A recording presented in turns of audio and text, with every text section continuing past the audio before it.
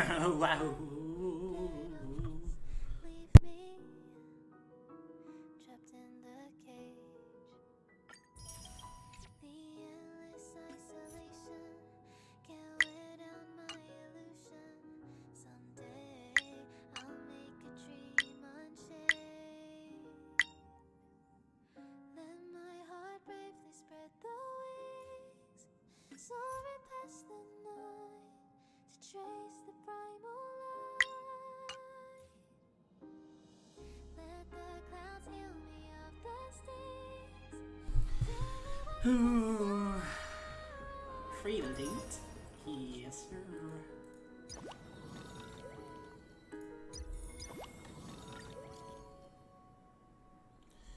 Gonna be delivered to the express.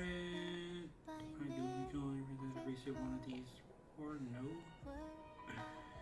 What kind of badges of mystery is the express records didn't mention that.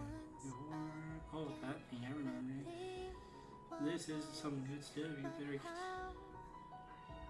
Could I escape?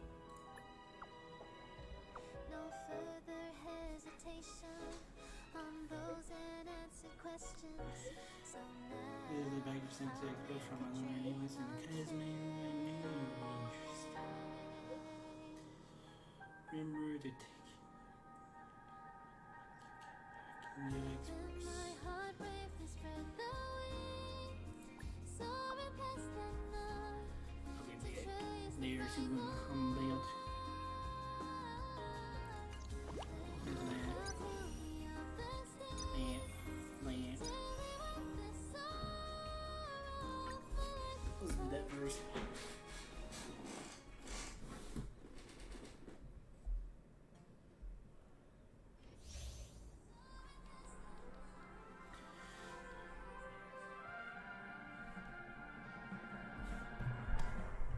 Ba-ba-ba-ba-ba-da-ba-ba.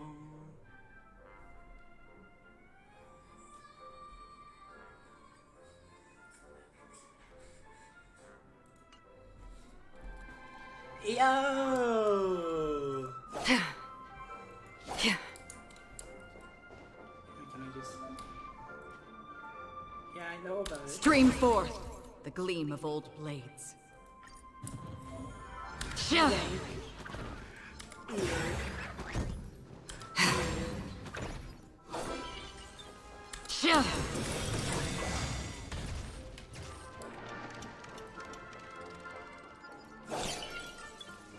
Storms on the horizon. Ah, damn.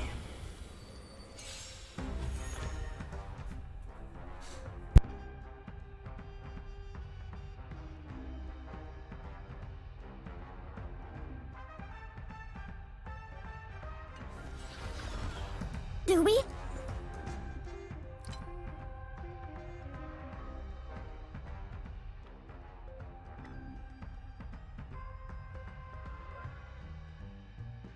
Still have the upper hand?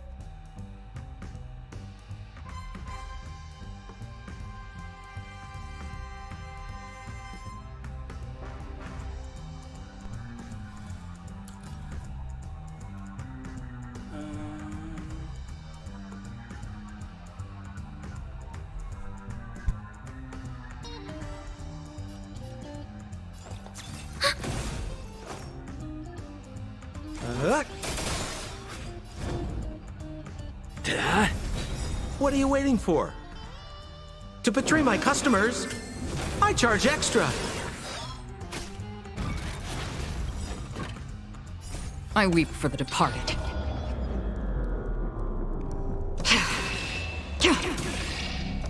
It too shall fall.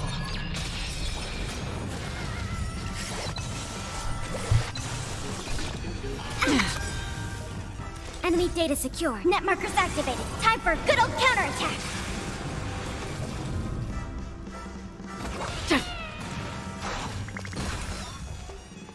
Lance ablaze. Lance! Forward!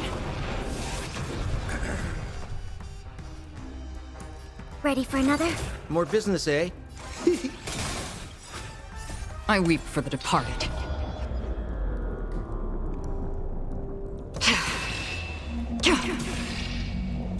It too shall fall.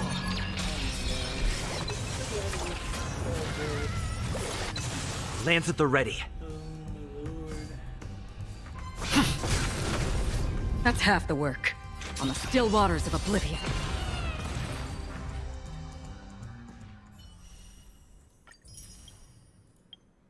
I don't want to do his real quick. Watch yourself!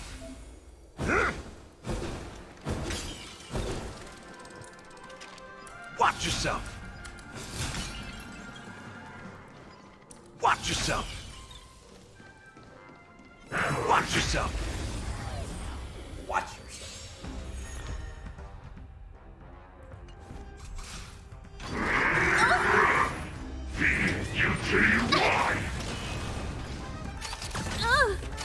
I like that confidence.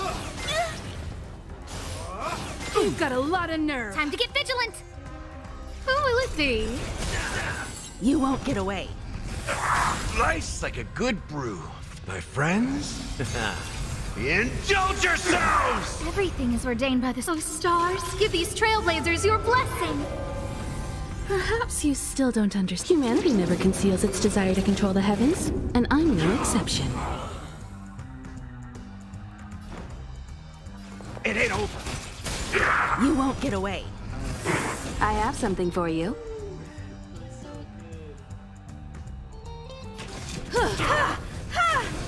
No manners, huh? Time for an overhaul. Do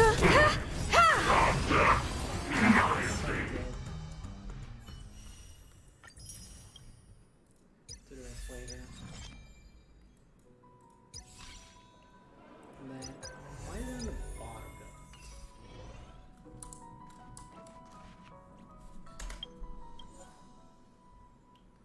Oh, they got new ones? Yo! Let me do that real quick.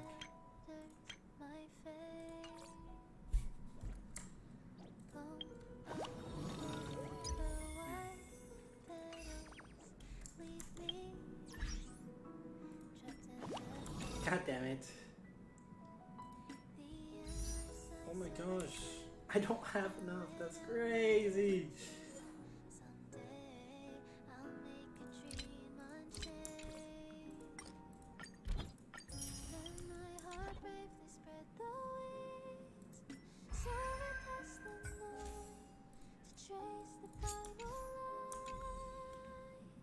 Missions.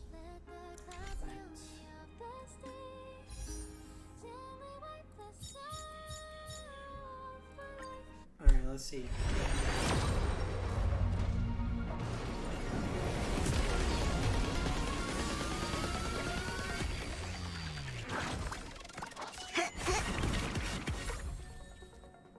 Misha.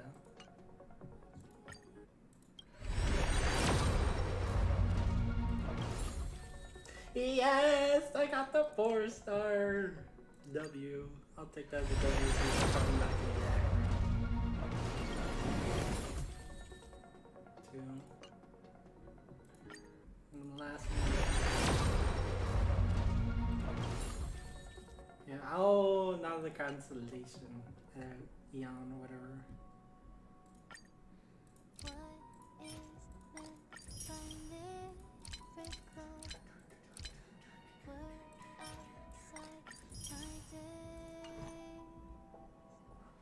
Eight.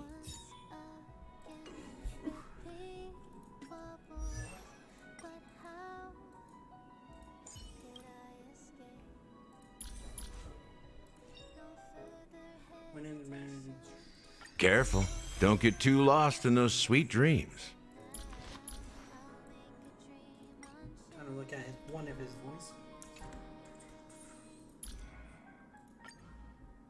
Gallagher's the name. I'm one of the local hounds around here. Step into Penacony, the land of dreams, nameless one. Show me some of that trailblazing strength again. Enough gallivanting, kid. Better get to bed early, or you won't grow. Like, you basically have battle.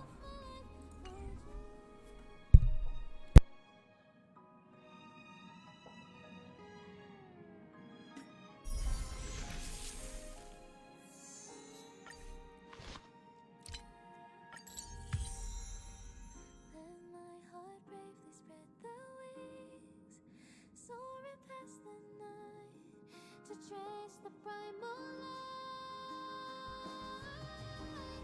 Let the clouds heal me of mistakes. Daily wipe the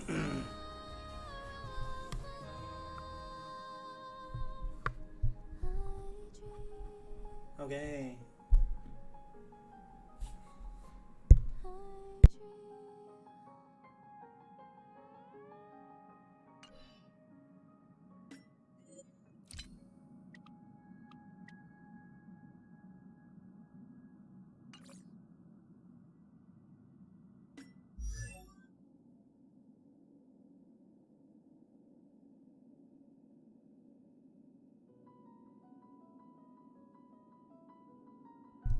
I dream. Enough that.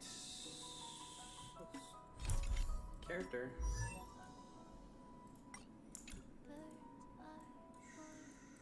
Oh, you don't know.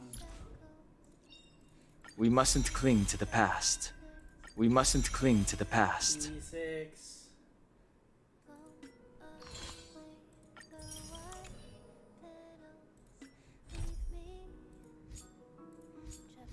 Do that first, I guess.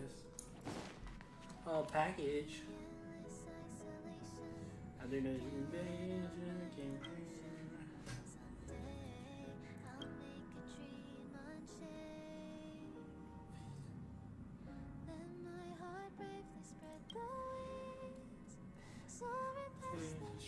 never mind. Would you want to know?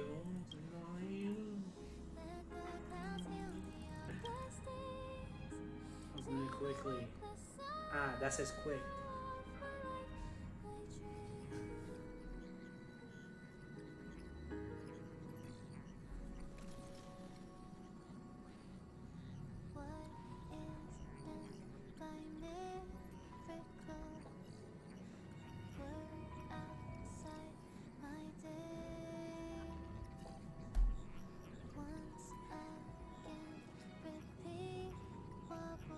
What an ugly movie part. I wanted to return.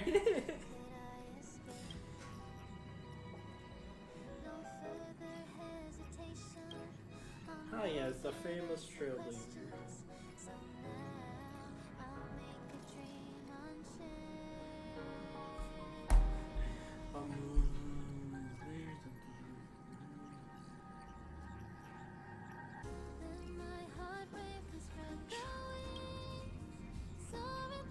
Both the gift and the duty of the trailblazers.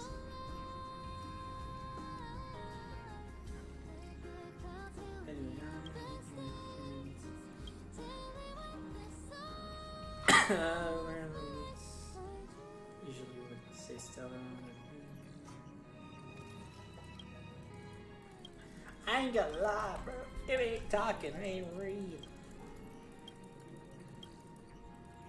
I regretted doing this. I'm gonna do the story now. Never mind, I don't regret it. I don't regret it at all.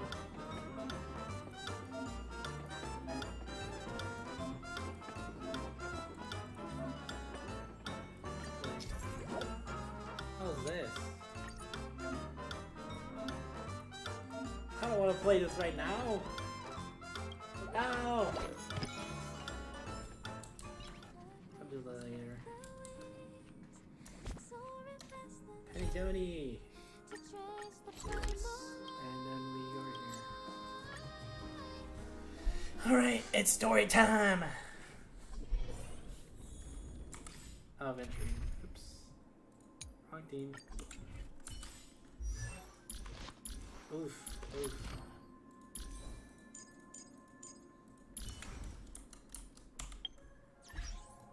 This, make sure that's good.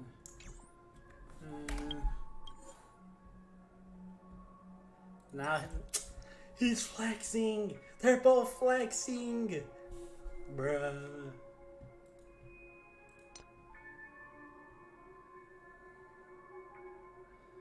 Bruh.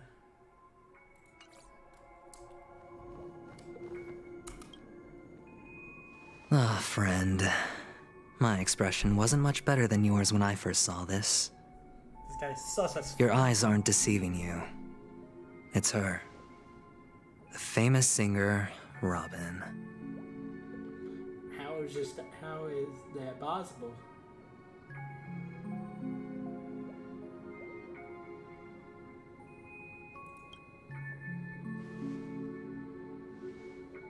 Well, first of all, can I just say that this had nothing to do with me? I'm just an unlucky bystander what? here. The family can testify for me. If you don't believe me, just ask anyone in the Bloodhound family. They hate me and they hate the IPC, so they'd never lie. This is not where the crime happened. What I showed you was a memory. The most basic light cone manifesting tech. Authorized by the Garden of Recollection and owned by the IPC. Did you really think the Galaxy Rangers were outsiders this whole time?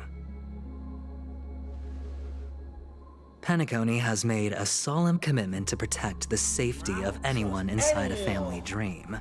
Any person in distress will be forcibly awakened and safely returned to reality. What gives them the confidence to make such conclusive statements? Because behind this promise is the harmony. The family's Dreamweavers link up their minds together to construct an unbreakable defensive line. Breaking through this line of defense to create death in the dreamscape. Not even a memo keeper could do that without the family's permission. Who could have done it, friend? The only one is her. The girl who calls herself a Galaxy Ranger. An imposter. An unsought guest. An emanator who hides her true identity. I mean... Ifrit's death was a foregone conclusion. And Robin? Her misfortune was staring right at her. Who will be the next to die? It's really hard to take in. That's just one side of the story. If that's the case, I can't. That is one side of the story. I mean, It's fine. Listen to your gut. can't really trust Building anyone. trust always takes time. And I'm willing to wait. Something tells me. I just hope you realize that wherever that legacy is concerned, Whoa. covert plans are already underway throughout Penacony. Everyone's got their own agenda. That makes sense. Careful you don't get stuck on the wrong side. If I were you, I'd keep my distance from Acheron. After all, any schemes out in the open are always going to be better than a monster in the shadows, right? Who's to say there isn't an even deeper conspiracy Oh, now she lurking wants to show beneath up, the yeah. surface? Memo Keeper, I think our little deal is finished. Aventurine is telling the truth. This memory is a real one, and there's no sign of any distortion grafting I don't on. trust her either after what she did. The IPC is not the Garden, and there are real limits to what they can actually do. But you know all this. Friend, let's not beat around the bush here. The thing is, I want to reach out personally to team up with the Astral Express. I told you I'm just not interested in scrambling for the legacy. I just came to Penacony for work. I'm here to retrieve some lost property for the IPC, if you catch my drift. I'm talking ownership of this frontier prison.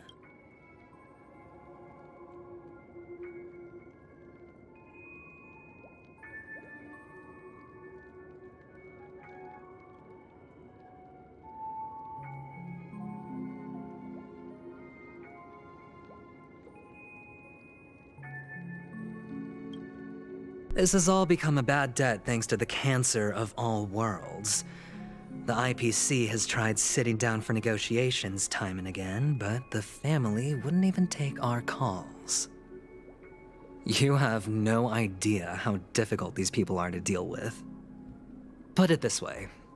They've hushed up the existence of death before, so they can definitely cover up any news about Robin's death. It'll just quietly float off like a bubble and pop. Nobody ever being the wiser. I can see That's that. not fair, right? So then, friend, I need your help. But saying friend does make me less suspicious.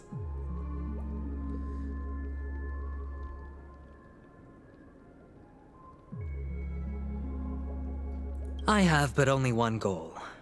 The family's front door is like a high wall, and to tear the whole thing down, I'll have to dig out a few chunks first. Once I find a weak point, the IPC will have plenty of means. Now we have our chance. So long as we can get to the truth behind her death, we can have justice for Robin. While also gaining a valuable bargaining chip for bringing the family to the table. Truly a once-in-a-blue-moon opportunity.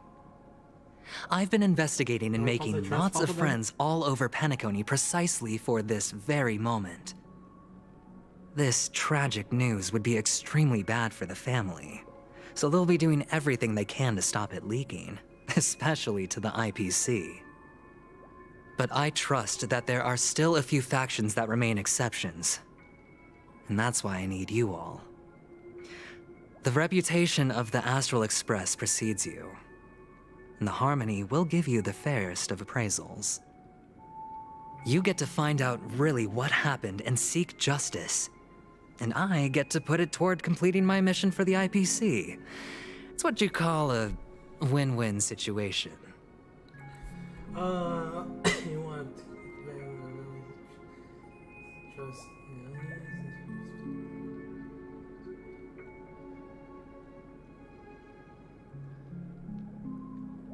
Don't worry, just head back and talk things over with your companions.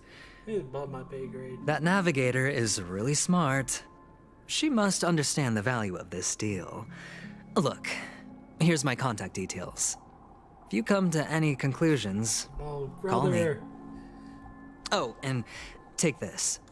A thorough investigation can always use a little more funding. Don't mention it. I am poor. So long, friend. I really am looking forward to uncovering the truth about death with everyone. Aventurine just sauntered off. He really doesn't mean to force it, but something still seems off. Yeah, 100%. What now? What are your plans? Black Swan. What is she thinking? What is she thinking? Real quick.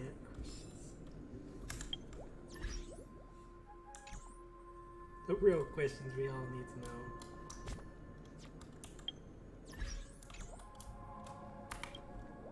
On the surface, this doesn't look like a bad deal for you. But Aventurine is a shrewd merchant whose scheme won't just be as simple as it appears to be.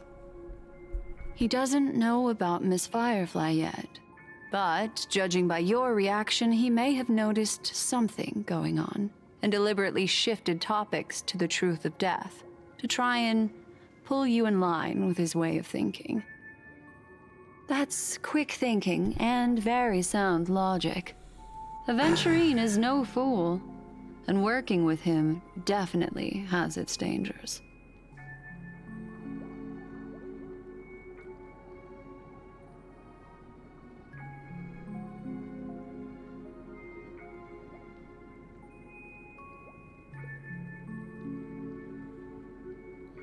Oh man.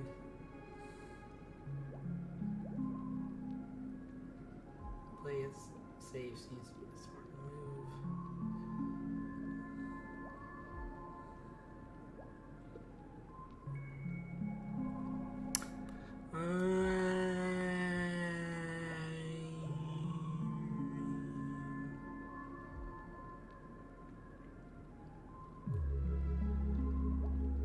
Insofar as things are presently concerned, yes. But what about the long term? Well, that's where he Anyway, be in. careful out there. There's more than one way to blaze a trail. In a dark forest beset by wolves, ensuring your own escape to safety should be your primary concern. Nuh-uh. As for the other questions,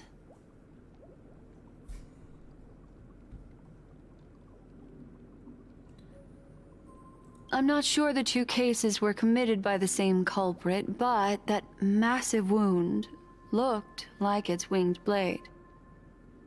We've all witnessed it in action before.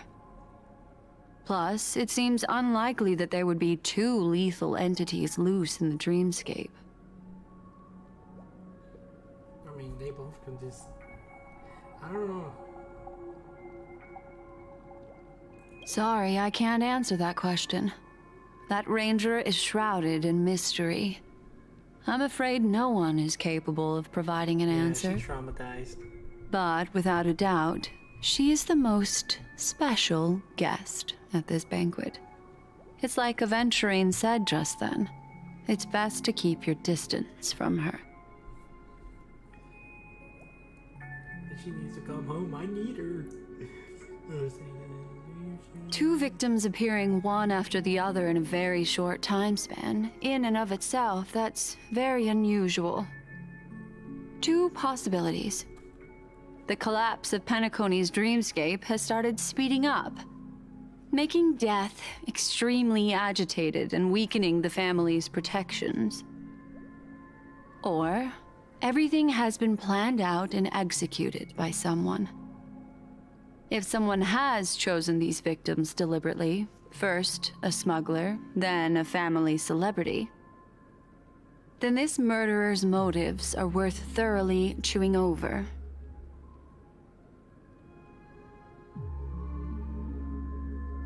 It's all happened so quickly, I can only make conjecture. After leaving here, go have a chat with your companions.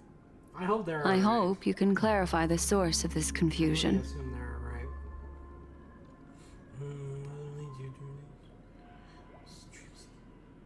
Okay. Come, this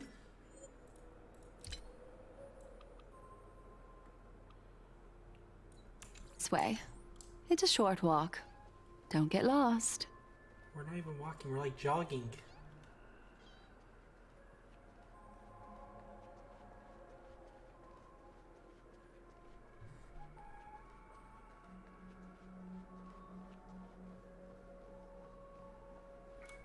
This way.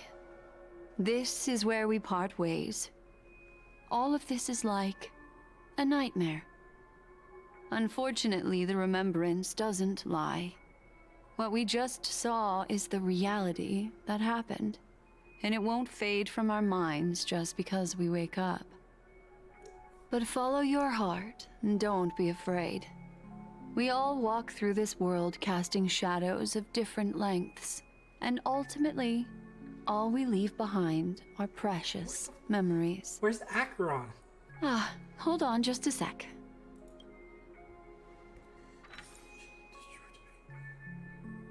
There you go. A small parting gift.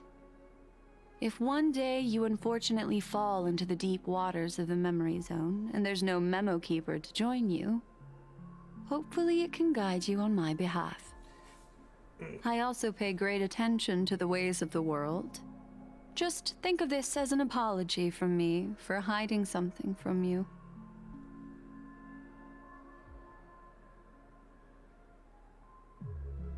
Then, I've something private to take care of regarding that Galaxy Ranger. Let's leave things there, And that's shall where we? we stopped seeing her. What fascinating memories will you bring for me next time we meet? I sincerely look forward to them.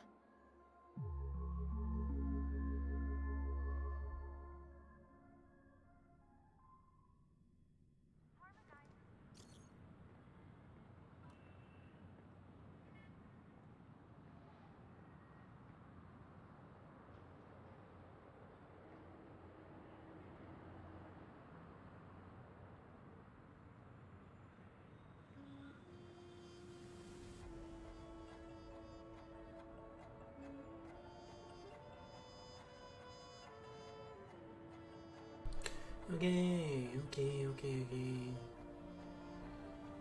We're in trouble. A super memory.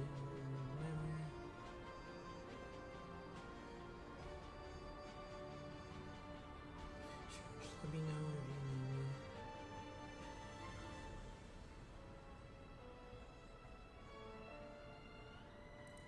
Where are you? Fish with my sandwich.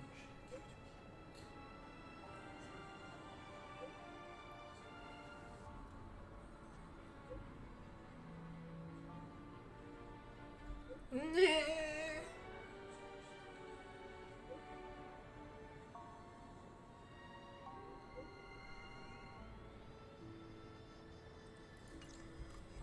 family rep. Is Himiko okay?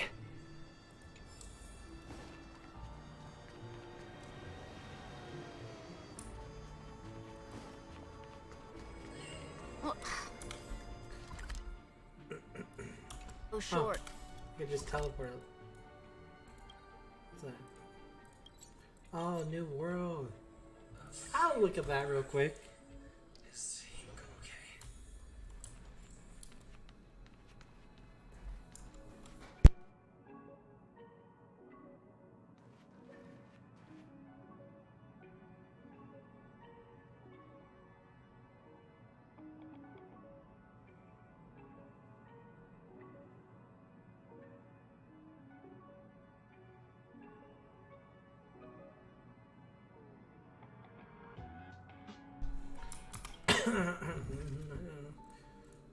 Whoa. Sick. The heck?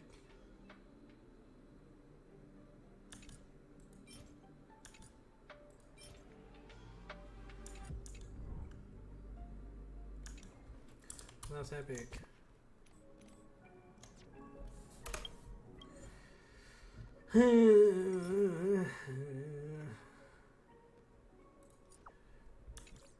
Unblockable.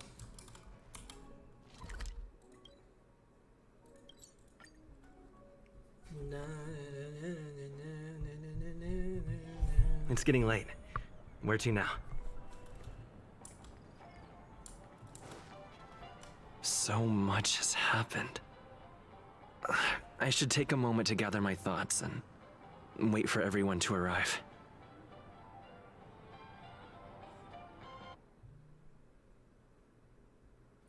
Loading. Perish that blade now, Ranger. Do you still dream, Hunter? Of those slain by your hand?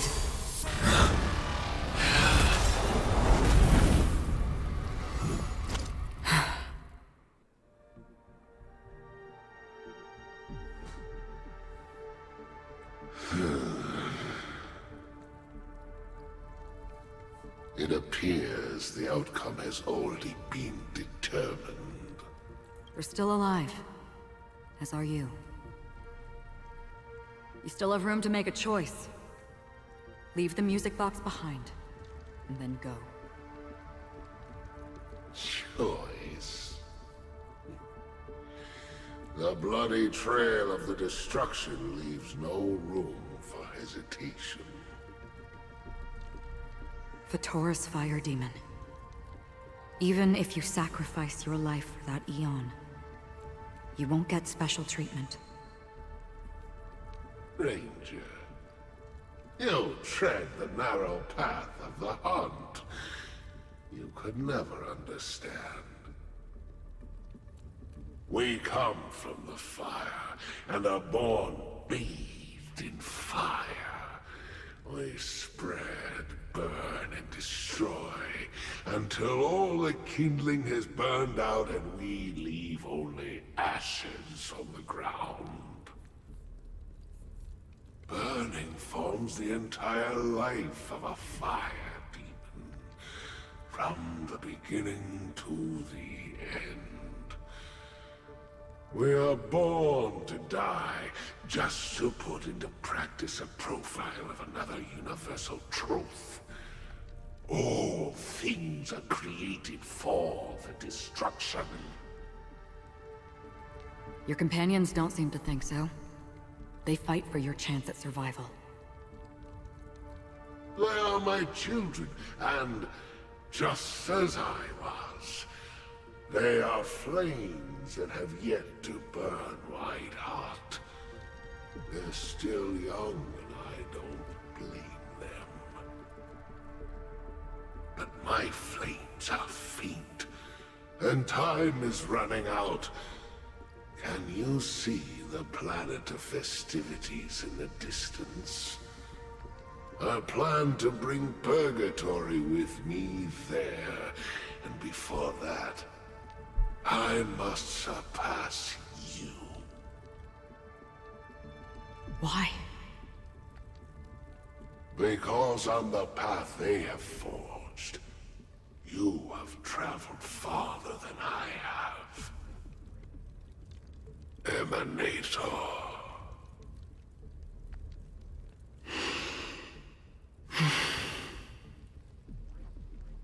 You cannot hide your true identity. Draw that sword, for we shall indeed remain here, bound to fight a decisive battle to the death, for I choose this. Destruction is intense, but brief.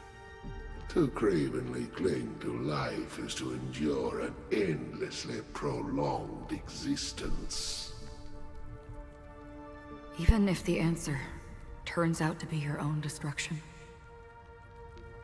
What is important is not the answer, but that it exists, just as you exist. Everything exists to be destroyed. Emanators are no different. Just as even sweet dreams may be born of the void, the so-called impossible is merely something that is yet to happen.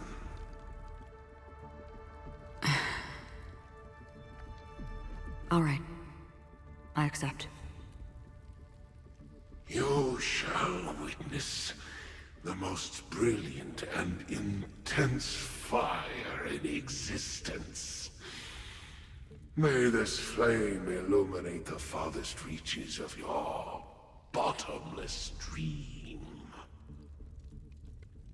A bottomless dream. Yes, that's right. But you've made one small mistake. This blade remains in its scabbard not out of pity or scorn. It's a personal secret that I don't want to disclose, but perhaps out of reciprocity.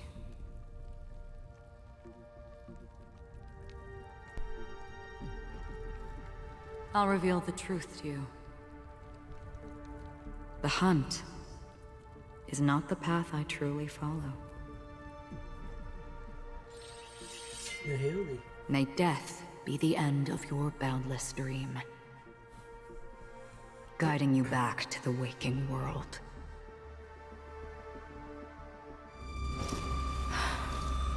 I still see them in my dreams. Hold it. Your time hasn't come yet. My time. I've seen many clever disguises that can conceal appearances, but they can never cover up who a person really is. And you're no different. You had no desire to kill the Trailblazer. You only did what you did to drive me and the Memo Keeper away, but why? Oh! Did Destiny's slave make you do it? You know, Elio. I thought this is just the kind of thing that'd get written into your script. My script has always been brief. Other than that, anything beyond that is unnecessary. He knows my nature. There is but a single destiny from which no one can escape. And until then, I hold the privilege of choice. However, you appear to be ignorant of this, so it's time for me to inquire. Who exactly are you? Not your enemy, perhaps. That's not what I asked. I don't deserve your curiosity. Loners wandering the cosmos always have their secrets. Take me. I'm wanted by the IPC, so it's little wonder that I know something about the Stellaron Hunters. That's all. Maybe I can help. What reason would you have for doing that? I tend to forget things. I'm bored. Which is why, rather than memories, I'm accustomed to using my emotions to capture what I normally wouldn't otherwise. So, I know who is inside that cold armor. How about it? Ready to take off that armor and sit down for a talk? It's not yet time. I don't need help, but I can give you a suggestion that would make things better for you and me. If your goal is the Watchmaker's legacy, then go look into the family. Not only are they covering up the existence of death, but they're burying the past and the truth about what happens inside the dreamscape. Already on it. And the Astral Express is no enemy of yours. I know that. I just never expected to hear you say it. What's next, then? The Trailblazer's been taken by Black Swan. Will you go look for him? No need for that. No harm in mentioning that Elio's only given me one instruction. Get all of the Astral Express to track down the Grand Legacy. I tried settling this in an easier and more direct way, but as you can see, here I am, confronting you. I failed. Can't ever go against the script. The so-called impossible is merely something that has yet to happen. That's it. Before we split, can I ask you one more thing? Is there anything else in your script about me? I'd like to know what kind of footnote I get to leave in that future foreseen by destiny. Unfortunately, not a thing came up. I knew it. Time to change fate. Hang on. I don't. Don't. What? Your first question was, do you still have dreams about everyone who died because of you?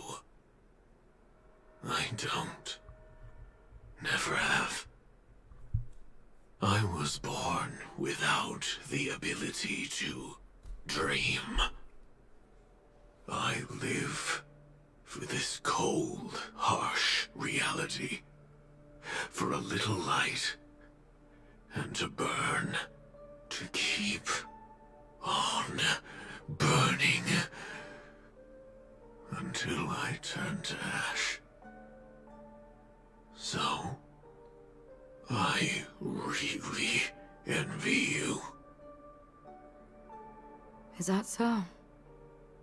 Then you're already living in the waking world.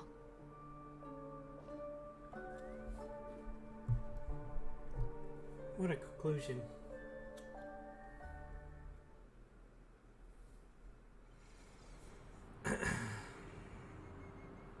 Sitting there vibing like... We heard about Miss Firefly from Black Swan, but we never expected Miss Robin to... I'm sorry that I couldn't be with you then.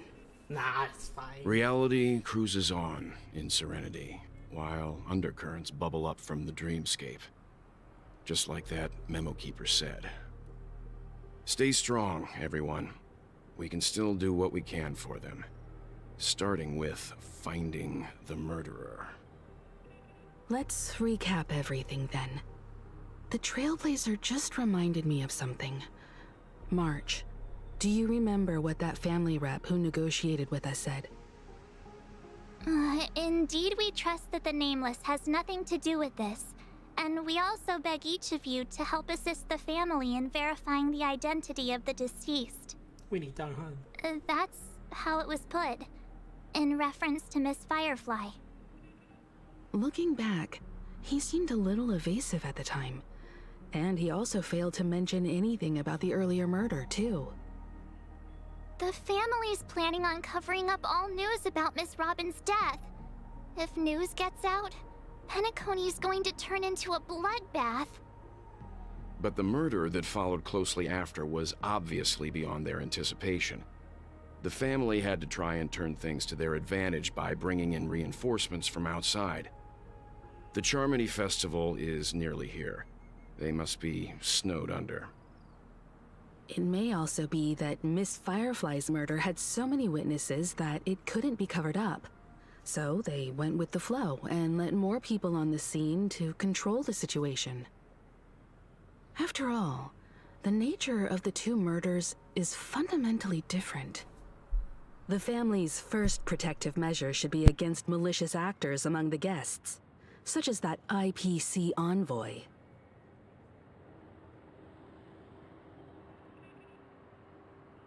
Indeed, he was particularly concerned about that Galaxy Ranger.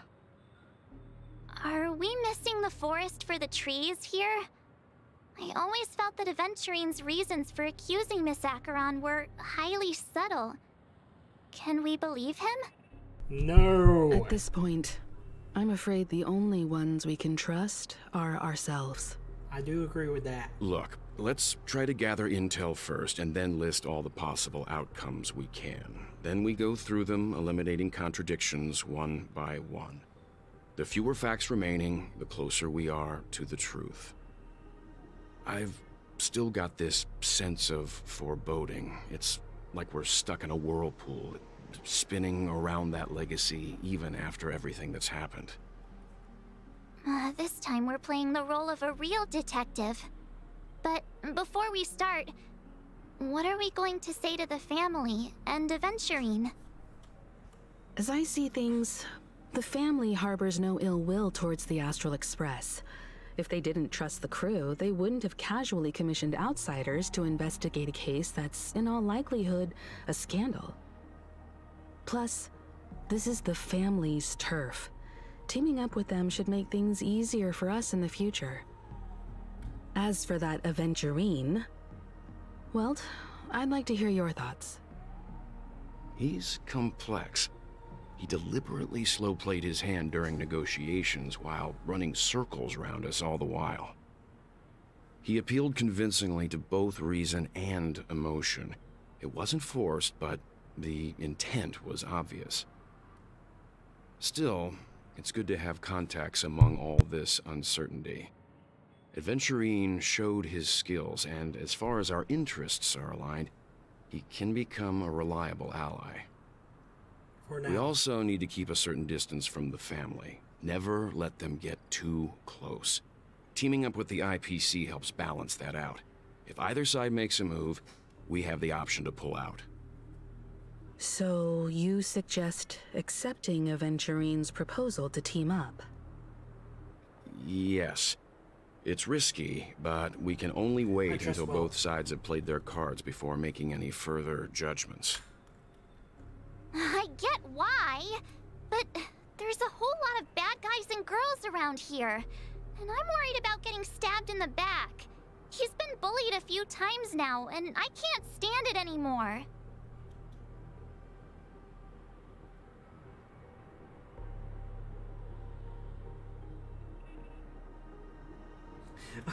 What? What the heck?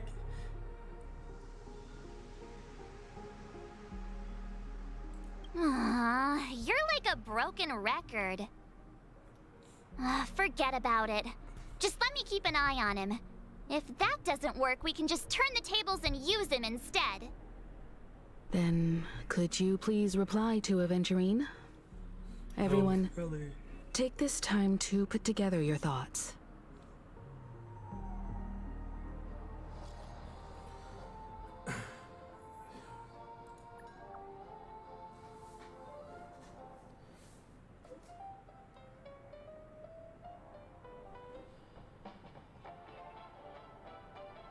Oh, brother.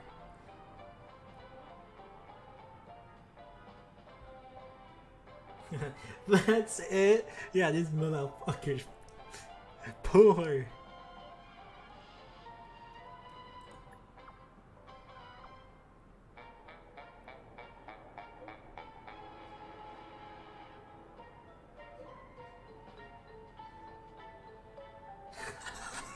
Free money?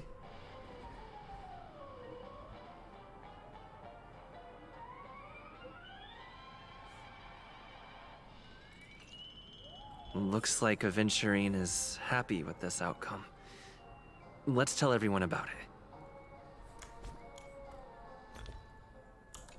Bro, I'm gonna be rich.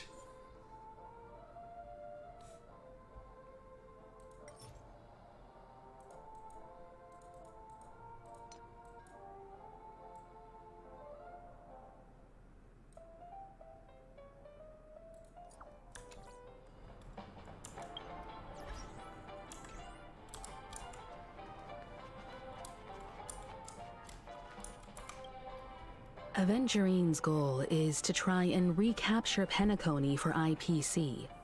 To do this, he'll have to bring down the family in its entirety to create a big enough chance. The existence of death will be covered up by the family. So how does he plan on taking them down? It's gotta be something important enough that everyone will notice. But it also can't be anything too out in the open.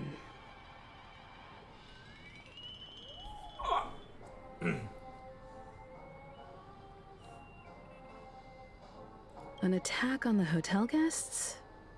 Unlikely. Penacony's guests include quite a few bigwigs known throughout the whole cosmos.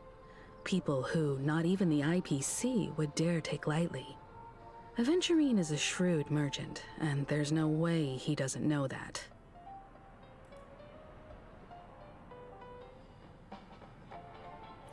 I don't, like, there's no reason for the Express. I can see Acheron and the family.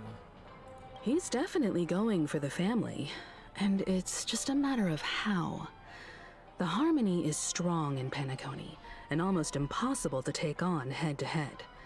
The fact that the IPC dispatched Aventurine shows that they do not intend to simply play by the book here.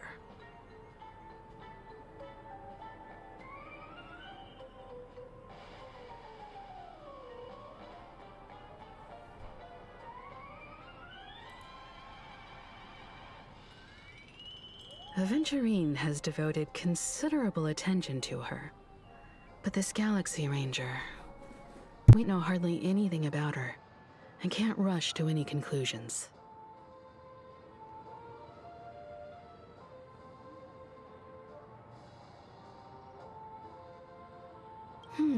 I was also considering this possibility. Especially because he respects you so much, and has sought you out before a few times. Perhaps he's also unsure of your intentions and is probing you.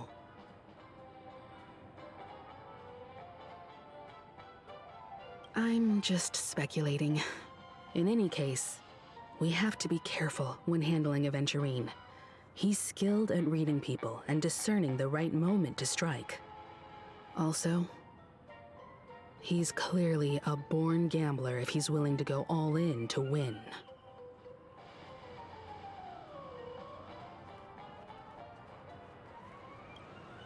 Aventurine said something that concerns me.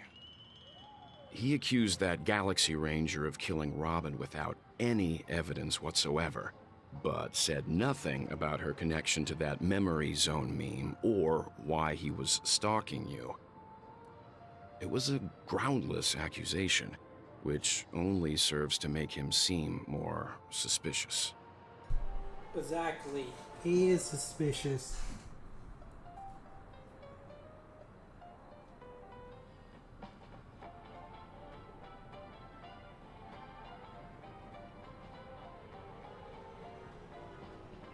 Maybe Aventurine's goal was never to gain our trust. Maybe he wanted to foster a feeling of enmity towards Acheron and make the situation more volatile. Two birds, one stone. However, I asked Don Hung back on the Express to confirm that story about the Annihilation Gang and the lost messages. It wasn't something that Aventurine made up out of thin air. You've met her many times now. What's your impression of Miss Acheron?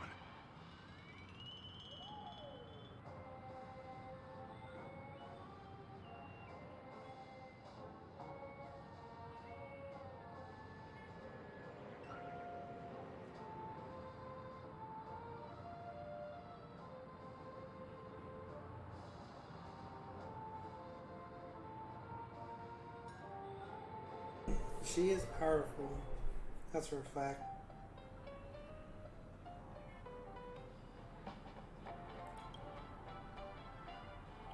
What do you mean? How? Wait, I can't seem to remember. The heck you mean? That fits the stereotype of a Galaxy Ranger to a T. They're eccentric, unpredictable, and fond of being alone. No wonder she's a suspect. Words mean?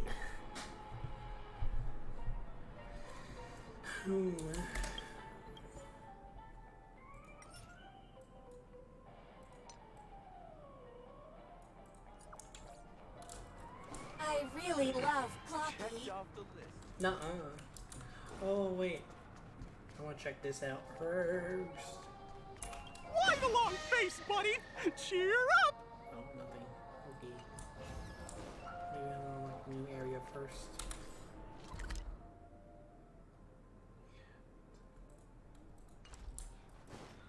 Hello, March. It's been a while.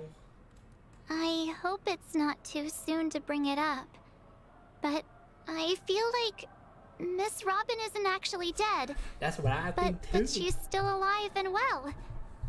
Somewhere. But everything's just some horrible prank. Now it gets really sad. Aren't we supposed to be inside a dream? How could someone die in a beautiful dreamscape like this? Shouldn't only good things happen here? I wish. Whenever I see the Grand Theater, I just can't stop all these thoughts from flooding my head. She needs a hug.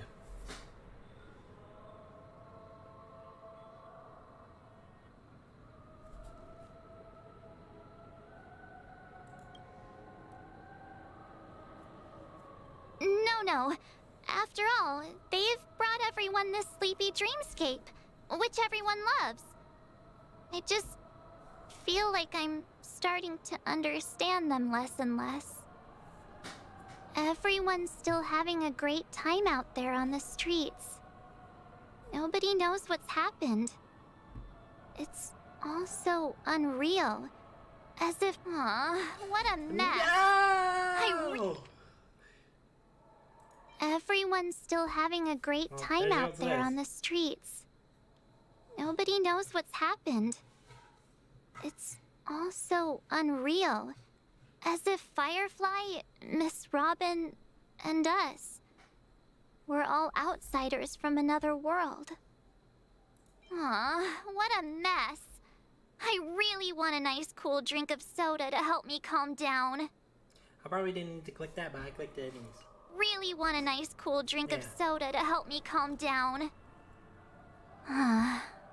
But then I'd be just like everyone else out on the streets. Looks like Aventurine doesn't need anything else. Let's turn our attention to the family's assignment for now. Himiko, what do you think? Among our current clues, the two murders that he witnessed are the most directly connected. I suggest starting here.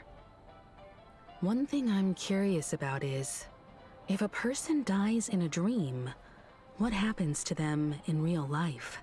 I think we can answer Seeing that. as we're at the family's behest, why not pop back out to reality and verify Miss Firefly's situation back at the hotel?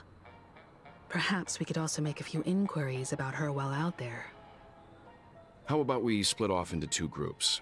There are still some things worth focusing on inside the dreamscape.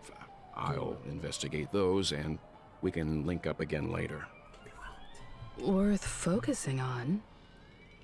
Oh. No problem. I'll leave it to you then. What, just sit by himself? Huh? Aw, I thought I'd finally get to see Himeko and Mr. Yang go out on a mission together. Oh well. He goes Take by care then, himself. Mr. Yang. What the? I will. Keep in touch. What the heck?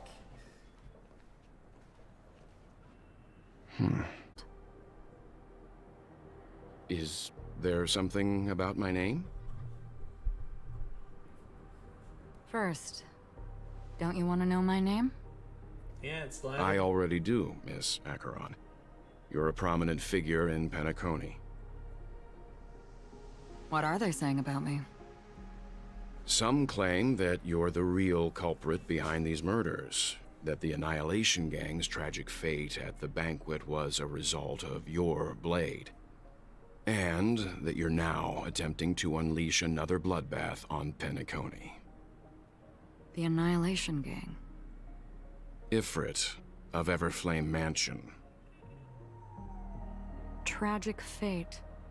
That Duke turned his dying body to flames and sacrificed his life as a martyr. He was a determined and heroic pathstrider. Not even a villain should be disparaged like this. And what's more, there were plenty of suspects invited. Do they really think that a blade is more dangerous than that black hole you're wielding? How does she know that? Keen intuition. Not even the family managed to point out the truth behind this cane. So you must surely know, Miss Acheron, that peering into a black hole is not a wise move. As a potential threat, your knowledge of us has reached uncomfortable depths. Reveal your true identity and intentions. Otherwise, brace yourself for gravitational disintegration. That shouldn't be necessary. But if it makes the Nameless feel less defensive, I'll be happy to abide. Believe it or not, Galaxy Ranger, Acheron, those are the names I go by to this very day. My trip to Penacony is solely to fulfill an old, final request. I'm here for the Watchmaker's legacy. And that's it. I think I've been honest enough. Still unwilling to reveal your true identity? It's not that I don't want to. It's just that I can't. I've come so far, and I can't sum up all of that in just a few words. Everyone has their own unspeakable past. Secrets that they don't want to be revealed. And I won't be asking any more questions, such as why the Astral Express is roaming around the cosmos with a Stellaron on board. Is he okay? That memo keeper didn't do anything, right? He's fine. Let's stick with the topic. Gaining my trust all depends on how much you're willing to reveal. I've run around many different Penacony dreamscapes just to try and find that legacy. And during this period, I came into contact with quite a few guests. In the process, I gradually came to realize the secret of Penacony may be closely related to the Trailblaze. That's why I've come to ask for your help. I don't have enough proof yet, but I'd like to speculate something. The source of all tragedy lies within the family. If you could trust me, we could find the proof to support this claim together. Mr. Yang, I think you've come to the same conclusion, haven't you? Let's leave it at that. For now, I'll choose to believe that you bear no hostility. Share your findings with me and me alone. I don't want vague conjecture to interfere with other people's judgments before we find solid proof. Mm-hmm. By the way, would you like something to drink? Before we go, how about 2 cups of Wake the Heck Up? No, 4 cups. Because the conversation coming up will last forever. Wake the heck up. What kind of drink is that? You don't know the weight behind this power. Survive or be destroyed. I've been watching her closely for a while now, and the first invitation was in the banquet hall of the hotel. She just sat in one corner, keeping silent, chugging down a couple cups of Wake the Heck Up. I told her it's a pungent, bitter beverage, not the taste of sweet dreams. Only for people allergic to Soul Glad. And she said, Really? But I don't taste any difference at all between them.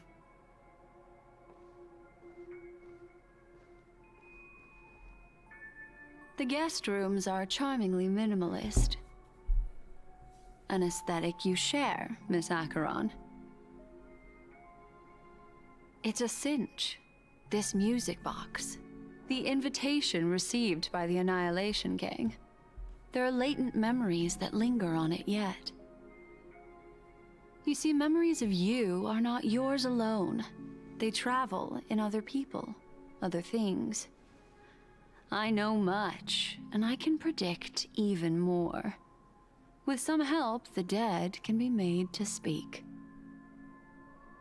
The Annihilation Gang, that band of desperados who all disappeared after meeting you. What exactly happened to them? Well, let me reveal all.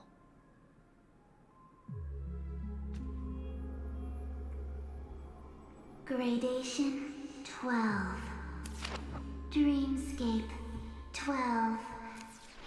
Father, I dedicate this to you. Well done, Dubra. Wherever they go, shall be met by annihilation. There it is. It's hazy, but it's Ifrit's voice. The other one is probably his progeny. This is the residual memory from when the invitation was first delivered. They were abruptly interrupted. Then, what happened next is... They sought refuge in a land of sleep, merely wishing for undisturbed rest, away from the storms. Children of the Flame, this marks your rite of passage. She won't be necessary. I alone am enough.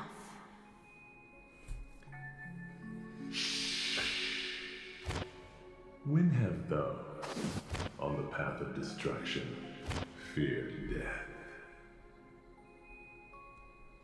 The Everflame Mansion has set out on a journey. Those poor people, they have no idea what lies in wait ahead of them. Memory recovery is going well, but slowly. She'll be here soon, and time is short. There's nobody else here, so there's no need to be delicate. In fact, I think I'd better go all out.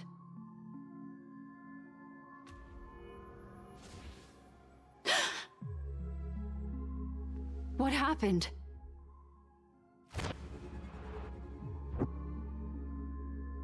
The memory after that is blank. How is that possible? This music box fell into Acheron's hands, and she brought it to Penacony. That's a fact, and that's how it should have gone. But along the way...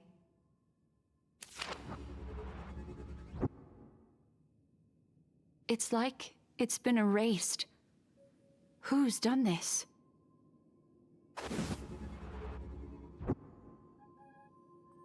Who are you? Who are you? It's... No. Is this not a memory? Oh, a memo keeper. Do you serve the Garden of Recollection? Or the cremators? My name is Constance. A pleasure to meet you. We were supposed to meet in Penacony and spend an unforgettable time together. But that seems unrealistic. Dahlia's not welcome on the banquet star, and I don't need a coming-of-age ceremony. And you, I know what you're looking for. Want her secret? I can give it to you, and then you can enjoy the banquet for me. I wish you unforgettable memories.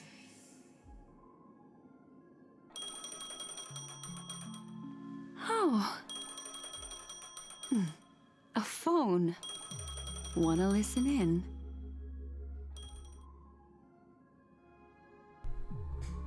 This is all interesting.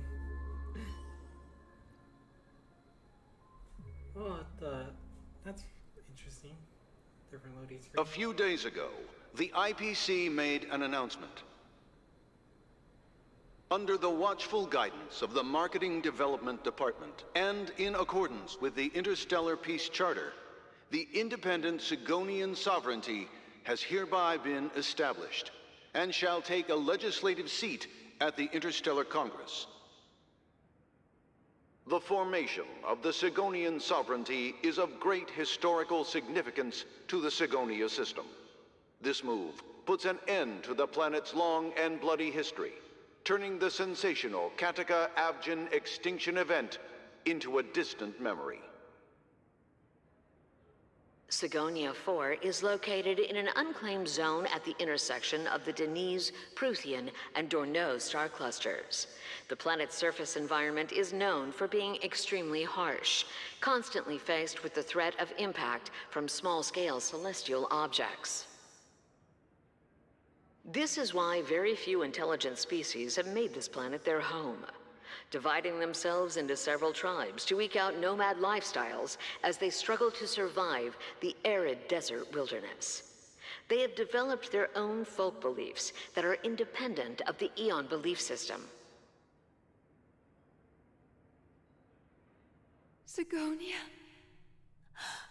Sigonia. Ravenous eye of the storm, spurned by all the gods. Land of rock, but not water. Lightning, but not rain.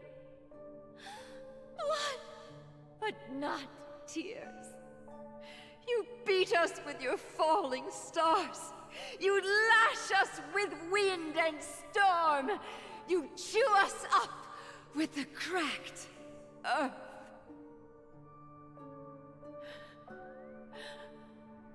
You promised us a land of honey, yet yoked us beneath a sword of bitterness.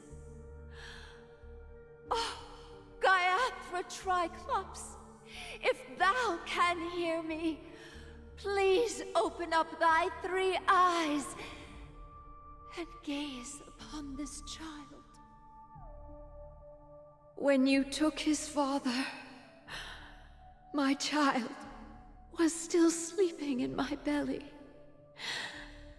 And where my husband went, I too soon must go.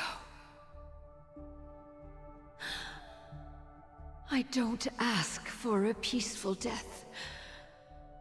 Just for you to tell me, does the baby swaddled sweetly asleep? Does he dream of his mother's heartbeat and the sound of falling rain?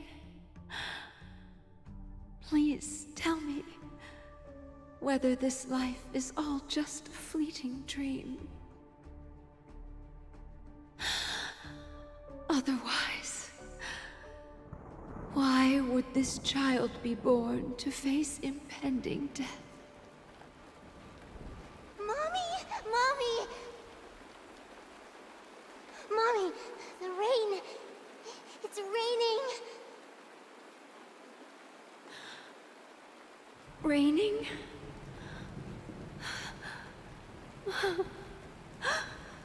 Raining.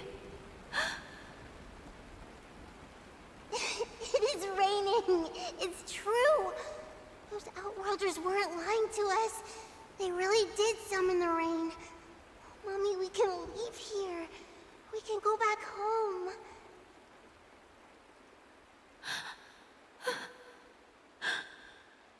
Back home.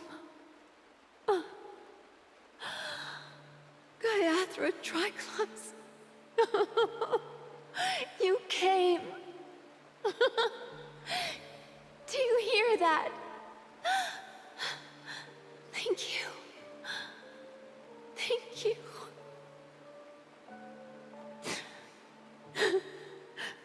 Darling, listen. This is the sound of rain. On the day you were born, the sky also sent down a gift like this from Gayathra.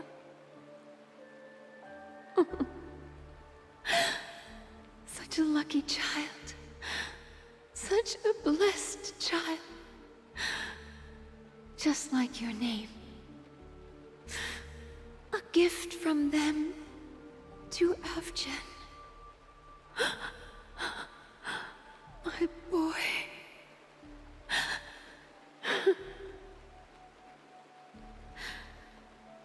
May the goddess Gayathra close her eyes 3 times.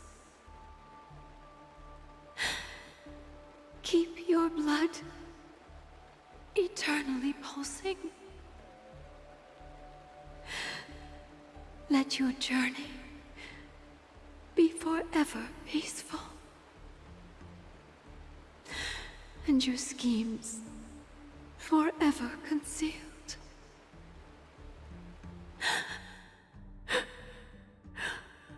Welcome to this sad world, Kakavasha.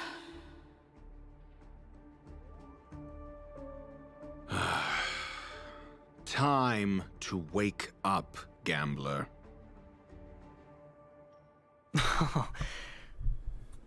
Oh, heavens. I must have drunk too much Soul Glad. Didn't expect you to be back so soon. How is it? Find anything? Just as you guessed. Nobody outside knows about Robin's death. There aren't even baseless conspiracy theories. They're still streaming the rehearsal for her ceremony, using a stand-in, I guess. They must be dreaming. Of course. Who could imagine that death would actually descend upon the idyllic dream created by the family? Let alone that the victim would be the female lead of the Charmony Festival. To be honest with you, I didn't believe it. I even tested it a few times myself, until I discovered that I couldn't actually die. Whenever there's any danger, I'm forced awake by the dream pool, and it's all as if everything were just a nightmare.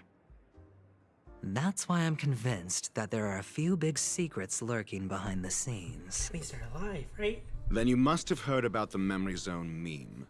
When I graciously deigned to establish connections with the Oak family on your behalf, they were quite in a pitiful state of disarray. Besides Robin, there was another body. I don't know the exact details, just that it was a stowaway. 2 murder cases? I told you something seemed off about the Nameless. He must have come across the other one. This murderer is a psycho. But I have to admit, the case should be easy to crack. We can leverage the family's malfeasance and let the IPC use this as a reason to intervene. It's just that their trickery runs deeper than I thought. Robin's stand-in was all ready to go. These 2 murders are definitely getting hushed up. What should we do? Let me think. It's too rare an opportunity to miss out on, so I gotta be careful. Incredible, Gambler. Have you already exhausted your limited repertoire of tricks so soon? There are plenty of chips, but it'd be best to choose carefully. The most straightforward has to be Robin. Remember? That masked fool once told me to find a mute as a friend. Robin is what she calls the mute. She has lost her voice, and while most people can't pick up on it, you and I cannot mistake that sound. Not produced by any voice box, but rather by the resonance of the harmony. If that girl hadn't gone hoarse from singing practice, there'd only be one possibility. Something was up with the family. Or Robin herself. To get to the bottom of this, I tried every way I could to meet her. But she died. Right before my very eyes. A complete and utter loss. Incidentally, it seems to have resulted in your rather undignified arrival on the interrogation stand. There were eyewitnesses at the scene, and the family, in their graciousness, has tentatively accepted your alibi. However, for the foreseeable future, you shall, regrettably, find yourself under the vigilant watch of the hounds. Well, things aren't looking too optimistic, Doctor. I'm starting to break out in a cold sweat. Do you reckon there's still any chance of a comeback, given how things are? A probability? Yes, it exists, but it verges on the infinitesimal. To phrase it in a manner more befitting the vernacular of Penacony, you're dreaming. But if you simply can't control yourself and want to try your hand, then there just so happens to be a suitable candidate. That man wants to see you again. Who? Sunday. Is this a public hearing or a private trial? If it were the former, it would hardly befit my stature to stoop to the role of a mere messenger. Fine. Oh, that's great. It's all great. You see, the dead can't talk, but the living can. Ratio, I'm convinced now that there must be something wrong inside the family. Oh, just you wait and see. That man's sister has died. He can't sit on his hands. Well, without any further ado, let's set off. Lead the way. The show is about to begin.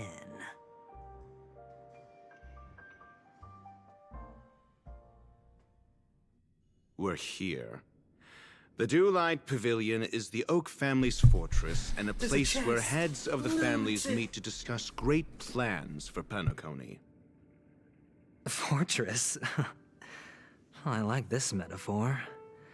I dealt with the warlords of the Amanicus star system not long ago, and their synchronized orbital manor wasn't this heavily guarded. This mansion nominally belongs to Sunday, and is very befitting of its owner. Without his express invitation, the likes of ordinary guests would never grace these grounds in their lifetimes. Look around while you still have this moment of freedom. Hey, Doc, whose side are you on anyway? Who's to say I won't sell you out? We'll see. When we meet the authoritarian master of the Oak family, I'll pry an answer out of him. Follow me and I'll bring you to his parlor. Hold your tongue and let me deal with the members of the family.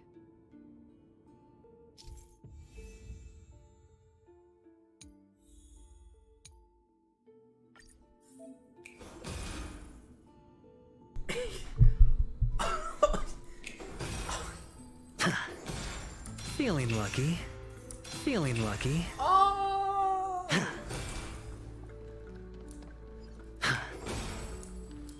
Nah, this character is so cool.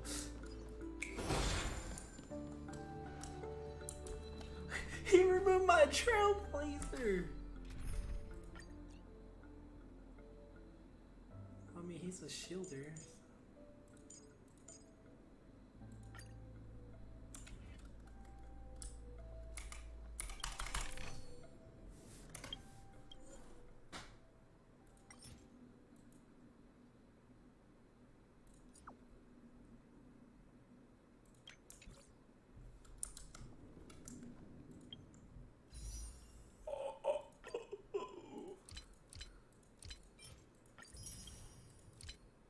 Time to let the cope set in.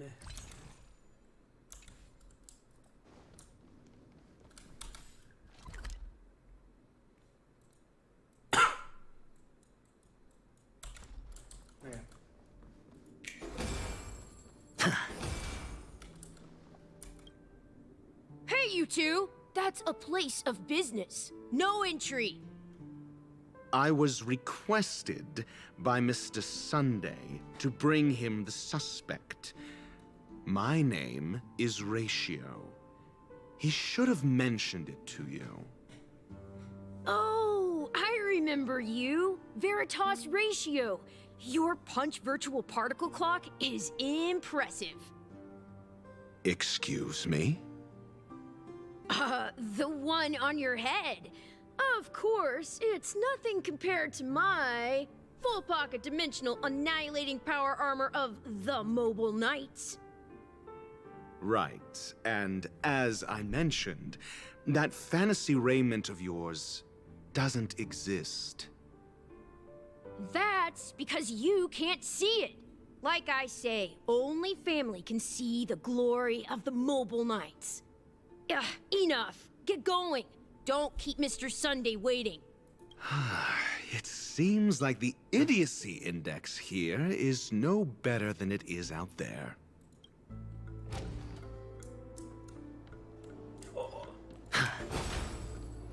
No! Dead end? The door is shut tight. Looks like we're on our own. I mean, there isn't a door. How did you get in before?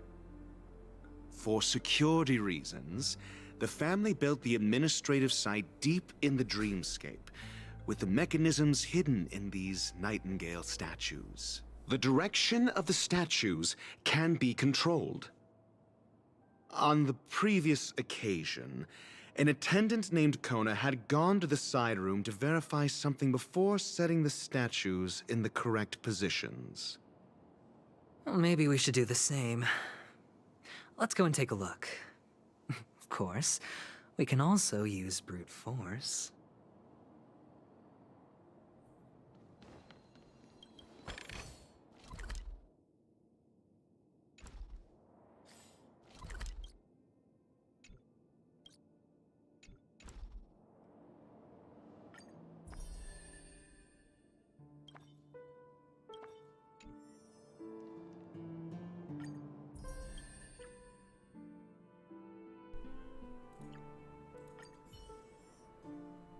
I'm confused. It's getting late. Where to now? What was it do on his point of view?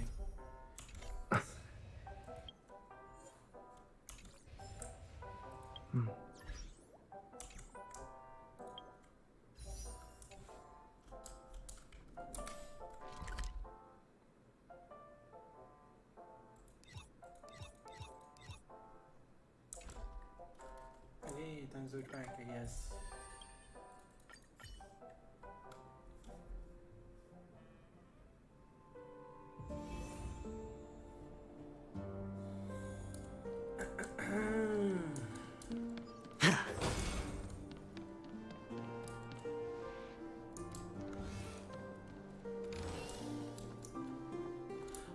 I lost my buff.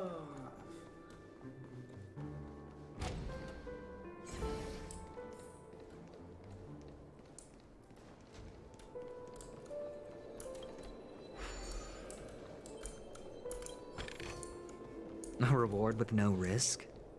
I'll take it.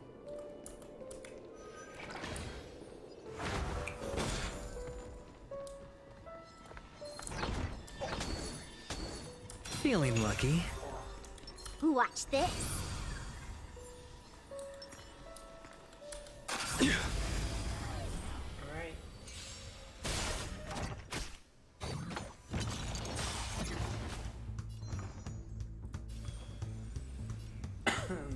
Feeling spiffy?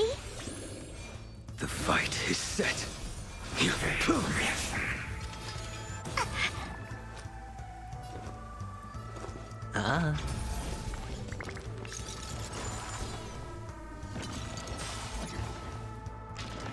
Just a scratch. Ouch, ouch, ouch! Watch your head. He's so cool.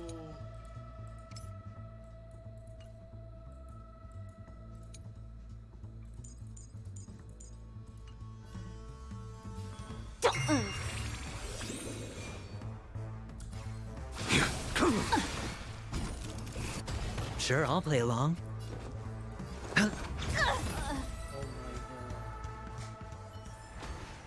This sword needs sharpening. Isn't there more?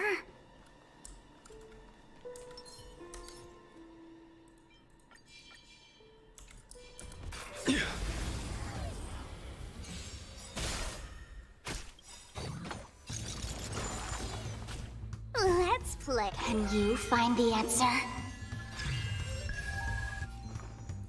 Feeling spiffy? Your end approaches. That paradise may be savor it for me. Hedge your bets.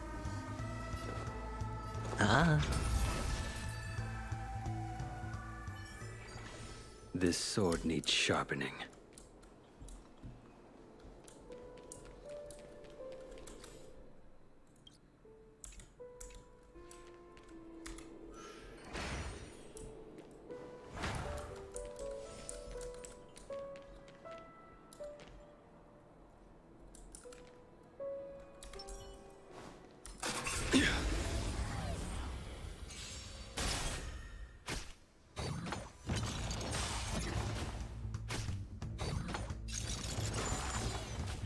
The game is on.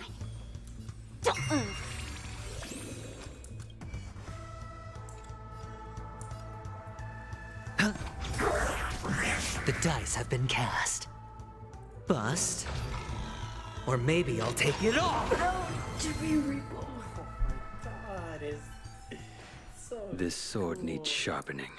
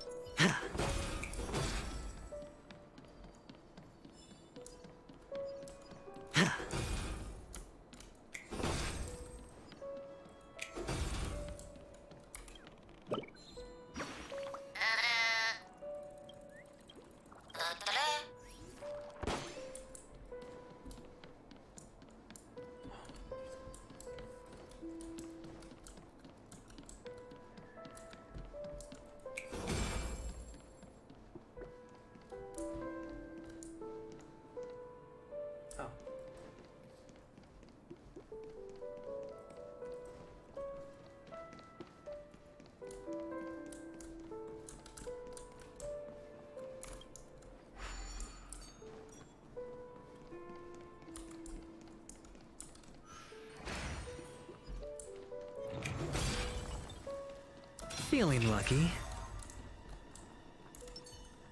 Better surrender while you have the chance.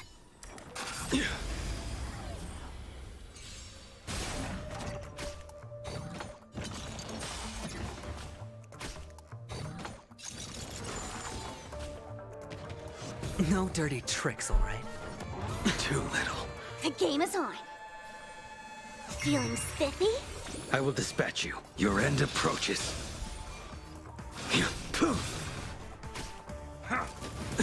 All in.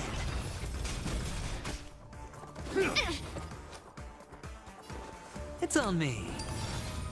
Let's play. Can you find the answer? Let's make it quick. Well timed. Watch your head. Rules are made to be broken.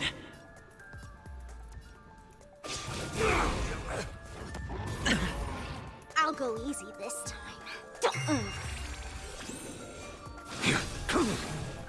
Failed to send you. The dice have been bust. Or maybe I'll take it all! All in!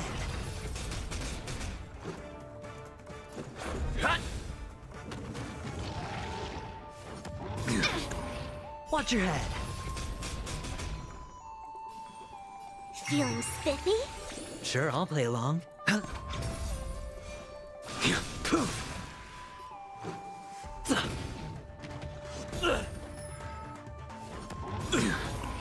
All in. Did that hurt? That paradise, savor it for me. Rules are made to be broken. Can you find the answer? A blade knows no mercy. Let's go. Feeling spiffy? The fight is set. Hedge your bets.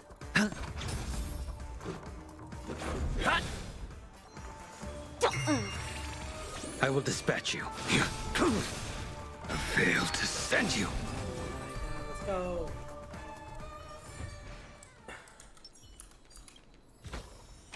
That's more like it.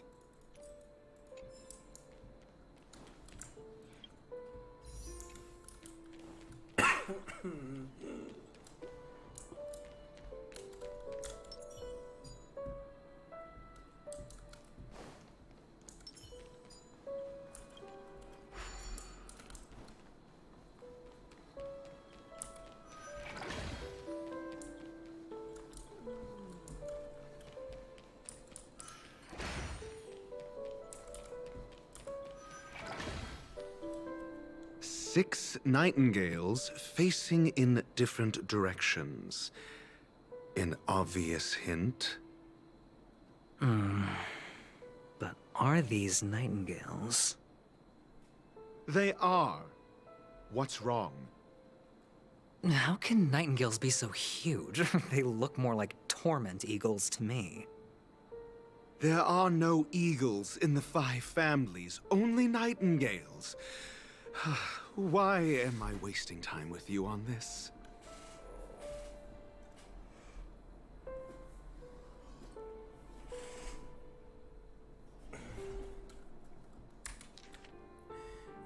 Okay, if I'm placing this way.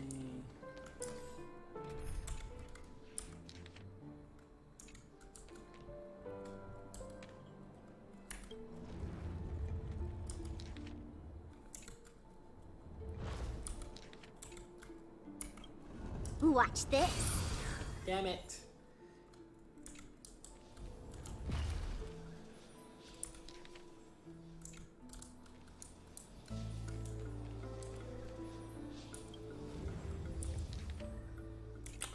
Oh.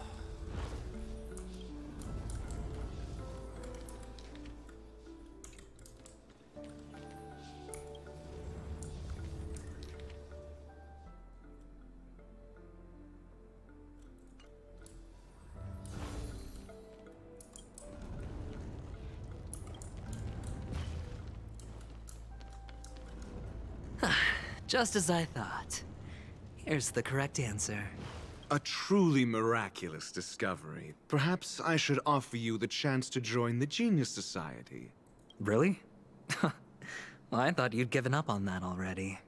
I was being sarcastic. Can't you tell?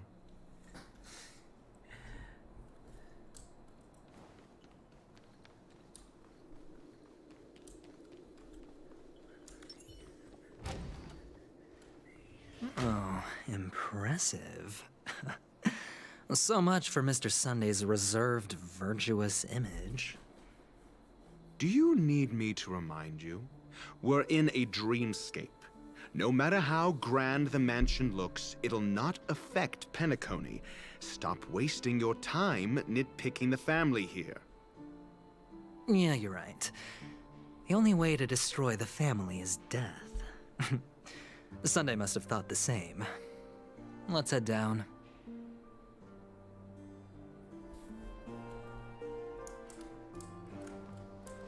Bruh.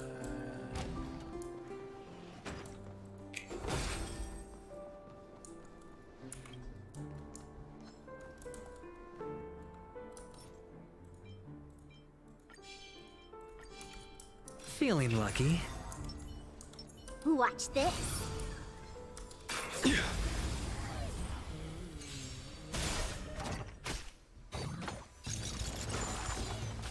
Let's play for a while. Your end approaches.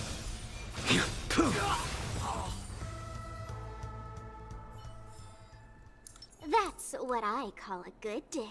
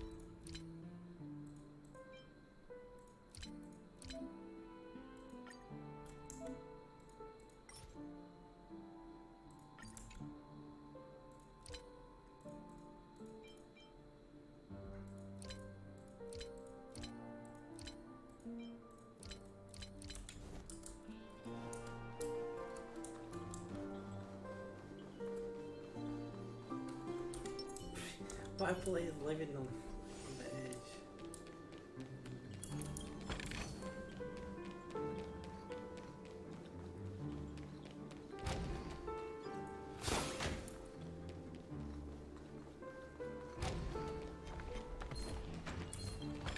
Watch this.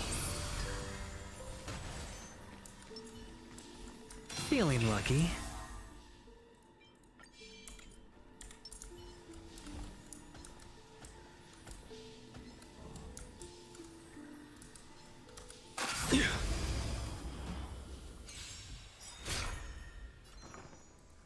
Feeling spiffy?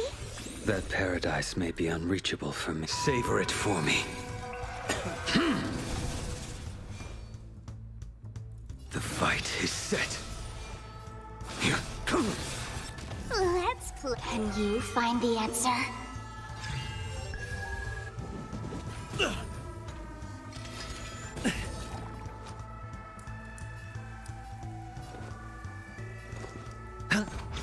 Let's make it quick. The dice have been bust. Or maybe I'll take it all. I'll go easy this time. I will dispatch you. I failed to send you. This sword needs sharpening.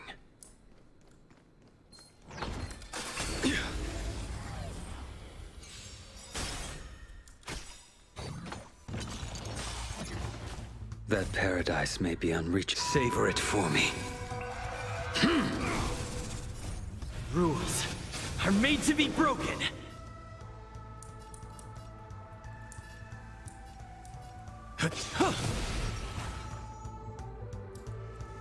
Feeling spiffy? Your end approaches.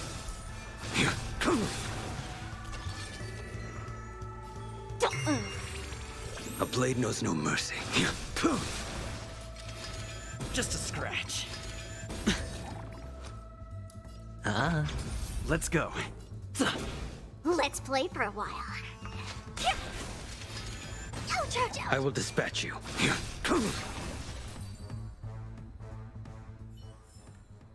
This sword needs sharpening.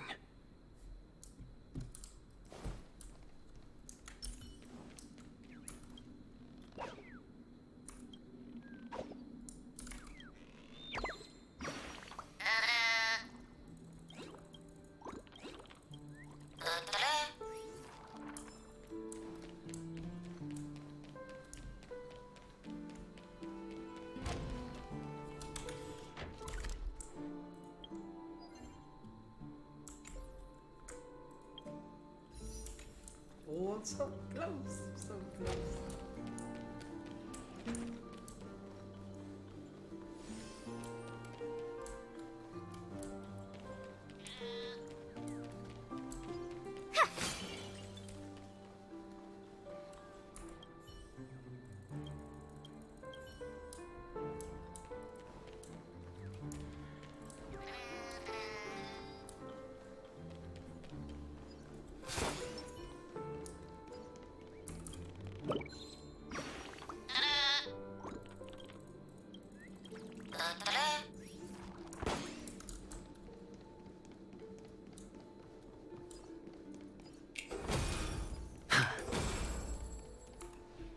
Hold on.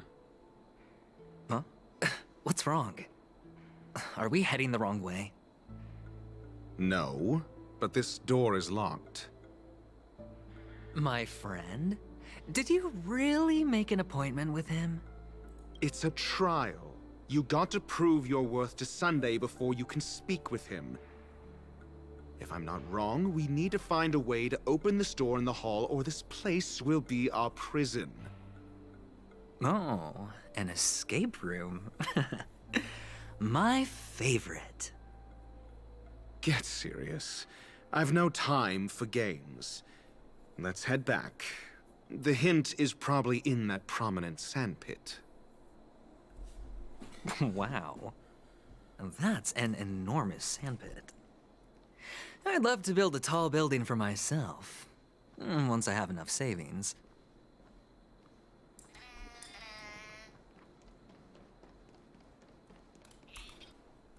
Oh, look. There's a noticeable gap in the model. I believe you're right. There wasn't a gap before. That man must have done it intentionally. Well, with your brilliant mind, you shouldn't have any trouble recalling what was here last time. Right, Doctor? Of course. Let's look around. When I see it, I will know it.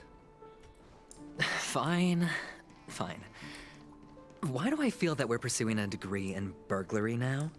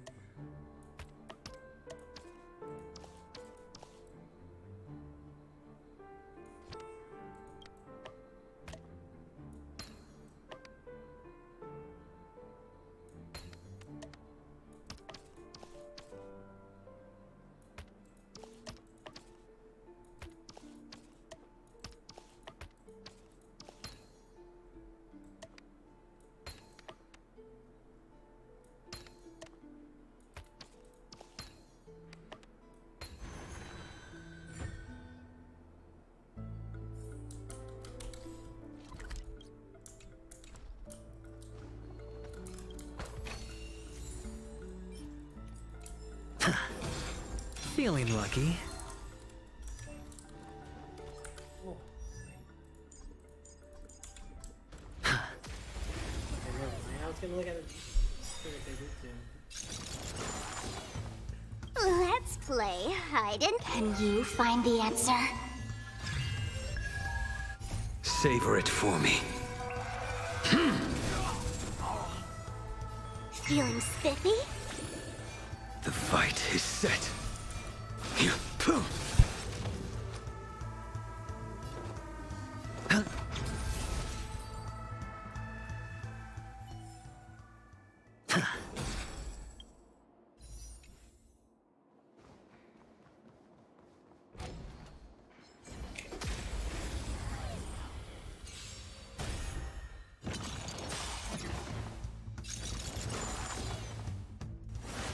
Well timed. A blade knows your end approaches. Hedge your bets. Let's go. It'll take more than that. Rules are made to be broken.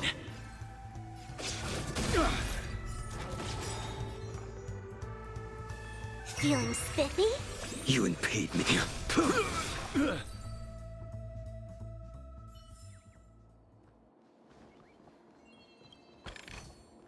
A reward with no risk?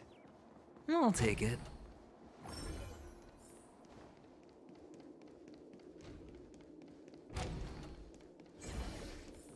Found it. This is it.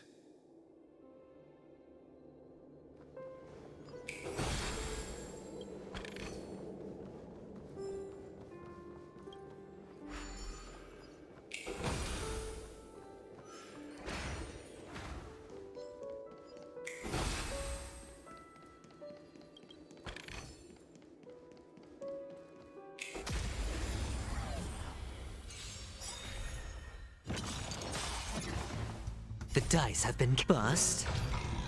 Or maybe I'll take it all! All in!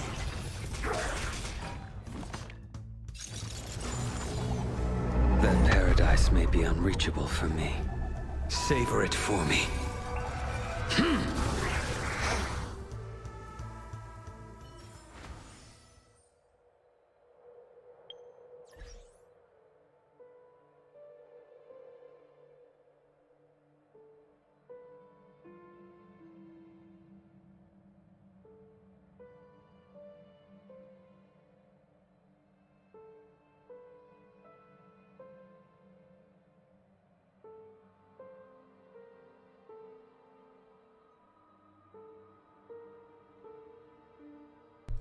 I was so confused. What was that noise? Let's go.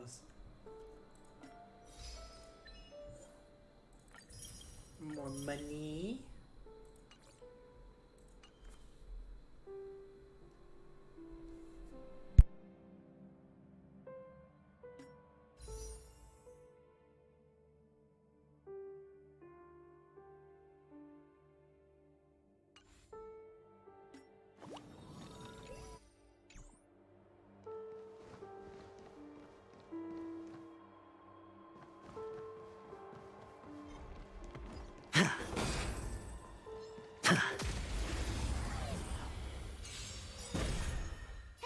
Did that hurt?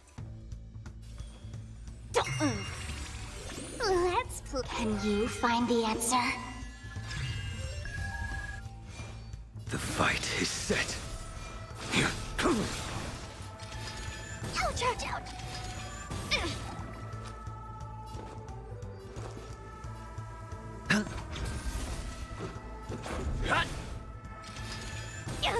Sure, I'll play along. I will dispatch you. Feeling spiffy? That paradise, savor it for me. I failed to send you.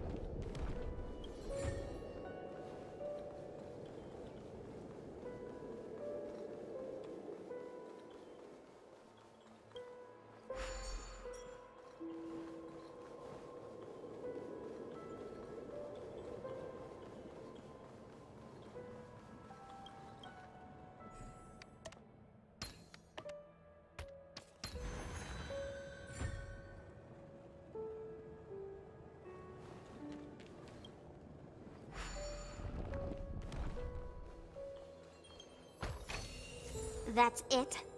Guess it'll have to do.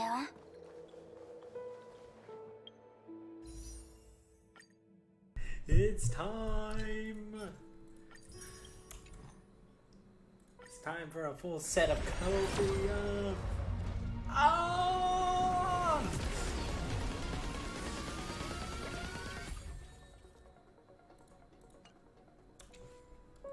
Okay, never mind.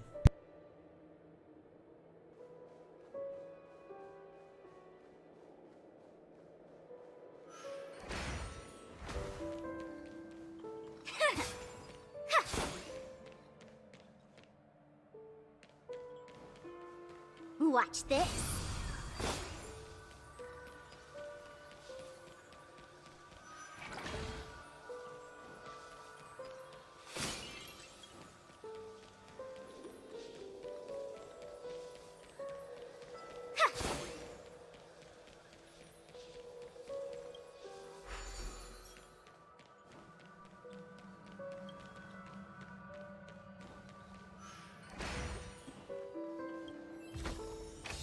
That's more like it.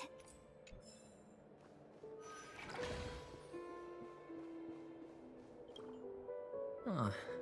And the nameplate reads Gulliver's Arch. Well, I'm amazed you can remember something this tiny. You know, this reminds me of a tunnel I once saw that could shrink people who passed through it. If I were you, I would shut my mouth. It's wise to remain silent when you should.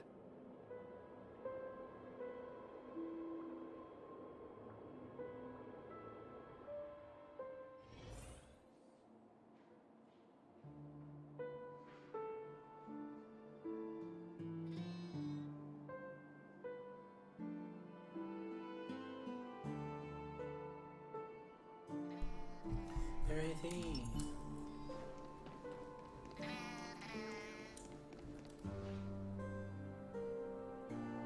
Oh, this reminds me of one of those building toys. You know, with the blocks. I've never played with them before. I wonder if it's more interesting than stacking chips.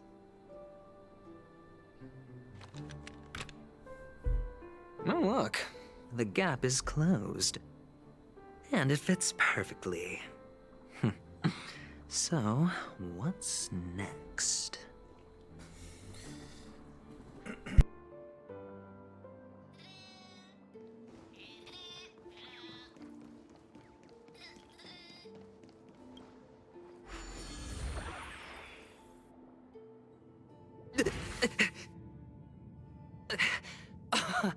Oh, good heavens. Did I shrink? Am I still in a dream? Indeed. Oh, Doctor, you're huge. It's me! Down here! In the sand pit! Oh, actually, I think we could make this work for us. Just find a way to slip me into Sunday's collar, and I'll infiltrate the family just like that. Oh, fine. I was just kidding. Let's find a way to open the door.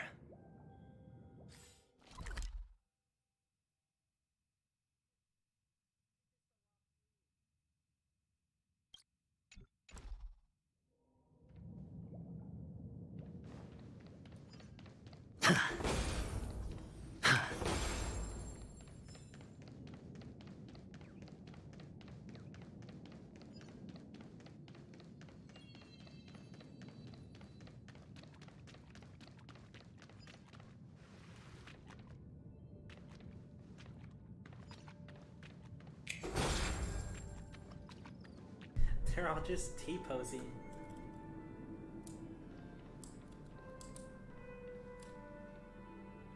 Dot. What the?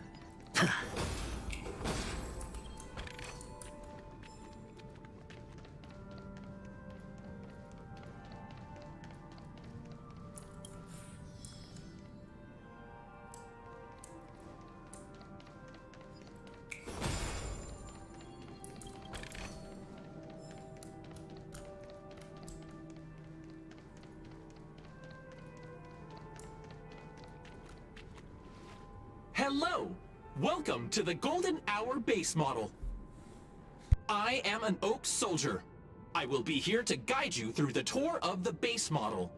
Happy to be of service. And tell me about the tour. Hello! Welcome to the Golden Hour base model. I am an Oak Soldier. I will be here to guide you through the tour of the base model.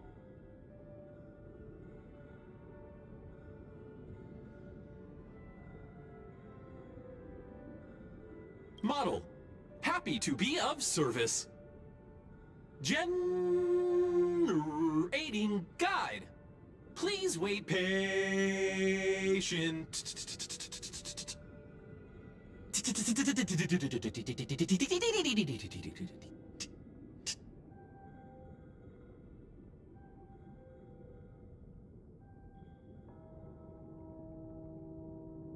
Found the nearest check-in spot. Please look behind me. A capsule machine model. Model.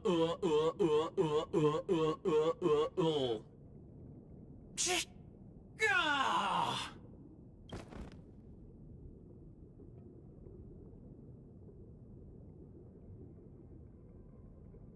What's up with that? Now the family's toys are trying to frame me? I didn't do a thing to it, Doc. You've got to be my witness. I saw nothing.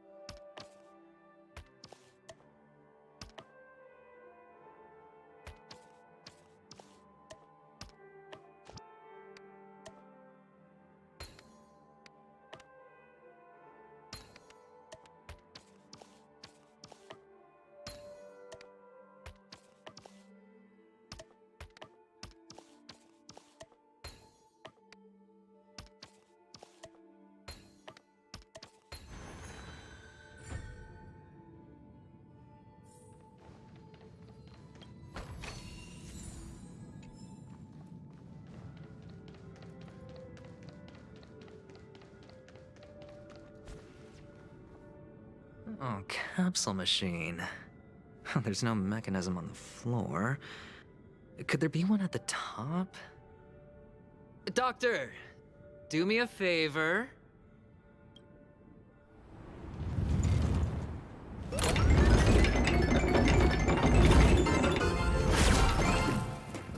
So, I was right. These models have interiors that look exactly like the real buildings. The only difference is that no one lives in them. Funny that Sunday puts a miniature that makes him seem like a giant by comparison, right where he can see it first thing in the morning. Insecure much?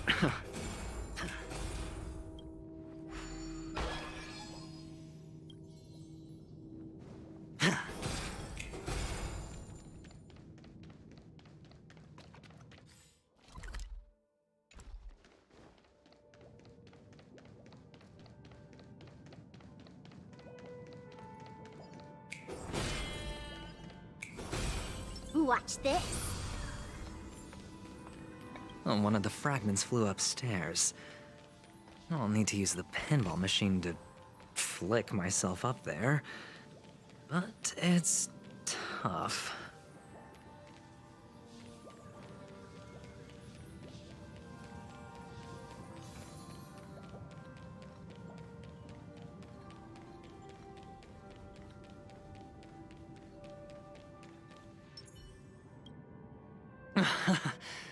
Oh, great. There's another pinball machine base here. And it's empty too. Doc! I'll need your brain power again. There's no need to yell. I can hear you. The pinball machine must be hidden somewhere in the hall, like the arch. Wait here, and I'll be back in a minute.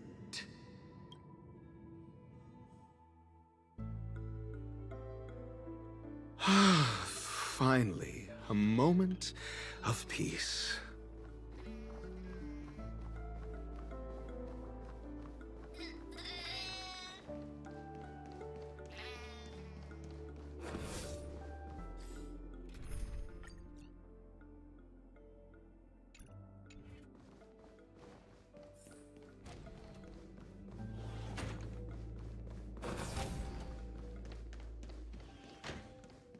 That's it. Pleasant moments of solitude are always fleeting.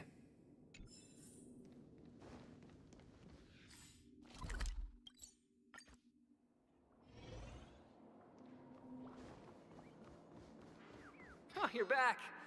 Just place it here. Thank you.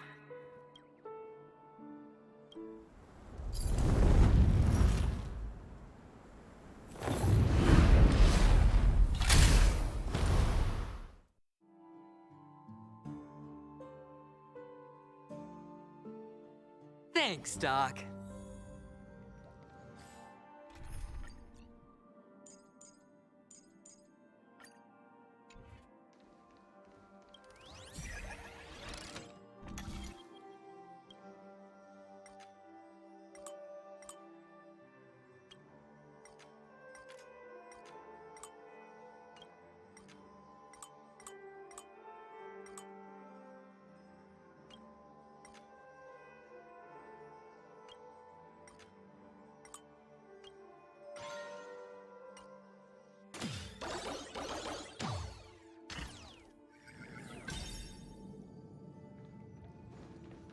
Oh, Ratio, you should come in here and take a look. The view here is breathtaking.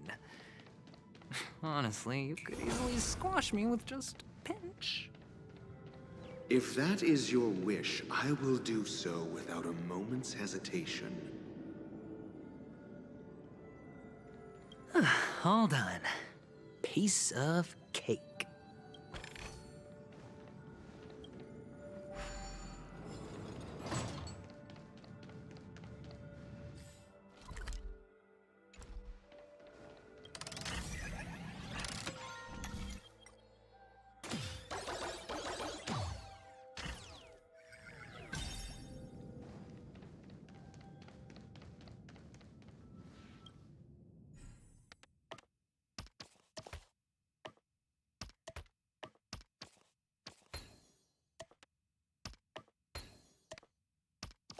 And the joyous tour of Toy City has come to an end. Makes me feel sad. Penacony isn't all bad, right?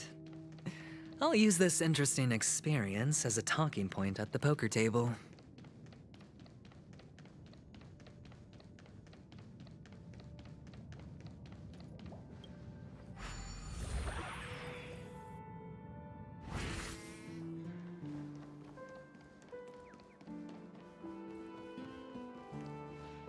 It's a pity you made it out of the sandpit alive. Sunday is just beyond this door. From my limited understanding, he's not someone easily handled. Are you prepared? Yeah. Only I believe he's the one who should be prepared to face me. Tell me about your plan. I don't have a plan. I'll just play it by ear.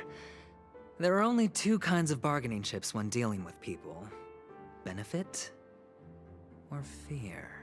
Looks like sincerity isn't in your dictionary. Am I not sincere enough? There's no need to emphasize it. We've got to make good use of death. That man's sister is dead. He won't be able to turn a blind eye, and that's fear. And I'll help him find the murderer. He can't do it due to his status and position, but I can. And that's benefit. On what basis do you believe he's incapable, necessitating the delegation to someone from a rival faction? The IPC? Simple. Because that murderer could very well be a traitor hiding inside the family. Do you mean the Galaxy Ranger whom you accused previously?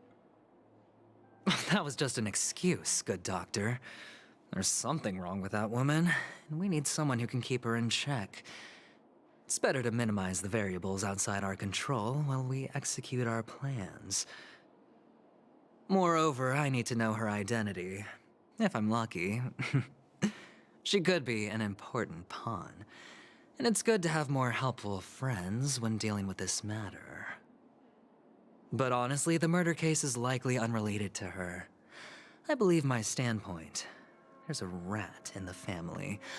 Otherwise, why would Mr. Sunday arrange a private meeting with us? This isn't an interrogation, but a secret negotiation. We'll see. Using Robin's death as a bargaining chip, I'll win back my freedom and power.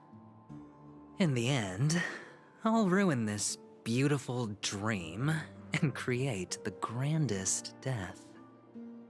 If the chance of winning is just beyond this door, even if that chance is close to zero, well, you can't win if you don't play, right?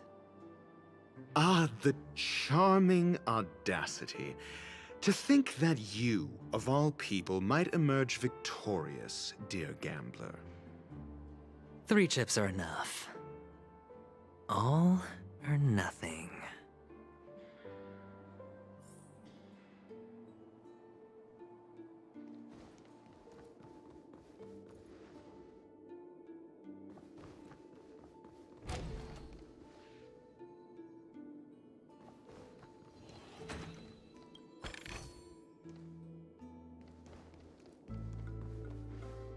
It seems my puzzles are too effortless for you, IPC Ambassador. I appreciate your words. And I see you put a lot of effort into welcoming me, Mr. Sunday. However, this is no way to greet a guest. Well, this isn't an invitation, but a summoning. Before we speak, I need to test your character. I imagine this knowledgeable doctor friend of yours has been of great help, yes? Certainly. You ought to know this better than I do. He's already faithfully fulfilled his duties, hasn't he? Yes, the doctor has assured me of your noble character. He considers you, like himself, a virtuous person who can be trusted by the family. I have come to know you very well as a person, Mr. Aventurine. You're diligent, generous, and willing to cooperate. The fact that you succeeded in overcoming many obstacles just to meet me gave me the reason to believe in your wisdom and courage. But there's one thing I must ask you. That is, you've used your wisdom at the wrong place to meet the wrong person and put yourself in a situation where you shouldn't be, witnessing a tragedy that shouldn't have happened. You don't look too well. Am I making you anxious? If not, then it means I'm on your side. If I wasn't mistaken, you'd just made a serious accusation against the family. No, you weren't mistaken. For depravity is creeping in around you. Well, there's no need for us to be evasive. Let's talk about your sister. Your sister's talent is unrivaled in the world of show business.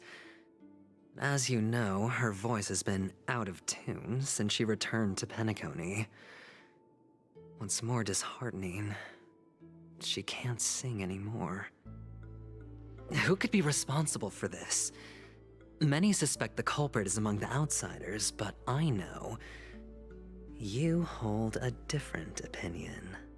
Now your noble status has become a shackle, preventing you from apprehending the murderer and avenging your sister's death.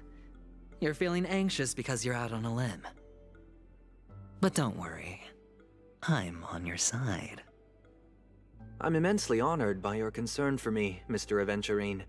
Since you're so selfless and generous, I believe you wouldn't ask for anything in return, would you? Well, naturally, you wouldn't incur any loss from this. I just want to reclaim what is mine. My liberty and the personal items under the family's custody, the bag of gift money, and... the box in which the cornerstone is stored. That's right. Cornerstone. I've heard it's a treasured asset of the Strategic Investment Department. A sacred stone that seals the Preservation Emanator. granting significant power, and every liquidation specialist holds one. For an object so precious, it probably comes at an even higher price than other forms of recompense. Well, I'm sure you're aware of the high level of risk I'll be undertaking to bring the truth to light. Mr. Aventurine, when you're out and about, do you always make adjustments to your appearance? Your tie should be on the center line. Your shirt must not protrude from your vest. Your trouser creases should be perfectly straight, and always aligned with the tips of your shoes. Of course. But I don't, because it's not appropriate to do so in public. You should make sure everything is presentable and in order before leaving the house. I'm not the kind that takes risks. The cornerstone must be in the custody of the family. No room for negotiation. Please, don't let me turn you down twice. Sure. The gift money is good enough. I suppose you wouldn't mind that. After all, a merchant can't function without a bargaining chip. You compromised quicker than I thought. Unfortunately, it's a gambler that needs a bargaining chip, not a merchant. I can give you your gift money, but before that, I want you to tell me.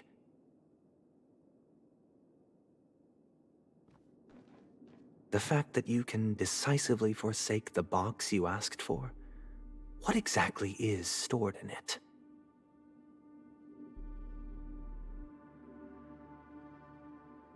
Oh, triple-faced soul, please sear his tongue and palms with a hot iron, so that he will not be able to fabricate lies and make false vows. What have you done? Under the light of the harmony, all wickedness is revealed. I implore them to shed their light, and I'll ask you questions on their behalf. Next, you have 113 seconds to prove your innocence and gain my trust. And if I refuse to answer? You can try, and we'll see if the harmony rejects you. Question. Do you own a cornerstone? Yes. What a simple answer. You, too, understand that idle chatter leads only to poverty. Did you hand over the cornerstone to the family when you entered Penacony? Yes. Does the cornerstone you handed over to the family belong to you? Yes. Is your cornerstone in this room right now? Yes. Is your memory free from any kind of tampering or deletion, encompassing but not restricted to the techniques of the Garden of Recollection? Yes. Are you an Avgin from Sigonia? Yes. You even know about that? Do the Avgins have any ability to read, tamper with, or manipulate one's own or another's mind? No. Does it matter? Do you love your family more than yourself? Yes. All the Avgins were killed in a massacre. Am I right? No.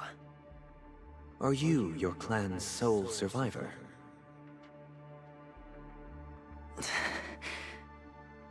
Perhaps. Do you hate and wish to destroy this world with your own hands?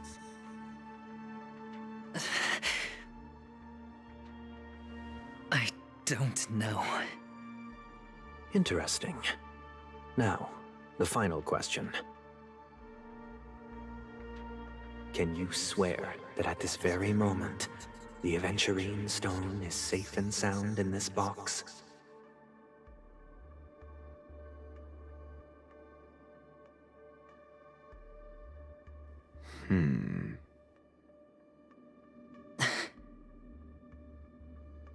Of course. Looks like we can get an answer. Open it, Mr. Aventurine. It's your last chance to defend your honor.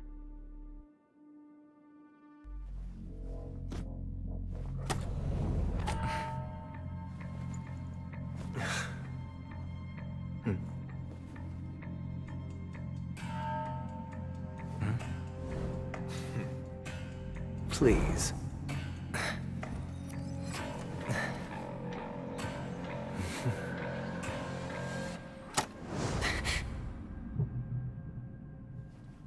Are these what you're looking for?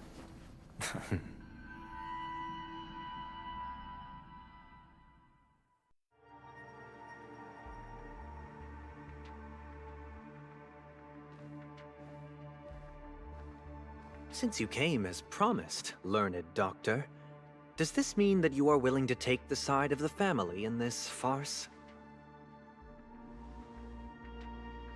What makes you think you can convince me?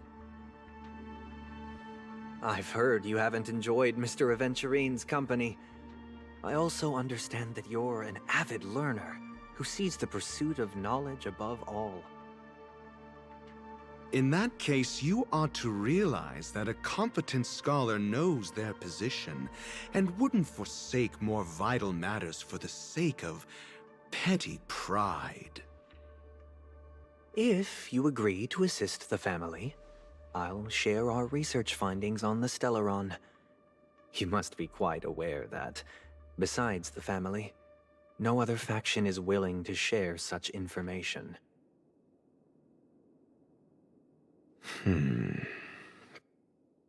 Cut to the chase.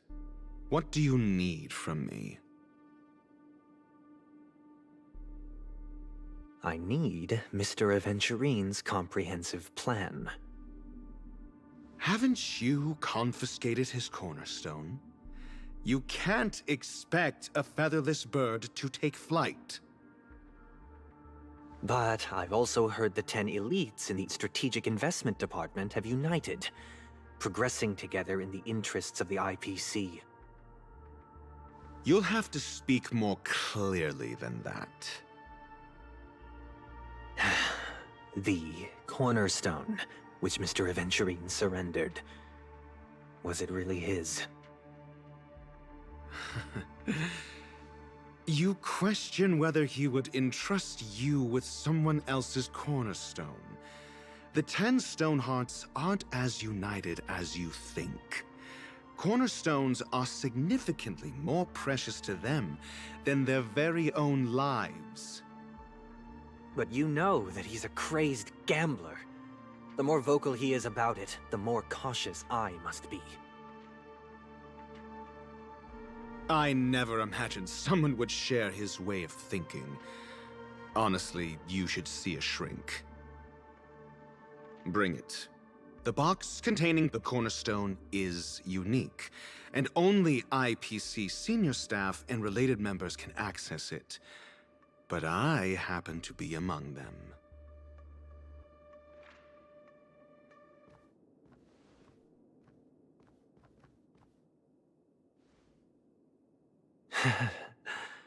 I appreciate it.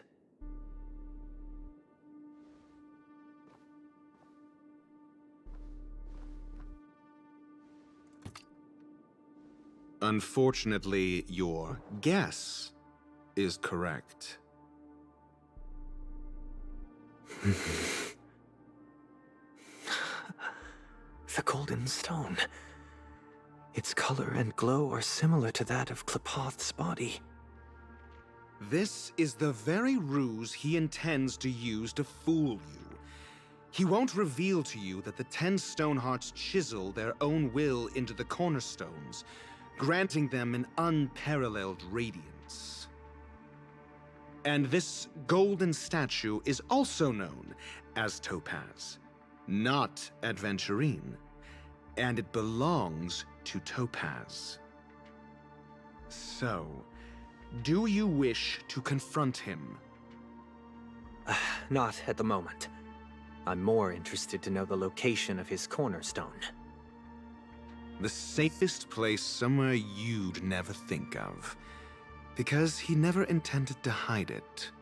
In fact, that cornerstone has been in your hands from the very beginning.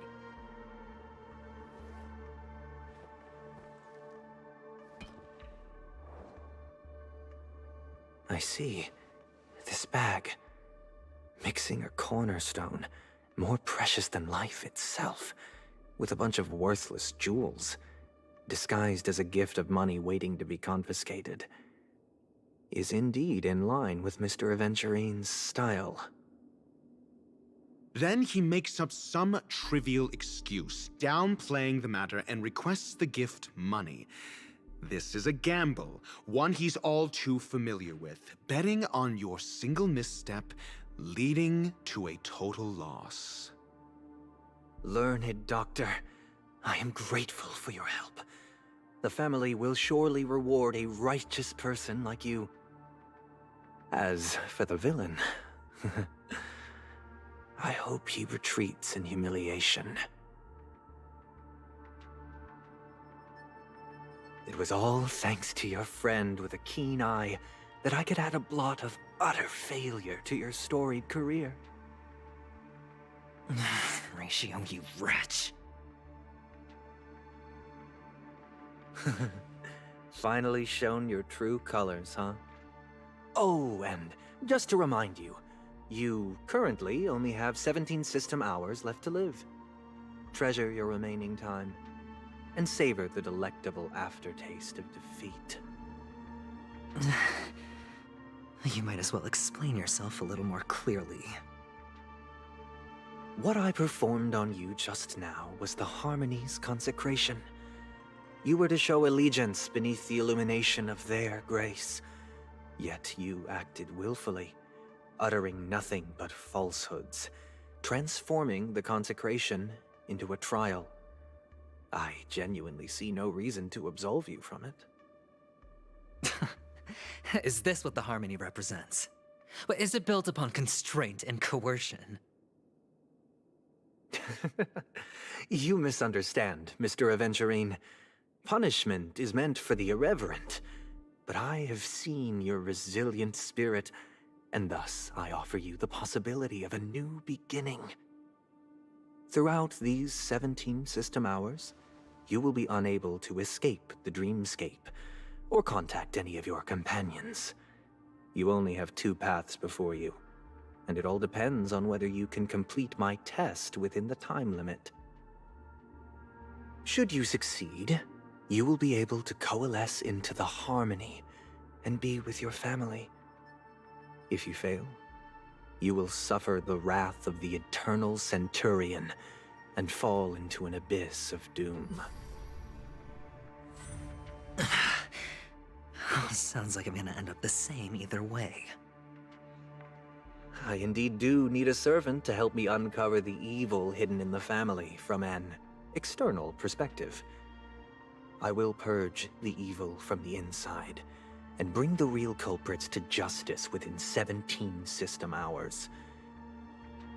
When the time comes, compare your findings with mine. If both our findings align, or if you can provide me more insights, then they will truly be able to grant you mercy and honesty. Shameless hypocrites. You took everything from me and still demand the truth? That isn't fair. Your carnival reeks with the stench of cash. Nothing is achievable without it. This is meant to be an act of personal virtue, not requiring the family's support. Your bag is over there. Do as you please. I believe you can trade this bag of worthless jewels for everything you need. That's what gamblers excel at, isn't it? Off you go, Mr. Aventurine. You are free. I will wait here for your good news.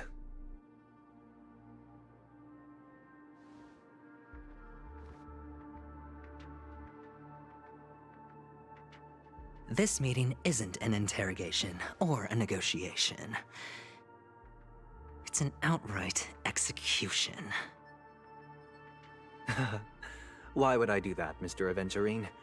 I'm just wondering what a passerby who stumbled upon a scene of a murder could have found out. That's all. By the way, before you go, I have a personal question. What is it now?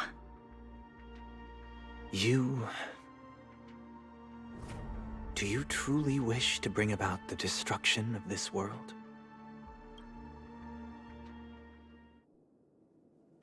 Kakavasha! Where did you go? Oh, are you injured? I got it back, sister.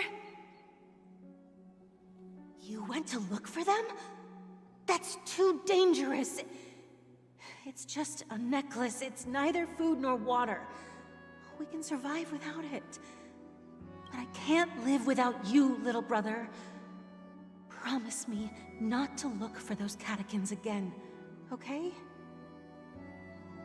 Sister, don't be afraid. The catechins are fools, but I'm smart. I played a game with them, and I won. Won? What happened exactly? Tell me. I made a bet with them. The two birds in the desert and me. Who will die first? I won. They suspected me of cheating, but I didn't. I won fair and square. Of course. Of course you'd win. You've always been a lucky child. Gaiathra Triclops must be watching over you. But that's no reason to push your luck by going up against those bloodthirsty, cruel catechins. Have you forgotten how Mom and Dad... Look, this is just a necklace. But Kakavasha, you are my only family. I'm sorry, sister. I thought you'd be happy. Because Mom left you this necklace. There'll be no next time. It is important. But not as important as you, my dearest brother.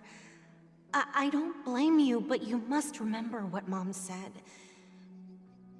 Pain and poverty are the trials of Gaiathra Triclops. She has also granted us a chance. And that's your good luck, Kakavasha. Your good luck is the most precious wealth we, all Avgin, have. You're a child blessed by Gaiathra Triclops and can lead the clan to happiness. So always remember to protect yourself and never resent the pain and poverty you're going through. All right?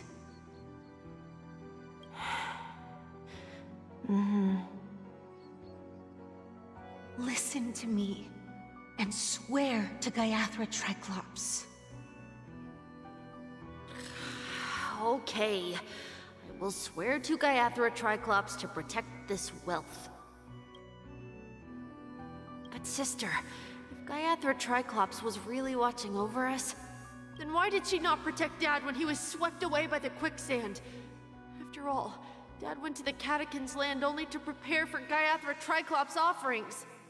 And where was Gaiathra Triclops when Mom was shivering in our arms? Mom was still pleading for Gaiathra Triclops' forgiveness under her breath, until the moment she closed her eyes. Sister, everyone praises me for being smart, but I don't get it. If every rainpour was Gaiathra Triclops' forgiveness and grace, then how bad were our sins? So much so that we were born in this world of death?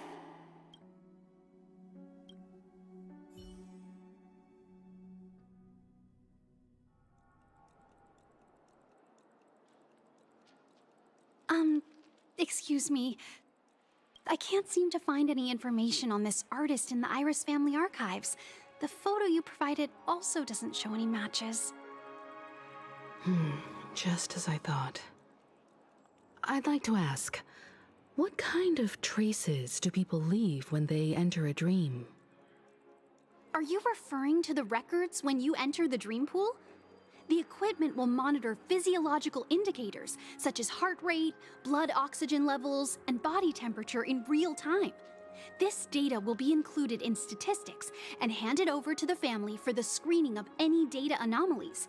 Immediate action will be taken once any illegal behavior is detected.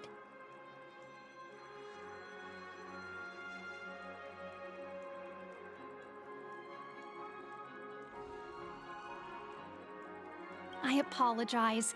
The hotel does not have access. This information is managed by the Bloodhound family. We can only gain access if there's a problem. Looks like nothing can be found here. At least we know who to look for next. We can ask the Bloodhound family for information. Thank you for your assistance, Miss Allie. By the way, is Miss Robin doing fine? We are looking forward to her performance. Fine? What does that mean? Is there something wrong with Miss Robin? The preparations for the Charmony Festival have been proceeding smoothly, so I guess things are pretty good. I believe she will be able to put on a spectacular show for all of you. I'm sure. Sure enough, no one knows about Miss Robin. I'm not surprised. But that Miss Firefly is truly mysterious. There's no information on her in the hotel system. Even if she's a stowaway, she should have a disguised identity after entering the planet. She's also in the running for the legacy. How is she going to sneak into the dreamscape unnoticed? Is there any other way to enter a dream? Besides the hotel room's dream pool?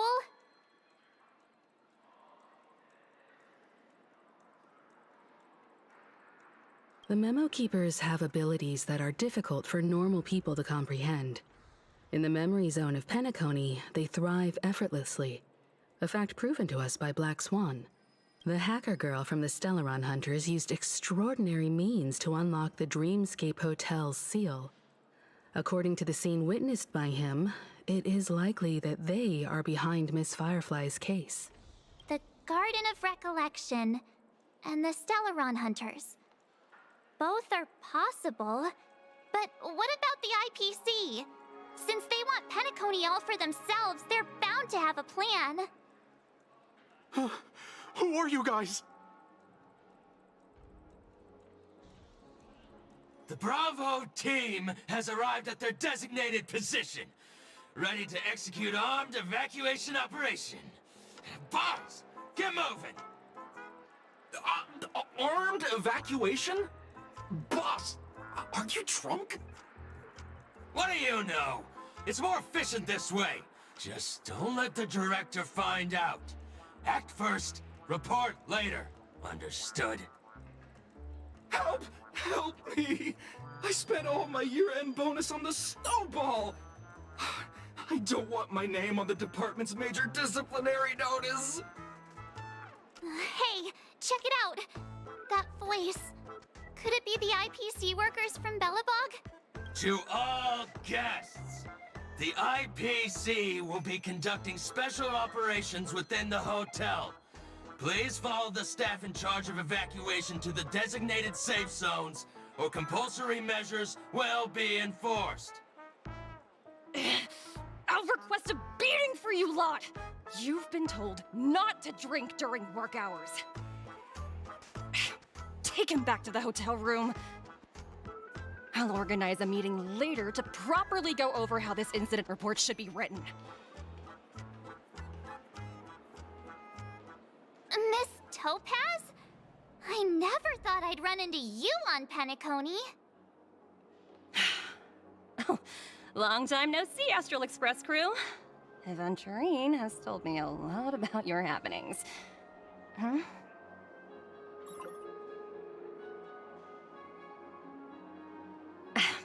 It's fine. Do as they ask, and try to avoid any conflicts with the family. Report to me before taking any action. Yes, all right.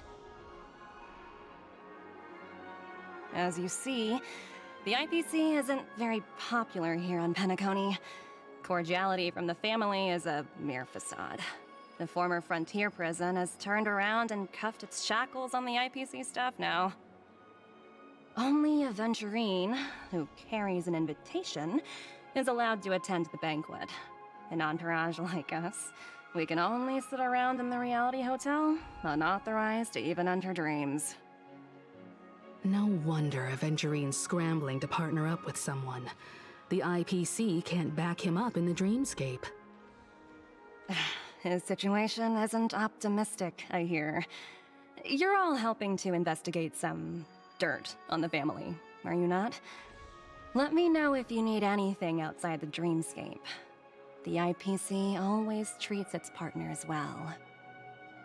Thank you, Miss Topaz. We're on our way to the Hounds to verify some intel. Perhaps you've had dealings with them? Yep. They're tailing us right now. Why not go and talk to them? It'll take the spotlight off me. Being constantly stared at is really uncomfortable.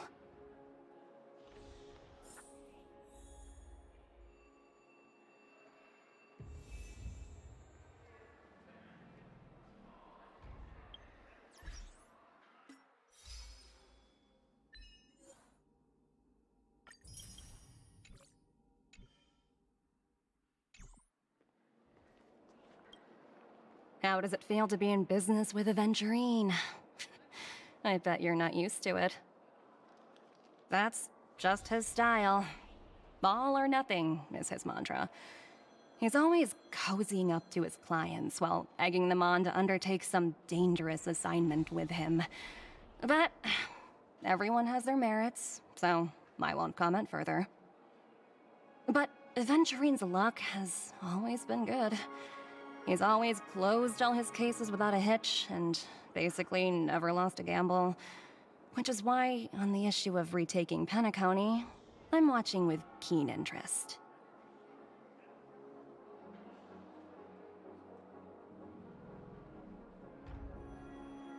As for the two cases, apologies, but I don't have much info on them either. All I can do is ask you to keep digging for more details.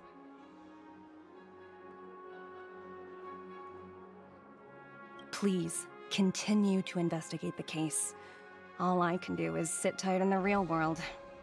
I look forward to hearing your progress.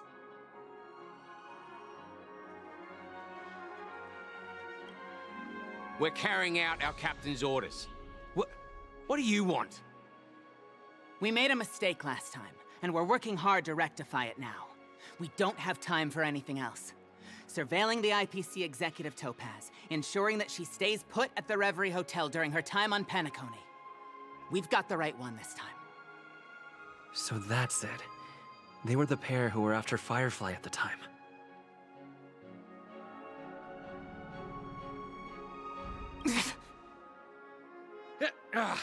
It's you again. Back for more trouble? We're not afraid of you this time. Well, spit it out.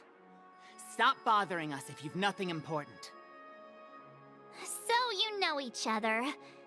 Why do you keep running into people you've beaten up before?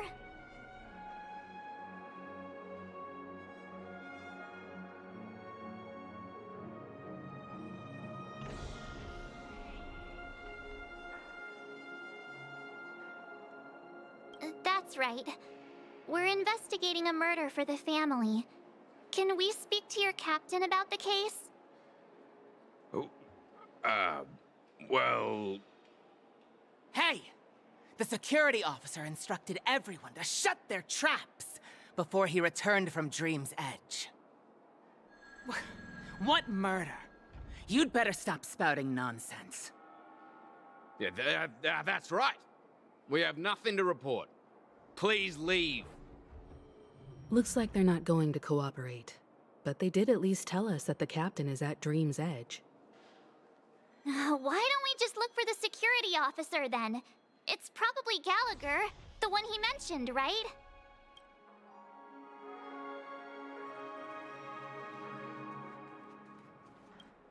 Please,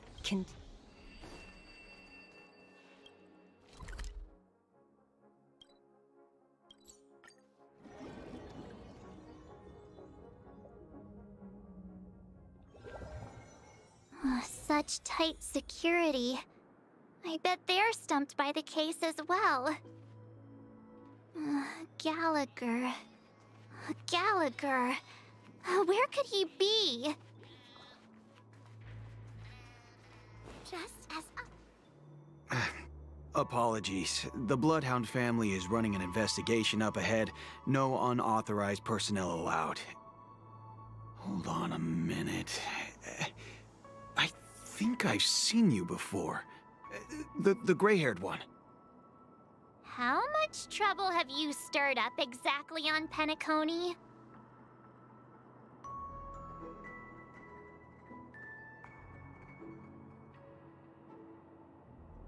Not possible.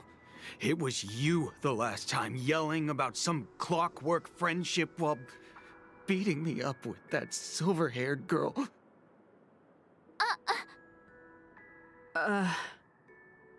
I'm not letting you get by this time. Please leave, or I'll have to get on my knees and beg you. Huh? What kind of heinous crime have you committed now? Hold on, sir. We have documents authorized by the family that would aid your investigation. If it wouldn't trouble you, could we see this Mr. Gallagher? Who exactly is this Gallagher you keep talking about? There've been a few people mentioning this name. Even the one with the gray hair. He didn't send you all here? It was the security officer who dispatched us. That's all I can divulge. He'll do. He's the one we've been looking for. Sorry, no can do. The boss said that since it's a matter of the family's reputation, no one's allowed through. Everyone, please leave. There's really no need for us to make things difficult for each other, right? We're really sorry for troubling you. Let's think of another way. Another way. That's it! Didn't they say something about that... what was it? Clockwork? That got this guy to change his mind. Can you perform it again? That... clocky magic.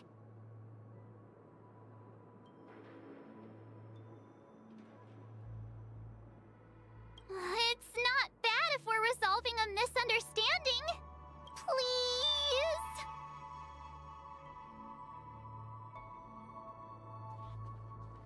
Sorry, no can do. The boss said that since it's a matter of the family's reputation, no one's allowed through. Everyone, please leave.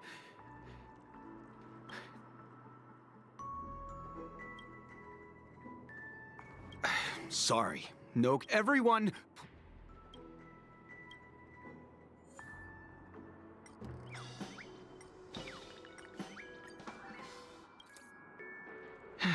Let me see what time it is now. Whoa! It's this time already! What? Time to clock out! And no one's gonna stop me.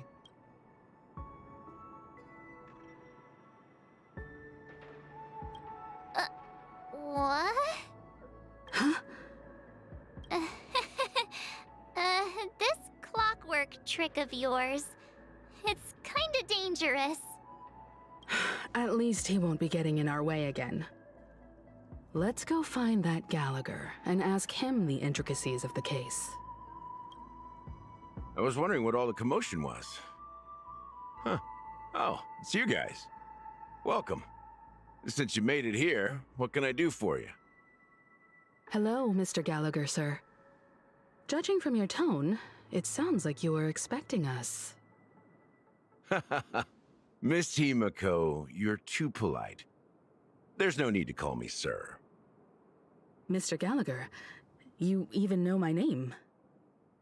Of course I do. You folks are from the legendary Astral Express and honorable guests of the Watchmaker. I had an encounter with this gentleman in the Golden Hour. I remember that little silver-haired girl was there too. I'm sorry for what happened to that kid.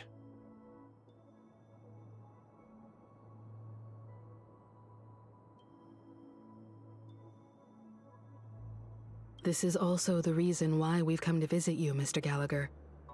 The Express can't just overlook the death of that child. So we've decided to help the family get to the bottom of it, in the hopes of getting justice for her. The Nameless involved with the family. What an unpredictable twist of fate. Why? What's wrong with the family? It's nothing. On Penacony, everyone loves the family. No matter how much one resists the beautiful dream, when the time comes, they too will find it hard to let go. Who wants to leave a warm nest? Just idiots, little kids, and inebriated fools. Mr. Gallagher seems to be getting at something. You got it wrong. I'm not. You want to discuss the case? Sure, come with me. This is not a good place to talk. Let's go elsewhere.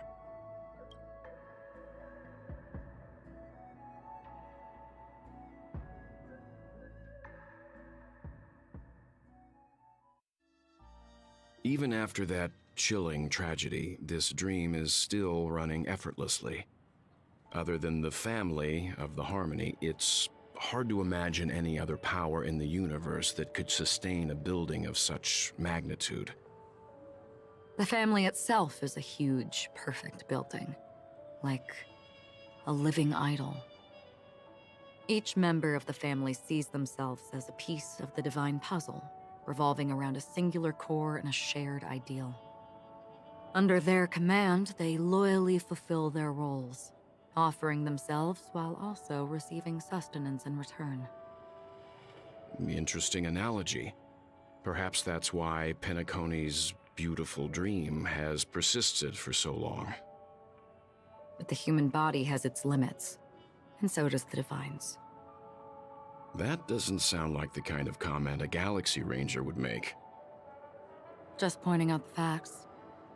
Mr. Yang will definitely have a better sense of what's going on than I do.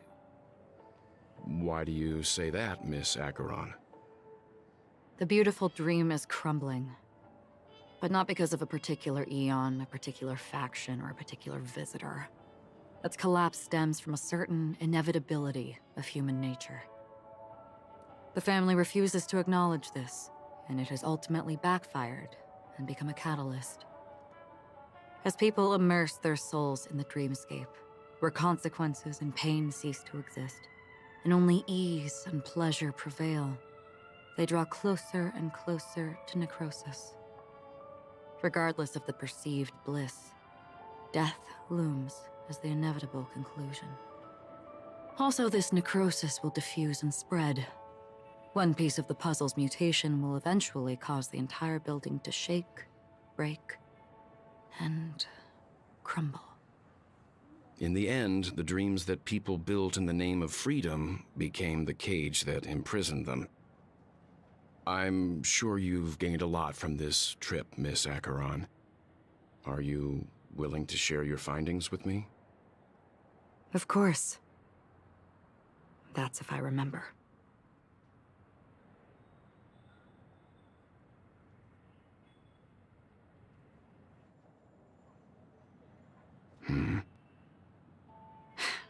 Don't mind me, it's just a habit. Owing to events in the past, I've become easily forgetful. It's only when this sword is unsheathed that those hazy memories start to become clearer. Take your time. That should do it. I vividly remember everything that occurred on Penacony. Ask away.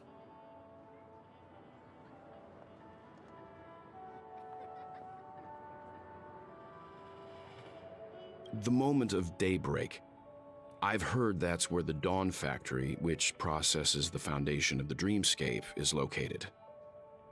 Behind the dreamscape's song and dance stand many imagination factories. Workers create all kinds of whimsical works day in and day out in their dreams. Then they return to reality and sleep on a narrow bed in a room. A far cry from luxury. They say it will suffice. Experiencing the bizarre and motley dreamscape is the best reward. There, I encountered a young woman who had just come of age, the perfect time to indulge in beautiful dreams. Her greatest wish was to one day move to the golden hour and see the magnificent garments she had woven with her own hands. For certain reasons, her wish was difficult to fulfill. But I managed to bring her a garment.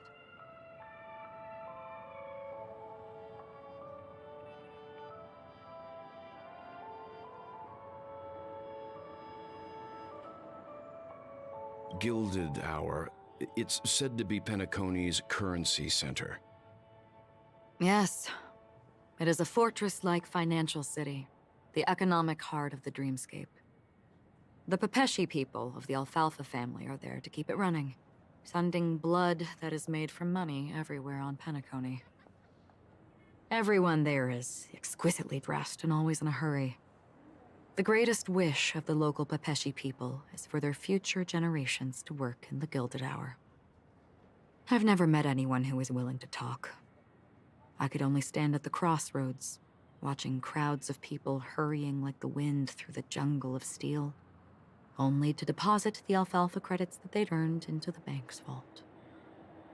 I don't know if they would open the vault door, but before I left, I witnessed a well-dressed Pepeshi person plummet from the sky, while those around him continued on their way, unfazed.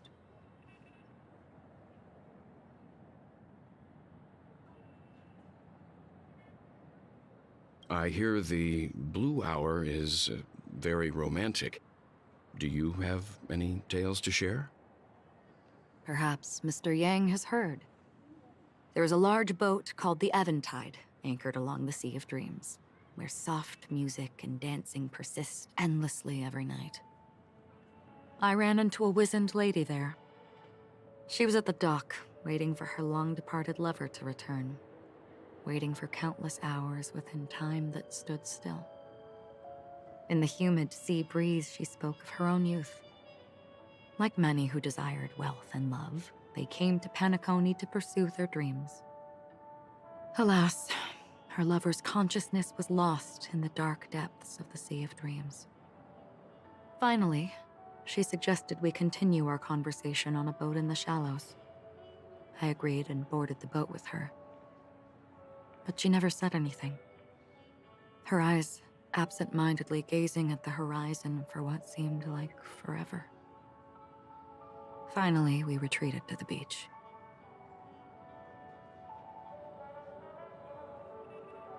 The dreamscape of chic, luxury, and consumerism, the moment of dusk. My companions have been there too. Then you all must have seen those who are attempting to realize their dreams. Or have realized them, scattering money as if it were dust and betting it on all or nothing. Everything has a price, and everything can be bought or sold. Even dreams themselves. I saw an Intellitron there, who was preparing to auction himself. When someone wins a bid under stipulated periods and rules, he would do the buyer's every bidding, becoming that person's very possession. That Intellitron had been auctioned off 12 times, and I participated in his 13th. That was the grandest banquet I had ever attended. But never again did anyone cast another glance at him. This time around, there were no successful bids for him. This is what I've seen and heard along the way. Someone once said to me, Penacony wasn't like this a long time ago, nor should it be. I've traveled through the reality and dreamscape of the planet of festivities, watched the tides of night rise and fall when time stopped for people, where the spirits of the rich and impoverished remain forever fixed on their own scales. This is why I think the collapse of the beautiful dream is inevitable. There might be a way to change everything. Perhaps. But if this is indeed the world that people desire, if this is precisely why life chooses to slumber, should we still seek to change it?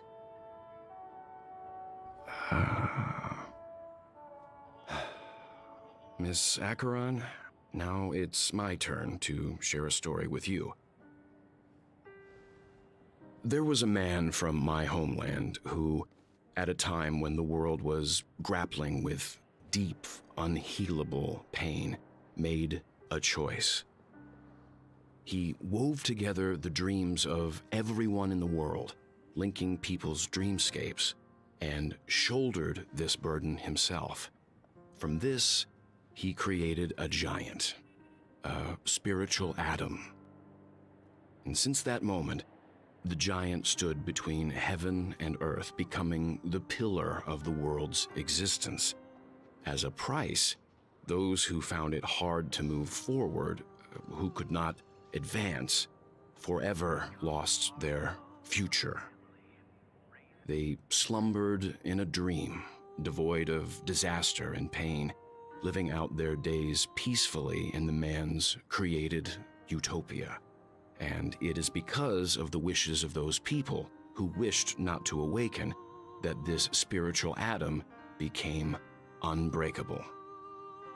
And yet, you stand here right now, which also means that man failed.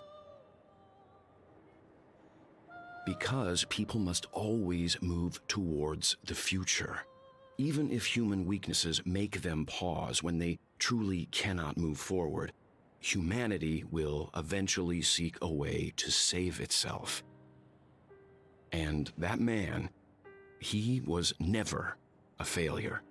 Like everyone in that world, he etched the possibilities of human nature into his heart. He was the sun chaser of legend, soaring towards the sky and embracing his final victory with his fall. He ascended to heights uncharted, only to come face to face with the sun, a place not visited by anyone before. His wings would melt because of it, only for him to fall into the sea. And after that, countless others would surpass him, soaring to even greater heights. A fitting metaphor for the Nameless's trailblazing spirit. Thank you, Mr. Yang. I know what you wish to confirm. The universe has innumerable similar, yet different worlds. In these worlds, there are innumerable people who look alike, yet don't. I too have embarked on journeys, encountering old friends with familiar faces on different worlds, witnessing their destinies follow paths similar to mine. So I will tell you, even if not completely similar, the story you just told, it overlaps with my past, and within that abyssal dream, I ended that man's life, alone. I am not who you think I am, nor will my home be as fortunate as your world. I am sorry. It's fine. I don't mind, so long as I can alleviate your suspicions. There's something I still wish to know, Miss Acheron. Under that representation of the hunt, exactly what sort of power is it that has motivated your solitary journey thus far? Mr. Yang, before answering that question, I wish to continue the previous topic. I like your analogy very much. Indeed, birds are born to fly. But in a distant past, their ancestors could only gaze at the sky in envy. They saw that faraway ray of light from above the heavens, piercing through the clouds and blanketing the earth. And so, time and time again, generation after generation, the birds spread their wings and took to the sky, attempting to touch its ceiling, all because the sun was there. Then, what if the last bird finally soars into the sky, only to realize that the end of the light is not the sun, but darkness. Then why, exactly, do we even walk towards the light?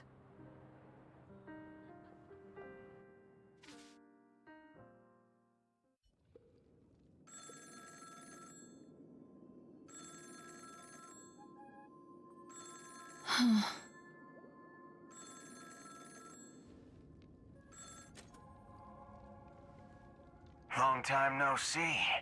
Having fun on Penacony? Acheron? This voice, it's not Constance. Could it be her companion? Though I don't know exactly what you are, or what you're up to, my bullets will find you.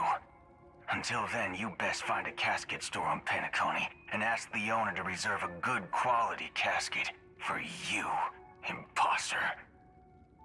Imposter? I see. She gave my whereabouts to someone who's tracking Acheron too. Who are you? Huh? Did I make a mistake? Who the heck are you? I'm the Garden of Recollection's memo keeper. Not bad. This is the kind of tough challenge I like. You that imposter's bodyguard? Never mind. It's fine. I'll leave a round for you. So get that forehead clean and wait for me. I don't know what you're talking about, but you know Acheron, the Galaxy Ranger, yes? I have something to ask you. Are you asking me to write your will? Sure. Go ahead. Not quite. I only want to ask, how exactly did she become a Galaxy Ranger? She's clearly not a pathstrider of the Hunt, but you are, aren't you? Tell me, what's Acheron's deal? Sure. Heck, never thought I'd come across an ally. What a stroke of luck. Oh, well. I'll be on Penacony soon. Memo keeper, go buy a bottle of Asdana's white oak and warm it up, and I'll raise a glass to you. That lady's passed. Well, nobody knows. But if all you want is a simple answer, sure, you best get a chair and take a seat. That woman, named Acheron, is an emanator who should not exist.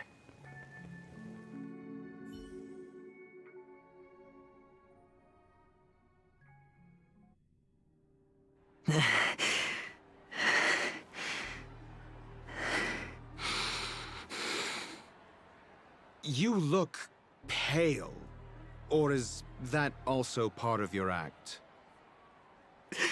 I didn't think you'd have the nerve to show yourself. I thought this was exactly what you wanted. After all, I faithfully fulfilled my duties as you instructed. Just tell me if you can't hold on any longer. So, the genius of the Council of Mundanites wants to be my Undertaker now. My, what an honor. Yes, and I'm pretty sure the people at the Strategic Investment Department would love to be notified of your death in due time. But let's not forget, you won't be seeing them, because I'm the manager of this task. Great. Then tell your people that Aventurine is ready to go in 17 system hours. Oh, you've got a lot of nerve. How exactly do you plan on completing your task while your hands are tied by the Harmony? Well, my conversation with Sunday convinced me that there's a traitor in the family.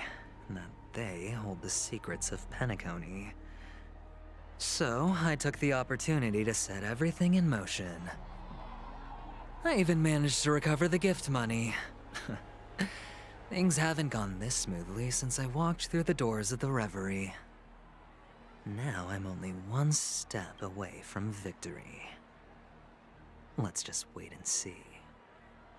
Sounds like a very elaborate way of saying that you failed. That's all I can say. Have you forgotten, Doctor?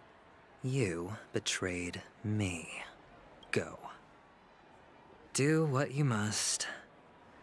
I look forward to the sight of the IPC fleet surrounding Penacony.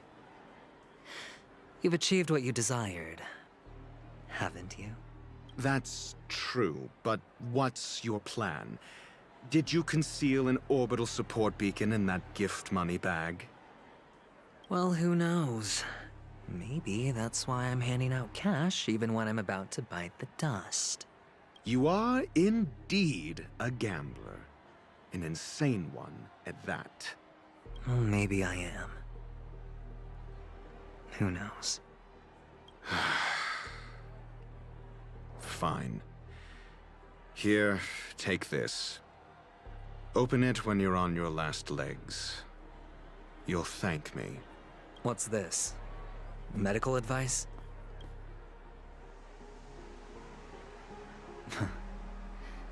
You catch on pretty fast, Doctor. Asking me to solve a case without giving a single clue. How typical of you, you wing-headed scoundrel. But the way you're all on edge about that stowaway, it's just as I guessed it would be. As for now, let the rain of wealth from the IPC fall evenly on everyone.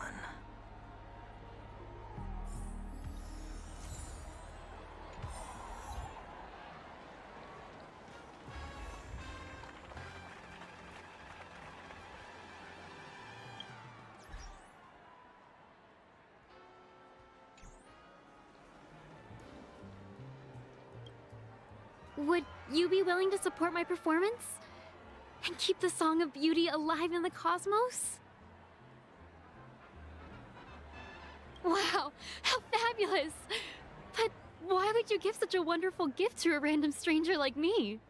Well, you see, I can't bear to see anyone in this sweet dream suffering from poverty. That's incredibly kind of you. Thank you so much, sir. If you ever get the chance, please, feel free to come by and indulge in my singing. Sure thing. Oh, by the way, do you happen to know anything interesting about death? Death? That's a pretty scary topic, and it doesn't really match the mood of this sweet dream. Oh, you see, I'm a tabloid reporter collecting ghost stories in Penacony. As you know, the more chilling the stories, the more attention they get. Maybe you could help me out. Well, if you're up for some gossip, it's not about death, but there have been some rumors about a guest at the Reality Hotel who fell into a deep sleep and didn't wake up. It was like they were in some sort of coma. Nobody knows what caused it, but luckily the customer eventually regained consciousness. Well, all customers are under the protection of the family, after all. Thank you. This will make for a very juicy headline. May Shibe protect us. Unexplained coma. That's actually what happens to your body if your brain dies in a dream. But unfortunately, the customer ended up waking up in the end. I can feel something inside my head. Is the harmony starting to kick in?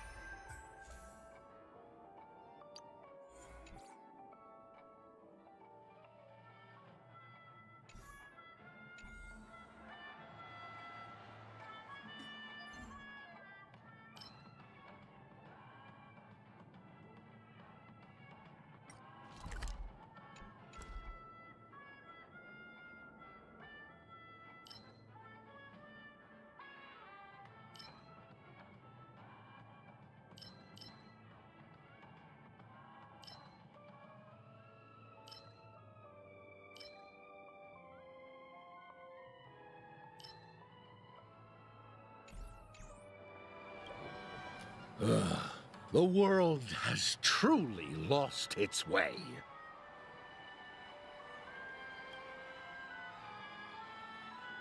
You... wait. I get it now. This is some sort of prank show, right? You must have some cameras set up around here to film yourself doing good deeds, right?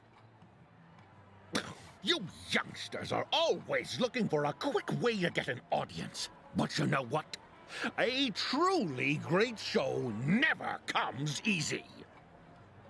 A great show will start soon, old man. But before that, I need to ask you something. Do you know where I can find death in this dream? Ah, I see. Another fearless youngster looking for death, huh? Well, let me give you a piece of advice. Don't think you're the first one who's ever thought of that idea. Death? Not even remotely innovative. I bought it from Dr. Edward. He claimed it was some exclusive fancy schmancy stuff. Oh, but what a disappointment. The effects were awful. First, some monster covered in eyes stabs you in the gut. And then all you see are blurry glimpses of buildings and lights. Oh, the sky was spinning so fast it almost made me puke. Is that all? Yeah, what else can you expect? Don't put too much stock in the Penacony movie industry. They even call this junk groundbreaking art. Can you believe it? What a joke. Well, I'll leave you be then. I hope you have a wonderful day. A monster covered in eyes. That sounds like the Memory Zone meme. But buildings and lights... I don't think those have anything to do with death. Well, that whole dream bubble was probably created using rumors and gossip.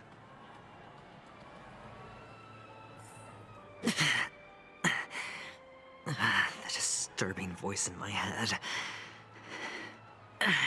It's getting closer. A sip of liquor. A blissful reprieve. To drown 1,000 sorrows. Let worries leave. I know I have what it takes to become a poet.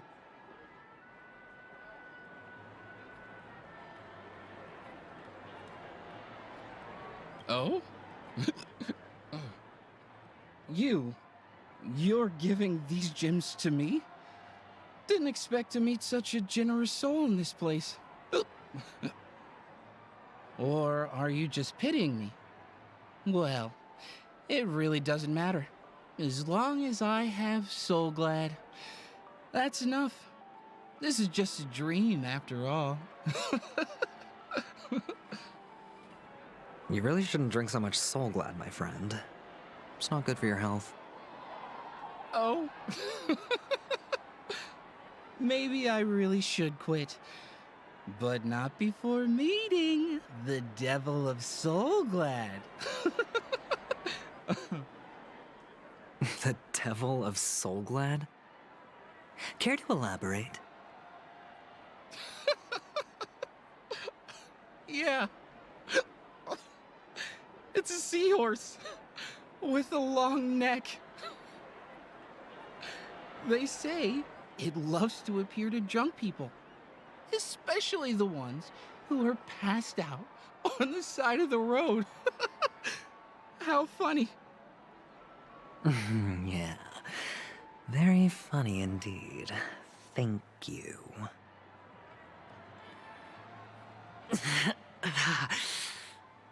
Does everyone have to go through so much torment before joining the family?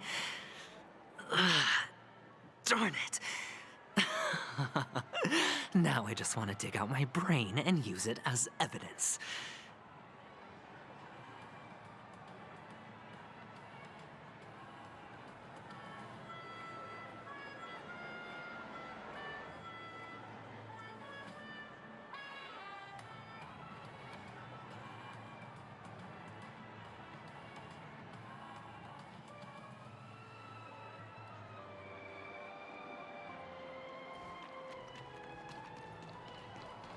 Please do not hit. Take care, my friend. If you ever find yourself in danger, remember that the hounds are always ready to help.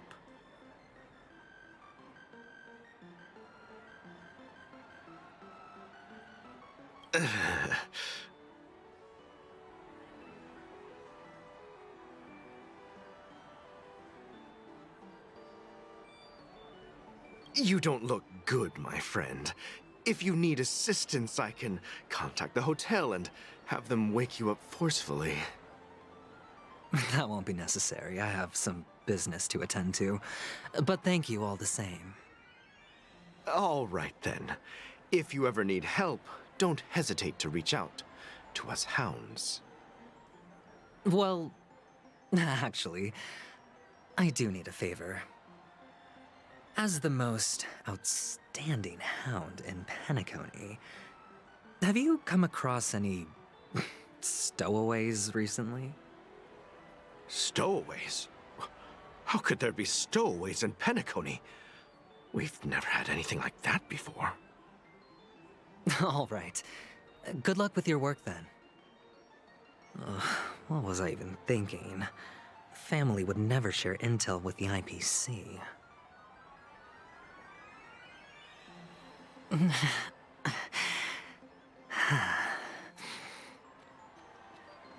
is the one. It has to be. Were you wanting to talk to me? Sorry, I thought you were checking out something behind me. Is this a gift for me? Are you sure this isn't some kind of mistake? Yes, it's for you. Just take it. Is this for real? Someone is actually giving me a gift. Not for my parents, but for me. Thank you. Thank you so much. Oh, it's not much. I just want to ask you something. I knew it. What's on your mind? Are you trying to ask about my father or my mother? Neither. I just wanted to know if you've ever heard about death in the dreamscape. Oh, you sound just like my father. Always warning me about danger, even in dreams. He's an Intellitron, so his dream entry methods are different from us organics. Can't count on him to protect me if something does go haywire. Funny, right now I'm still under his protection. How ironic. Hey, stay positive. Gold will always shine one day, right?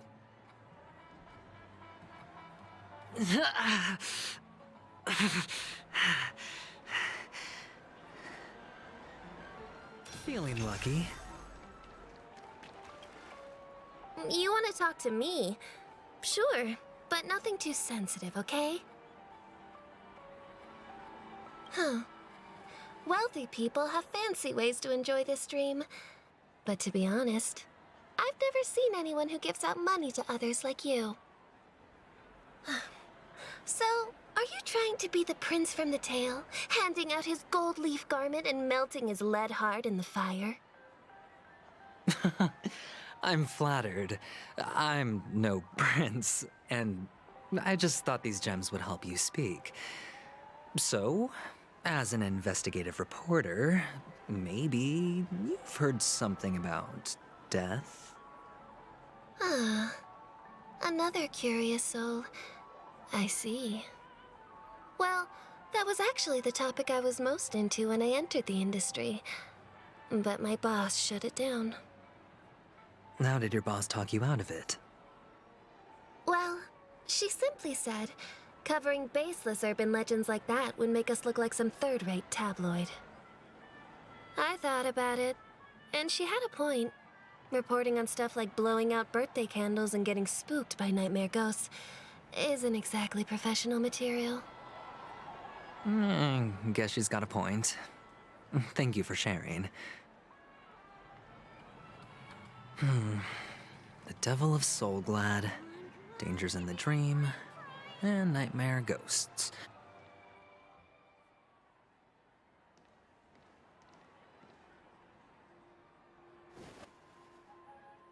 Remember what I said.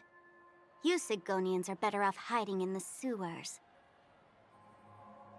Look at you, snooping around and sticking your nose everywhere. Is the smell of death so enticing, my fine fellow? Oh, it's you, masked fool. I should have guessed it. You're the imposter who appeared on TV after Robin's death, right? I heard you got caught by the family. I gave you a clear clue. Befriend a mute. Simple and straightforward, you know? And what did you do? You messed it up and ended up as their prisoner. I told you to make friends with a mute, not become one yourself. You really let me down. What do you mean? You know better than I do. Who watched the little songbird that couldn't sing perish right before their eyes? You did, Blondie. No, I mean... What did you mean by becoming one myself? Well, it means you'll soon end up like her, unable to speak ever again.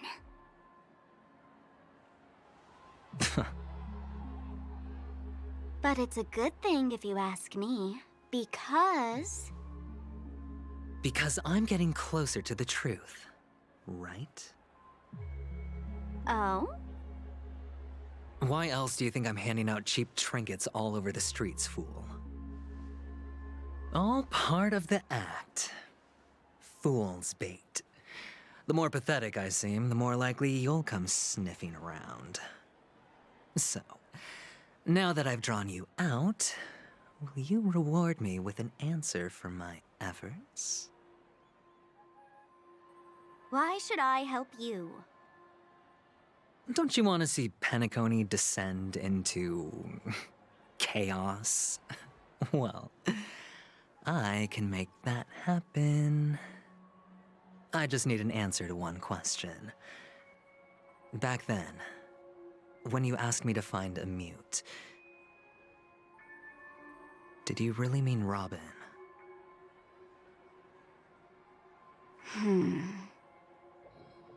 And what if I say no? Then I'll thank you. Oh, the word no has never sounded so pleasing. Well done. I admit I underestimated you, but what difference would it make? Let me tell you something. There were 2 mutes, but one is dead now, and the other, though he's still in Penacony, I'm afraid you'll never find him again.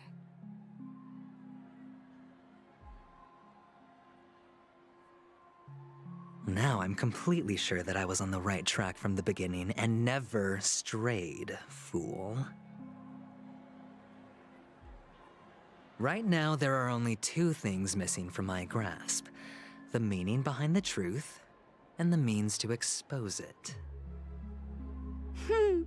How impressive. That's quite a fancy way of saying I haven't learned anything so far. Not exactly. I've gathered enough clues to prove its existence, and that's enough for me. As for the answers to my questions, I'll find them within 16 system hours. Oh, really? Only 16 system hours? Well, let me lend you a hand. Here you go. This is my precious, mutually assured distraction button, and I have one just like it. When either of us presses it, the other and the whole of Penacony will go up in smoke. If you're really so desperate for the IPC to take over Penacony, blowing up the chessboard isn't a bad idea. Start from scratch. That's where the IPC excels, right?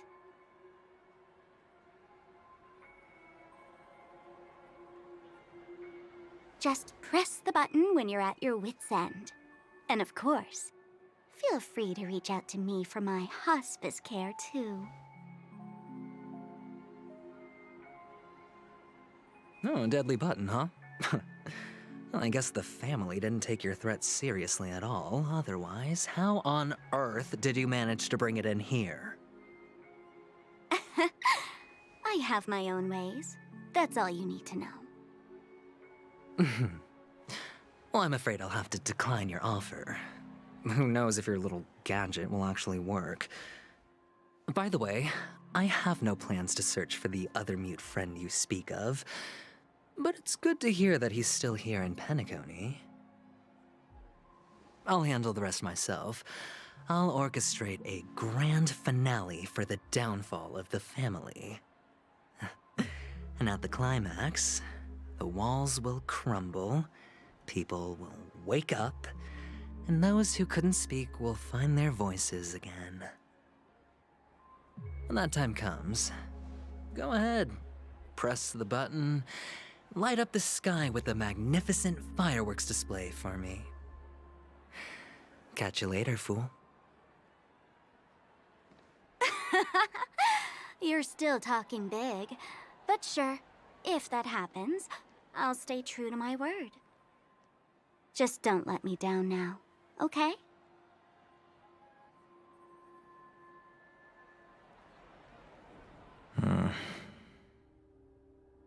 So, number 35. You're back. Like your new lucky charm? Can a commodity code really be considered a lucky charm? Silence! I didn't give you permission to speak, you Sigonian hound.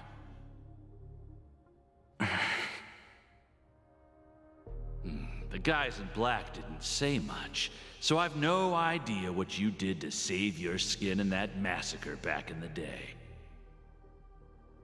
But I figured you must have had good luck, so I bought you. From now on, you and your good luck are my assets. Are we clear? Your first task is simple. In addition to you, I've purchased 34 other slaves. Go and play a game with them. You came out alive after 2 days. It proves that you are the real deal. You're insane. Testing out if you're a good product. Aren't you worried that the money you spent on me will go to waste? I've got stacks on stacks, Blondie. The slave market is never short of self-righteous brats like you. But you look good, and that's why many customers are betting their fortunes on a scrawny brat like you. So go along now, and don't let your master down. How much did you spend? What? My price. How much did you pay for me? Huh. You really want to know? Well, it was 60 tanba. No more, no less. I'll take my chances. 30 tanba. If I come back alive, you'll give me 30 tanba. Deal? Are you trying to strike a bet with me? Oh, you've got some guts. Yeah, sorry, but that won't do. Don't forget your place, slave. You're not qualified to be at the table. You're just a chip. A life thrown away in someone else's hands. Either you come back with more chips for your master, or you never come back. It's all or nothing. Don't embarrass me, my lucky hound.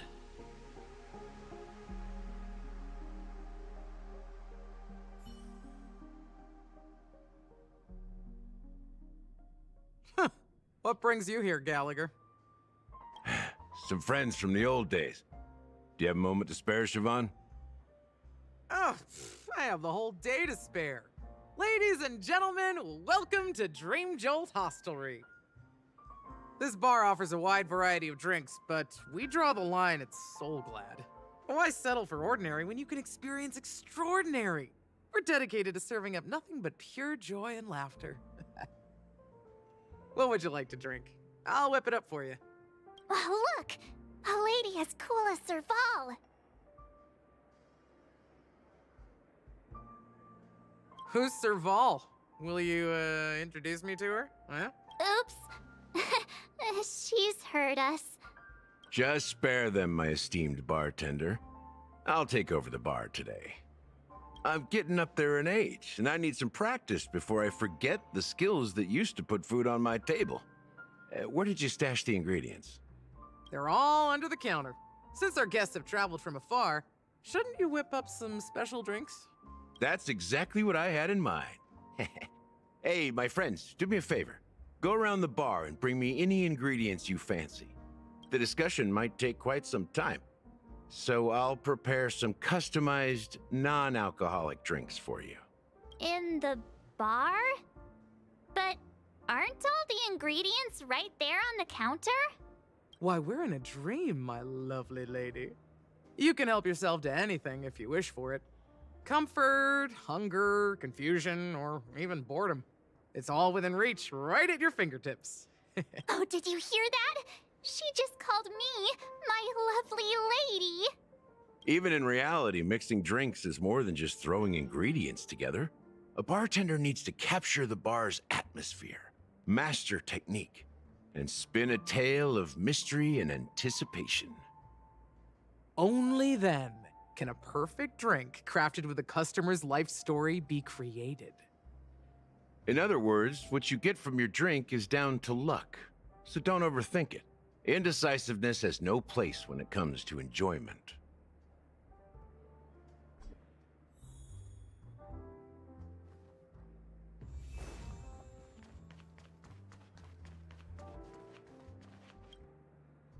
Check out this bottle.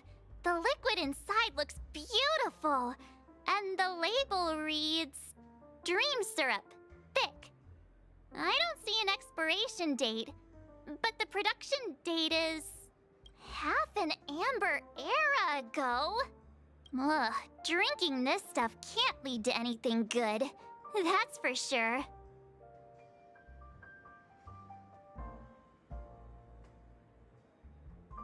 That's true, but this really doesn't seem fresh.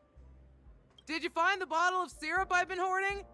Don't worry, it's all just a dream and it won't upset your stomach. It's been aging for years and should have a refined taste by now. Feel free to have some. It's perfect for entertaining lovely guests like you.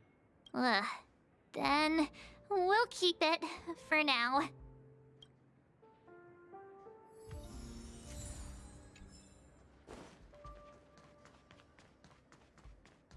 That being said, mixing a drink is way simpler than you'd imagine. Just pick your favorite ingredients, toss them in a glass, mix it up, and it's done. So go ahead, explore the bar, and bring me any ingredients you prefer. Go ahead, my friend. I'm sure you'll find splendid ingredients.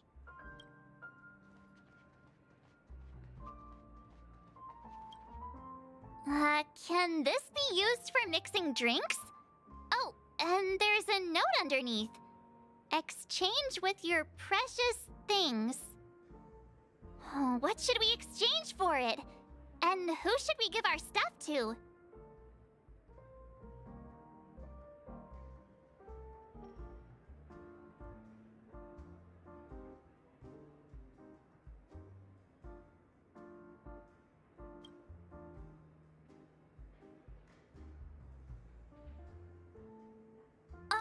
Whoa! The words on the note are changing. Happiness belongs to the noble. Does this mean we can take it? Doing good deeds does pay off. Thank you! That's quite a stash. Not sure if it's enough. Stay out of my way. I'm looking for Siobhan. Uh-huh? What's all the commotion about?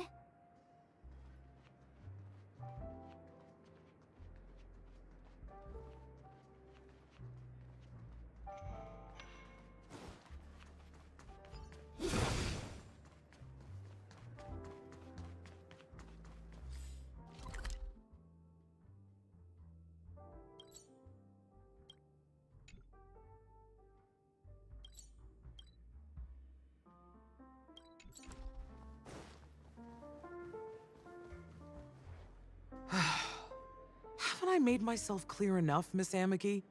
The Dream Jolt hostelry only welcomes guests who want to enjoy a drink to their heart's content.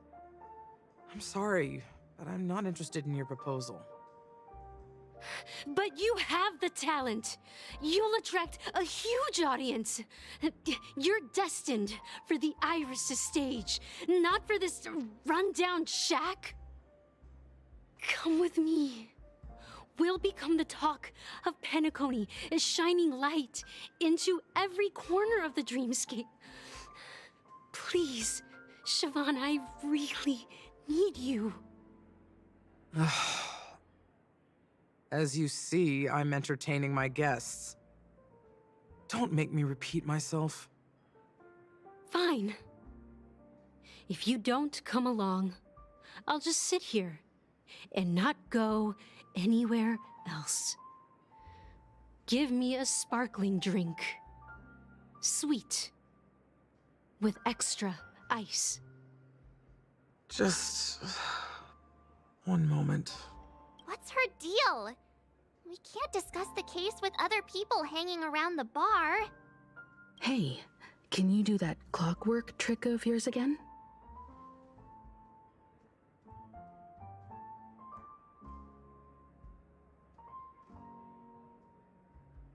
Time is running out. We need to hurry. Yeah, I'm counting on you.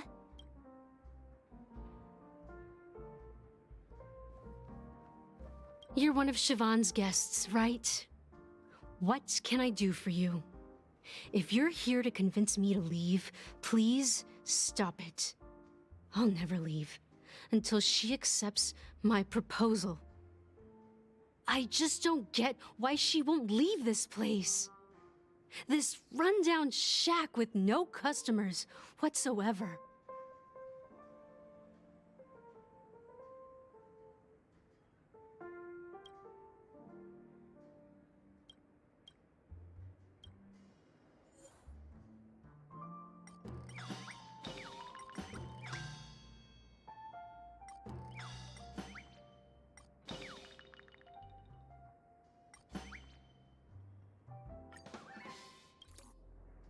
I've seen it. The moment when Siobhan and I share the stage. The crowd is going wild, applause crashing like waves, the aroma of irises fills the air. A beautiful melody playing, ribbons dancing around us, and the taste is sweeter than honey. I've seen that scene countless times in my dreams, and every time it mesmerizes me. That's why I have to bring her back to that world, no matter what it takes. Want to raise a glass, my attentive listener? Let's consider it a toast to my far-fetched dream.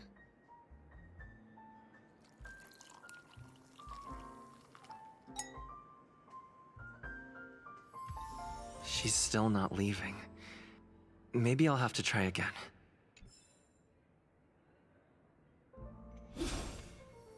I just don't get why she...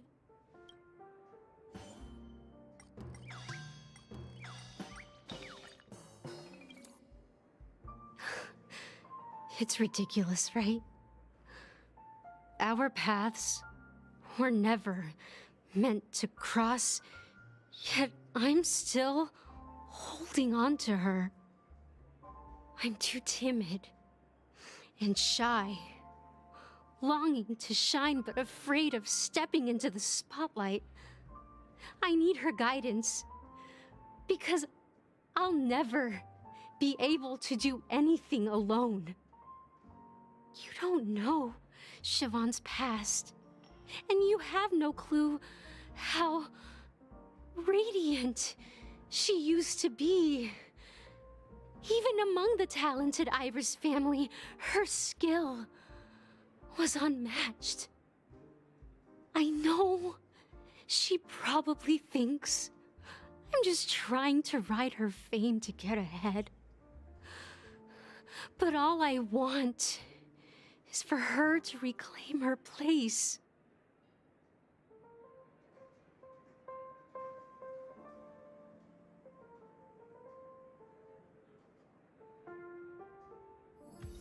She's still not leaving. Maybe I'll have to try again. I just don't get...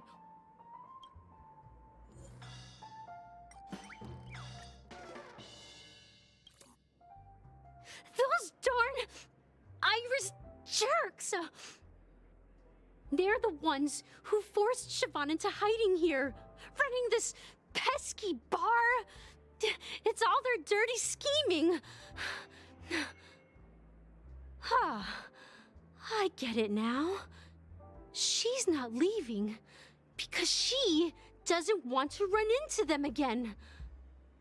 I can help clear the way for her. I can do her a favor.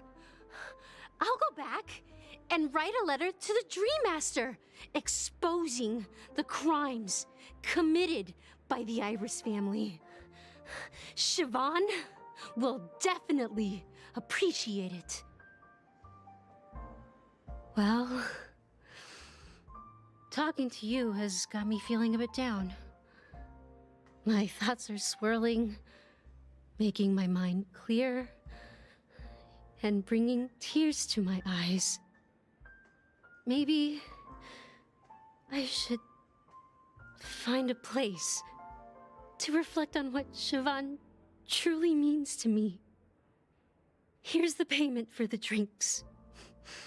Please, pass it on to her. I'm leaving now. Amaki has left? That's good for her. Radiant dreams may be enticing, but they're nothing more than dreams. Her drink is on the house. Please keep the money. When you're ready, go to Gallagher. I can tell he's itching to show off his skills.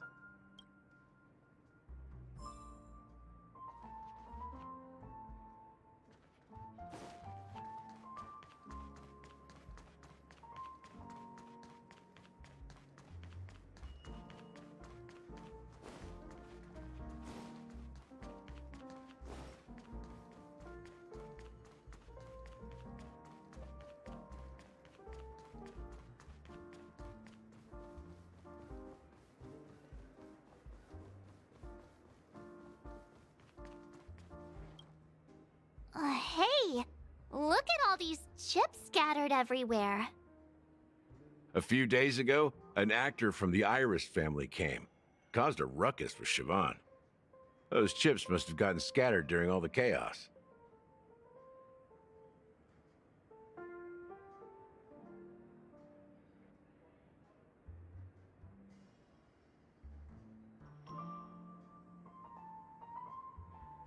Nah, it turned out to be a landslide victory. That being said, opening a bar in this place, filled with monsters, is quite a feat.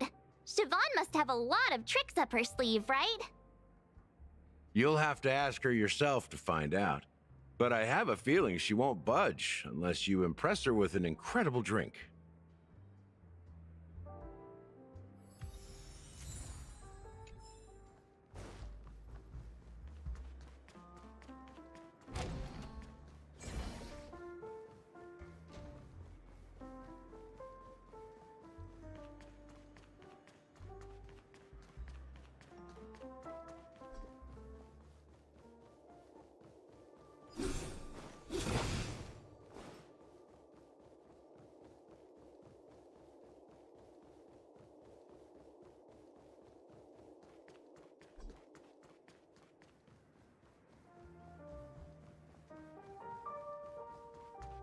That being said, mixing a drink is way simpler than you'd imagine.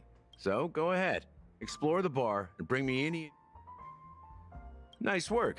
Let me take a look. You found some interesting ingredients there. Now, take your pick. Each drink has its own unique flavor, and the base ingredient sets the tone for the initial taste and the lingering aftertaste. So, which one would you like to use as the base?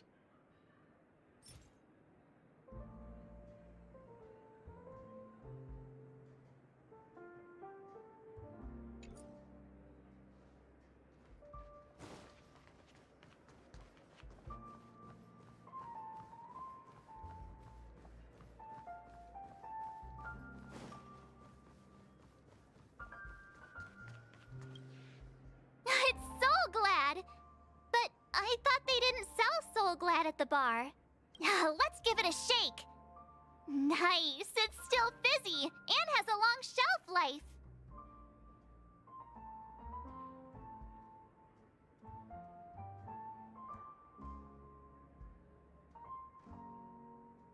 That's possible. You see Soul Glad everywhere these days, so it wouldn't be a surprise if someone brought a bottle here. Why don't they sell Soul Glad in this bar? Did something happen? It's all about the bartender's pride.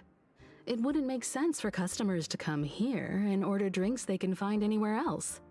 That's the mindset I use when I brew my coffee. You're right, Himeko.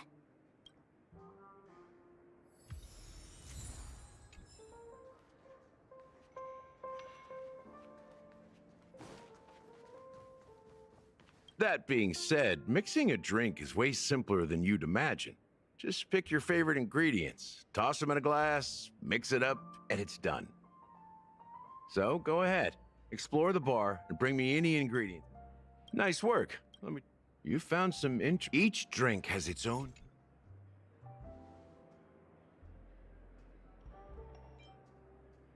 The original formula is said to be Nunu's favorite drink. It's sour and bitter, and the bubbles burst in your throat like swallowing rusty chains, evoking thoughts of dungeons and prisons.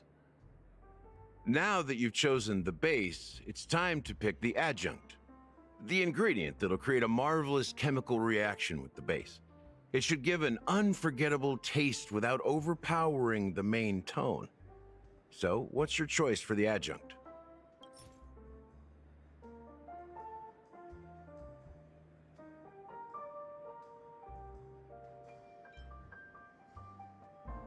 Bright future. A taste that's been a long time coming. I'll never forget the flavor that danced on my tongue as Mikhail whisked me through the dreamscape wilderness. Those were haunting times. Too beautiful to be real. Mikhail. Almost there. Let's pick a decoration. Which style do you prefer? Anything you need, I've got it.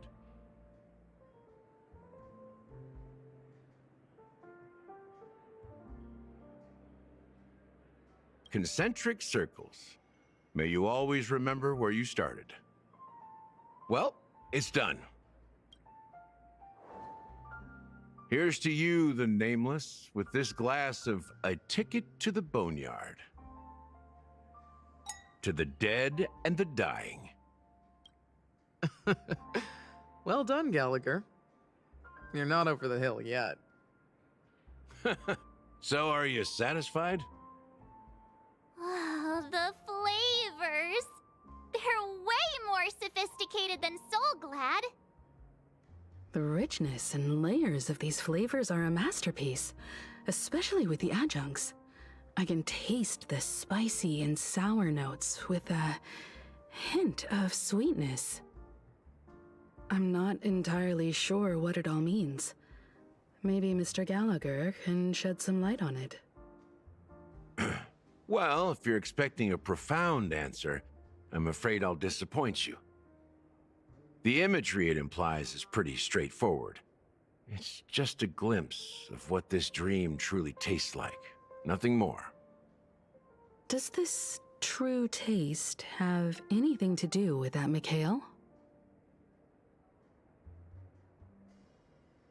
Yeah, that name does sound familiar. When you got knocked out by that masked fool girl, I think I heard someone calling that name. Do you remember?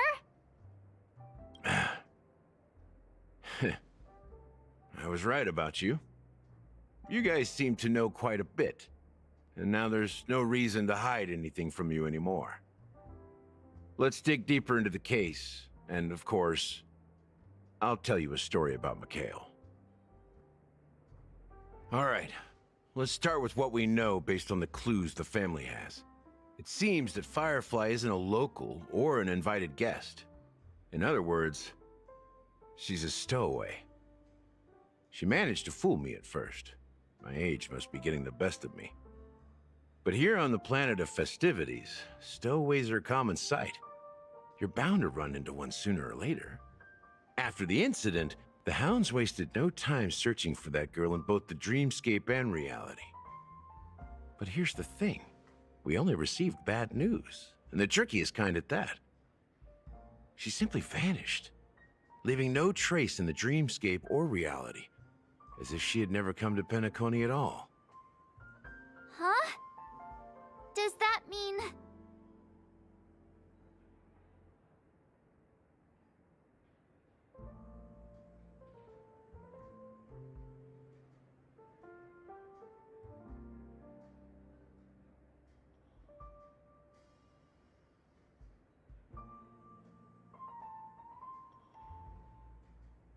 That's impossible. The problem now is not that she's dead, but that it's as if she had never existed in the first place. Let me be frank. This case, actually, is unlike anything the Bloodhound family has dealt with before. Dealt with before? So, death does happen in Penacony, if I understand correctly. You've witnessed it, so there's no need to hide. Even the shiniest city has its dark side. We're all adults here. Surely I don't need to explain too much to you. Confronting the family based on that alone would be naive. Death may occur in sweet dreams. So what? Such events are highly unlikely and only affect a tiny number of people. If you really want to delve deeper into this case, you need to understand the true problem with the family. I guess it's time to tell the story of that Mikhail. You're very perceptive. The Astral Express has received that music box too, right? Do you know the secrets it holds? There's a message. Witness the impossible in the realm of dreams. Find the legacy of the Watchmaker, father of Penacony, and thus the answer to the question, why does life slumber? That's the exact wording. Hey, why are you laughing? Wait, did you write it? It's quite poetic. No, but I'm the officer in charge of this case. So how could I not know? I'm sure you must have noticed that this message didn't come from the family. You might have even guessed that the relationship between the family and the Watchmaker isn't as close as it seems. That's just our speculation. Actually, it's hard to believe that the father of Penacony and its actual managers are at odds. Now I can assure you that your speculation is absolutely correct. The family has considered the Watchmaker an enemy for a long time, but the hounds haven't been able to track him down, as he seems to be living only in the characters and stories he created. Let me ask you a question. Have you ever wondered why the family allowed the Watchmaker to send out such a ridiculous message to the outside world, inviting you here and causing chaos? So, you want to seize this opportunity to expose the Watchmaker? Well, now you understand why the Oak family authorized the Nameless to assist in the investigation, but kept you in the dark, right? Because the Watchmaker is not the legend of the Land of the Dreams at all. He's the most shameful stain in the history of Penacony, and he's the root cause of all the anomalies in the dreamscape. You don't get it? Well, I mean, Mikhail, the betrayer of the family, he's the Watchmaker.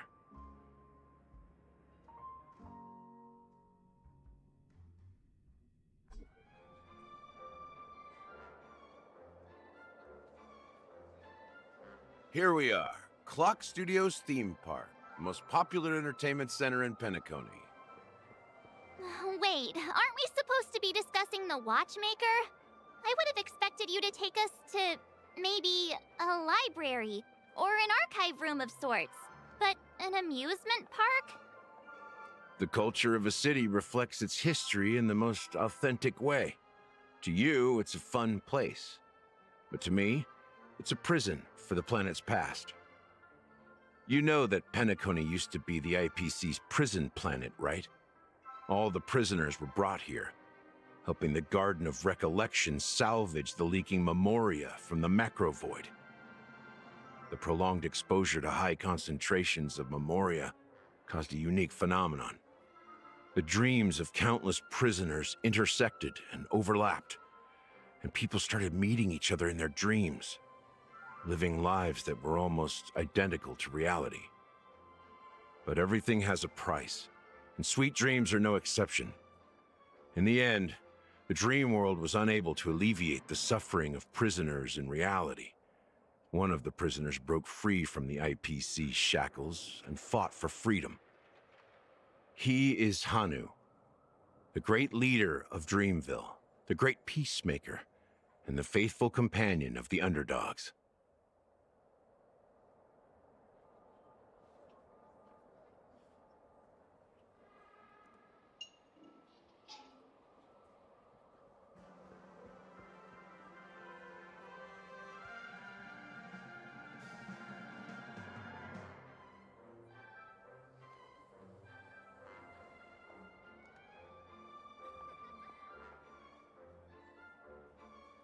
History is always written by the winners.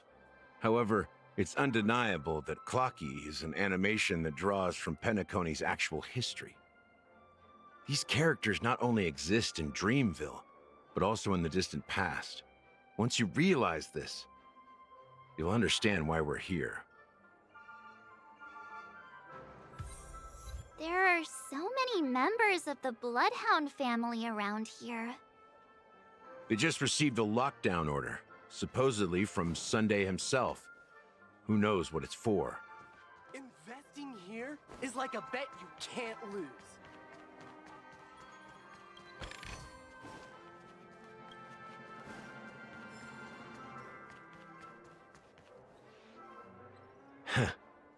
So many of them. I've never seen anything like this, even when they're tracking down suspects.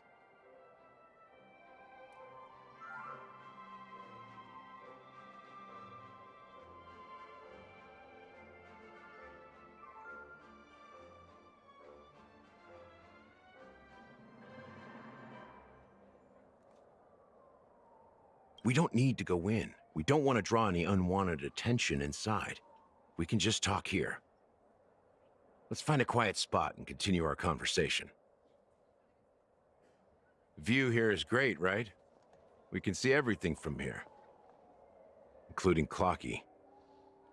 If all the characters in the animation are based on characters in reality, then Clocky's counterpart is definitely the Watchmaker. In the animation, he's Hanu's partner and one of the founders of Dreamville.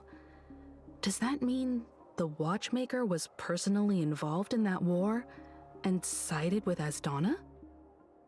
It was a monumental war for freedom. Hanunu fought alongside a motley crew of masked fools, nameless, history fictionologists, mourning actors, omen vanguards, even visitors from beyond the sky. In the end, they emerged victorious.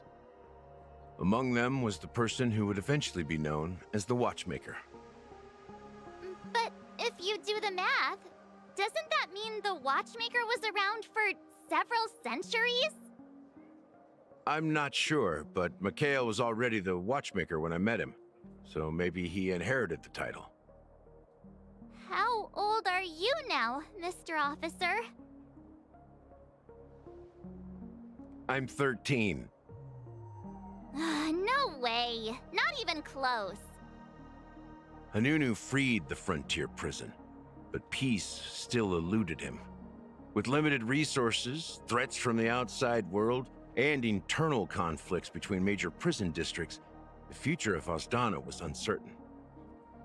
It wasn't until the Watchmaker approached the family with the idea of turning the prison into the planet of festivities that Penacony finally gained its name and glory. Thus, he became known as the Father of Penacony. But didn't you say the Watchmaker watchmaker betrayed the family? And you said you were his companion, so that means you... No. I'm not his companion, but rather one of his many children. But I am indeed a traitor. Not to the family, but to Mikhail. What did you do? I did nothing. And that's the worst betrayal of all. Just like you, I had close companions. We dedicated ourselves to Penacony. But the Oak family, they set us up. Mikhail was too old to protect his children anymore. So we left the family to find our own path. We were branded traitors of the Harmony, even though the true traitors were someone else. While they continue to praise the Watchmaker's name in the world, behind closed doors, they condemn him on a pillar of shame. Nevertheless, we wanted to clear his name. We intended to find the real traitor, the one responsible for all this, and restore harmony to Penacony. But we failed. Too much time had passed, and the land of the dreams had become deeply corrupted. After countless fruitless pursuits, I gave up. Like a lost dog. The family accepted me and made me an officer, supposedly as a form of forgiveness. But it was actually a punishment. Since then, I've been completely cut off from my partners and my past. As for Mikhail, I heard he died in obscurity, in a place where no one could find him. That's when I realized that the Penacony I once knew would never return. We're truly sorry for what happened. But this is not the end of the story, right? Apparently, someone has inherited the title of the Watchmaker and has been secretly working against the family all this time.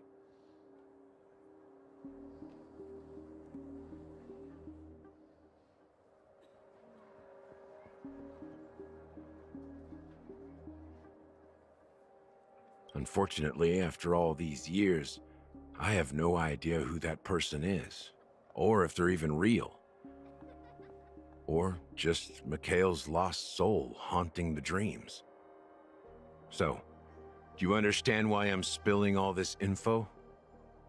Because I believe the girl's death must be connected to the Watchmaker's legacy. And at the end of all these mysteries, we will find the answers we are seeking. If it really is Mikhail's ghost, I want to meet him. If only for the last time. For those who despise me could form a line from here all the way to the entrance of the hotel. But those willing to look me in the eye and hear me out? Let's just say, there won't be many.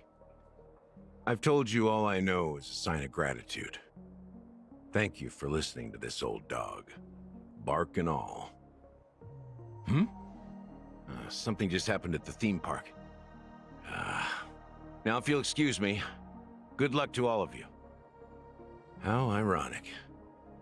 What's so different between the stowaways rejected by Penacony today and the dream seekers once hailed as pioneers several amber eras ago? Gallagher does have a troubled past, it seems. While Firefly's whereabouts remain a mystery, his stories shed light on our suspicions about the true identity of the Watchmaker, his connection to the family, and the power struggles hidden behind sweet dreams and death.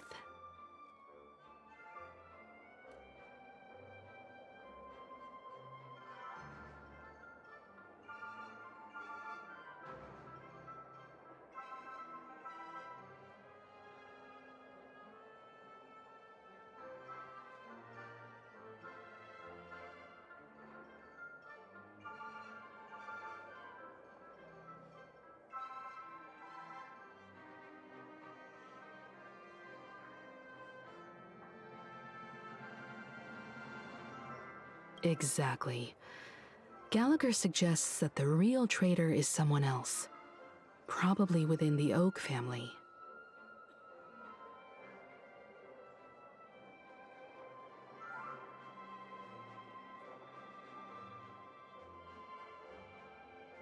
That lines up with what we've gathered so far. Firefly got involved in this mess because of the legacy, and now we're sure that Aventurine's accusations against Acheron are baseless.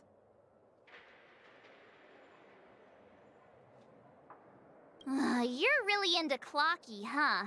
He's just a fictional character, not a real person. Speaking of which, that Clocky who only reveals himself to you is quite intriguing. It's a shame we've never met him since then. Now that we've confirmed a lot of our suspicions, let's take a moment to think about the clues we have.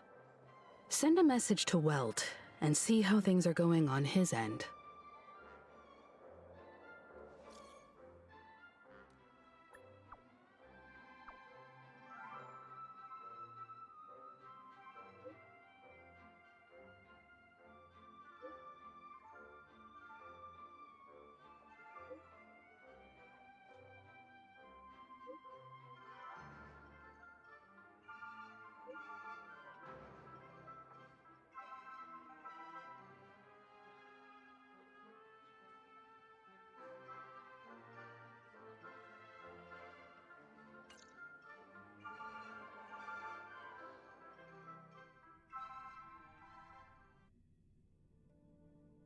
Are your companions worried about you? They're just checking up on me. Let's get in and get out. Seems they've made some progress. Looks like we're about to enter the depths of Dewlight Pavilion. It's been a smooth ride. Almost too smooth for a heavily guarded mansion. Let's see if there's anyone waiting to greet us.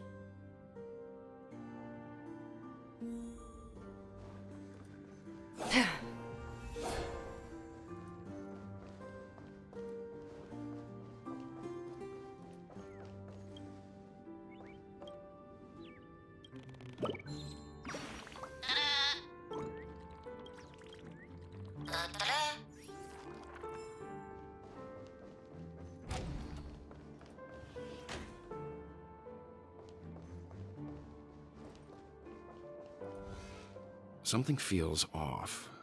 A grand mansion like this and not a butler or servant in sight. Could it be due to the disruption caused by the emergency? Well, this door is open. Looks like we'll have to investigate ourselves. Let's proceed with caution. Just one moment.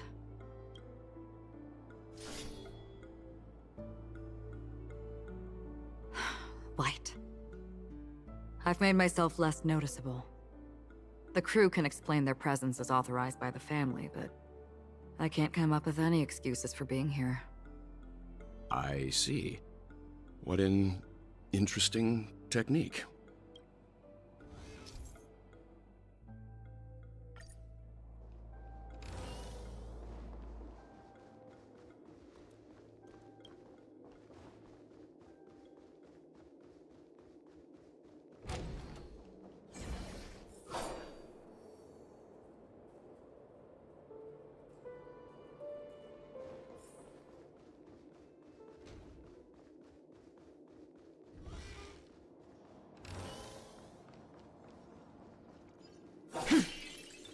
Stream forth the gleam of old blades.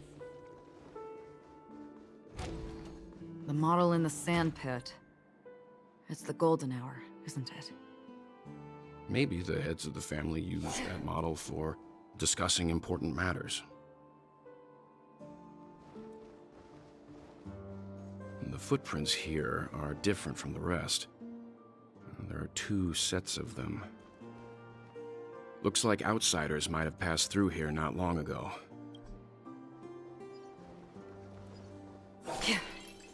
Stream forth the gleam of old blades.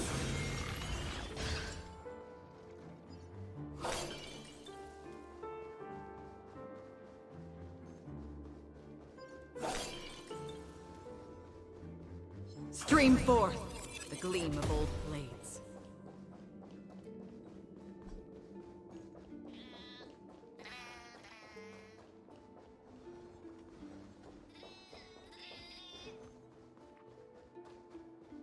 While there aren't any people in this mansion, they've set up quite a few mimetic guards to patrol this place.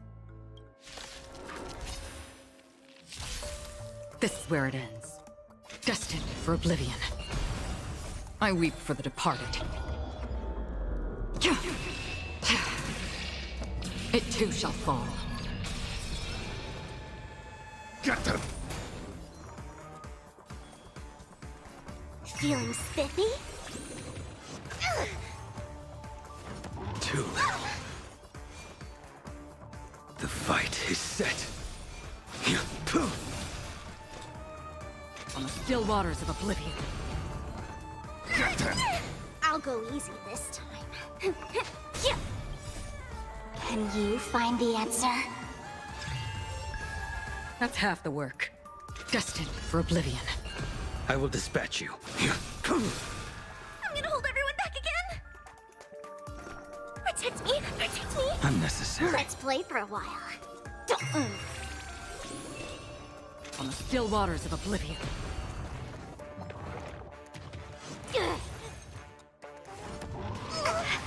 I failed to send you. Look, it dropped something. A note. Looks like instructions from the butler for the other servants. Seems like the mansion's entire workforce were assigned other tasks before Robin's death. It must have been a big project to require that much manpower. The Charmony Festival, perhaps. But no matter what their main priorities are, there should always be someone left at the mansion, right? So you're saying someone deliberately cleared the place out? Yeah, but I don't know why.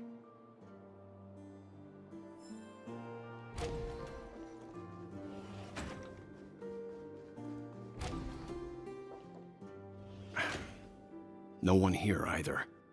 Since no one's around to entertain us, let's make ourselves at home. Stay close to me so that my white can cover you too.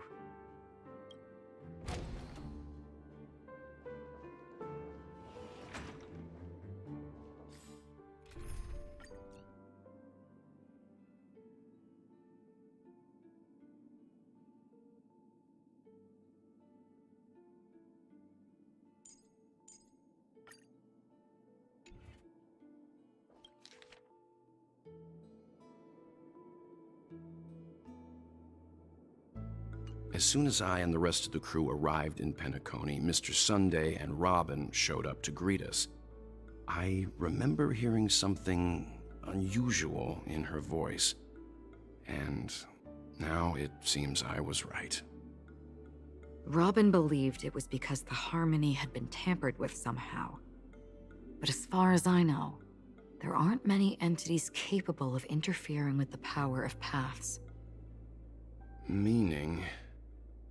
If there really is a traitor within the family, that person must hold a high position or possess unimaginable strength. That would explain why Mr. Sunday has been having such difficulty in catching the traitor.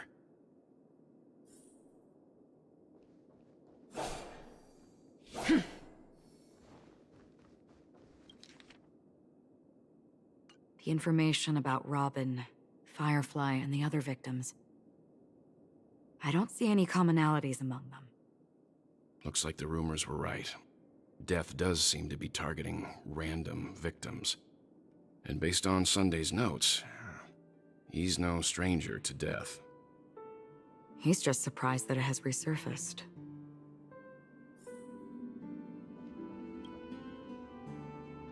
This light cone is securely guarded. It must hold some important memories. According to Robin's interview, despite having performed on so many grand stages, her favorite performance was a pretend show she put on with her brother when they were just kids. I wonder how their relationship is now. Growing up brings gains, but also losses. Yeah, time has a way of smoothing things out. The beautiful dreams of youth will eventually fade away.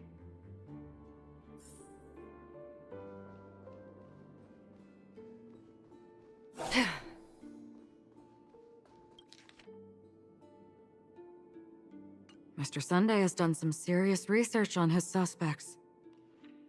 This traitor must have been causing trouble for the family for a long time. They all seem to be insiders, but I haven't met any of them. Huh? Wait, these characteristics. What is it? No, nothing. Maybe I'm just overthinking things. However, if this traitor really exists, could they be responsible for Firefly and Robin's deaths?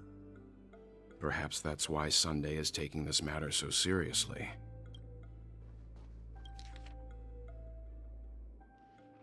It seems neither the Dream Master of Penacony nor this old Odie is happy with Sunday's recent performance. They don't seem to care much about death. Instead, they're more concerned about the Charmony Festival and the Watchmaker. Maybe the other family heads don't think death is a big deal. One thing's for sure, there's a lot of internal conflict within the family, and everybody has their own agenda. That's all for now. Nothing more noteworthy. Before coming here, I had all sorts of scenarios in my head about dealing with the family. I did not expect an empty mansion. Watch out. Someone's approaching. I don't think trespassing on forbidden areas is the way to be a guest, Mr. Yang. And Acheron? The Galaxy Ranger?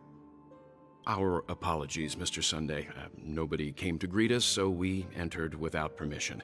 I hope you can forgive us. But even if there's no one to greet you, you should wait for the host. Don't you agree? Even without the famous Galaxy Ranger. As far as I know, the crew has officially accepted the family's commission, so coming here will be unnecessary for you. On the contrary, that's exactly why we're here, to ask you about the case and gather more information. We don't want any loose ends. Well, since you've come with goodwill, I have no reason to show you the door. Rest assured, he hasn't figured out that we went through those documents. While the truth remains a mystery, I'm getting close to it. I assure you that the traitor will soon pay the price. Let's hope justice will prevail soon. I have a question for you, if you don't mind. How did the family come to the conclusion that the murderer was within the family? With all due respect, it's in the IPC's interest to wreak havoc before the Charmony Festival, and the family has every reason to suspect the IPC's involvement. Well, other family heads share the same suspicions as you, but in my opinion, the true murderer would never have drawn as much attention as that ambassador did. Not to mention, I personally shackled him a while ago. However, I'll give you a suggestion regarding your suspicions, Mr. Yang. You should be more cautious of Aventurine. While the wicked can't break through high walls, they can plunge their evil dagger into the heart of the righteous. He's a businessman, not some philanthropist. But right now, he's out there handing out his wealth on the streets. And he went to the Clock Studios theme park all by himself. Who knows what kind of scheme he's cooking up? While the family is dedicated to keeping our guests safe, it might be wise for you to stay alert. You never know what unexpected troubles could arise.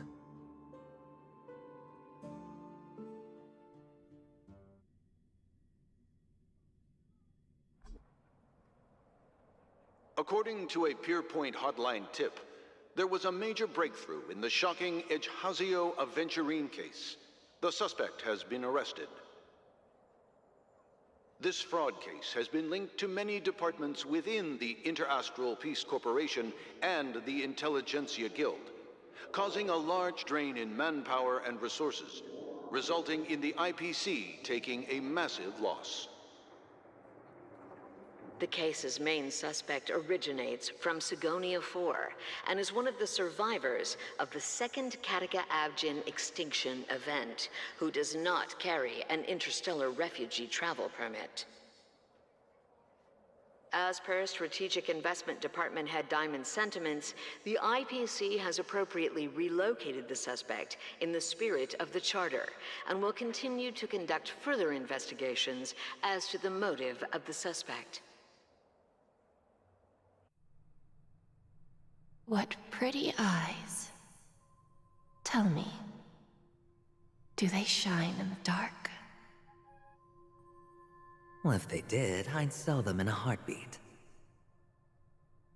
You don't know how many people long for your eyes to be closed forever. As a servant, you should not resist your master. Yet, you went and killed that man anyway. No lawyer has the audacity to defend you. Perhaps you ought to represent yourself. Not difficult, but definitely pointless. You're pretty confident on your eloquence. Did you also think that when you lied to the Intelligentsia Guild? Ask and you shall receive. You wanted the perfect construction material. All I did was offer a possibility. It was just a small wager. If your luck holds out, the IPC will dig something up from the golden sands of Ejihazo. Maybe even the Sand King's remains. Pity your luck has run out. I'll admit that. What I'm more curious about, though, is why such a grand scheme failed to benefit anyone in the end, including the perpetrator himself. Oh, madam, I already have what I want. To be brought before you for the next high-stakes gamble. Then let's talk about the second gamble. Tell me, what are you prepared to wager this time? My life. I bet you won't send me to the gallows. What do you want, then? I want your Lenore to meet with me. I have something to say. And then what? I want cash. It can't be that simple, can it? It is that simple. 30 tanbas. The remainder of my market value. 30 tanbas. No more, no less. With this money, I'll climb to even greater heights than you. Grasp even more riches than you. I wager you won't give me this chance. Which is why you should call him here. Interesting. A pity Diamond won't see you. No one gets to see him. From here on out, I am Diamond's representative, and I will decide on his behalf. You're wrong. 30 tanbas.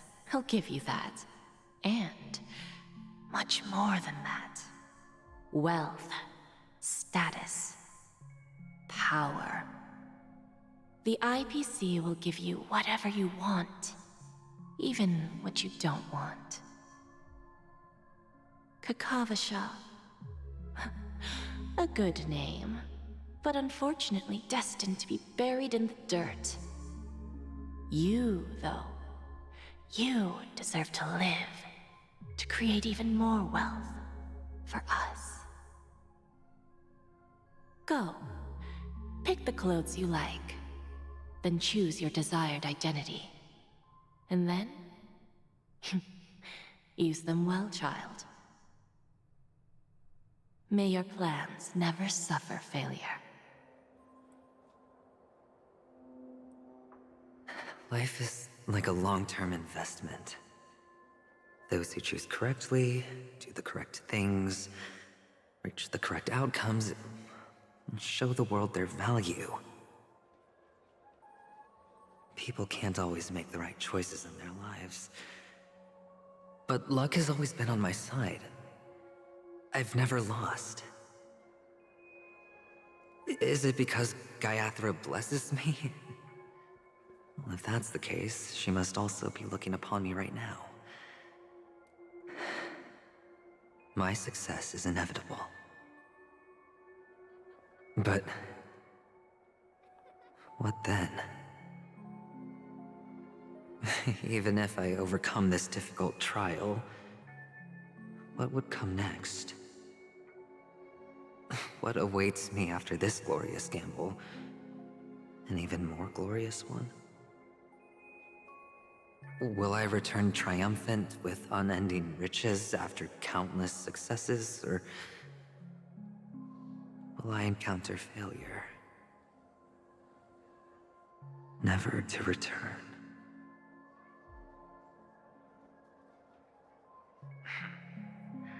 I'm pretty sure you already have some ideas, lowly gambler.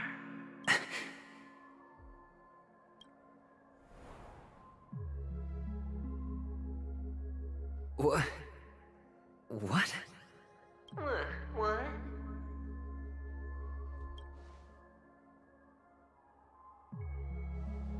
Am I dreaming, or have I gone completely insane?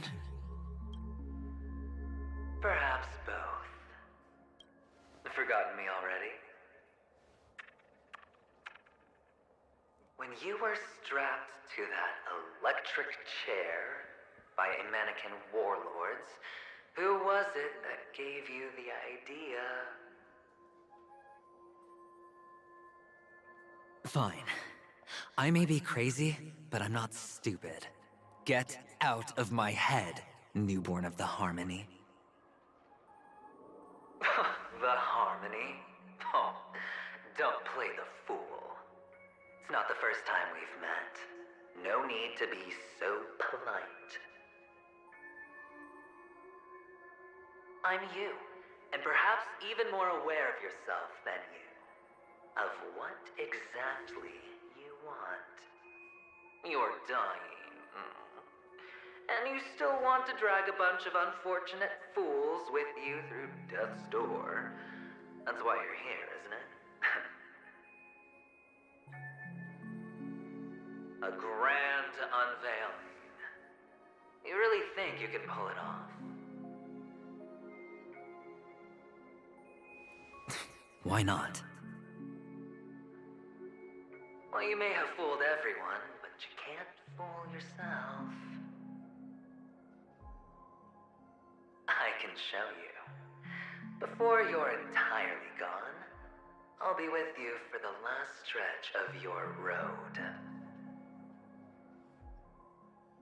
Let's have a heart-to-heart while we walk.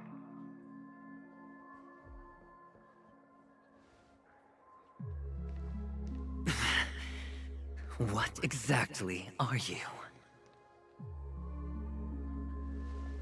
Most people in this world spend their entire lives just to reach one outcome. And I am that outcome. Kakavasha, I am your future. First, I'm hearing things, and now I'm seeing them. Great. Am I going to be elevated into the Harmony's Emanator next? Oh, why are there no guests here? What's that featherhead doing?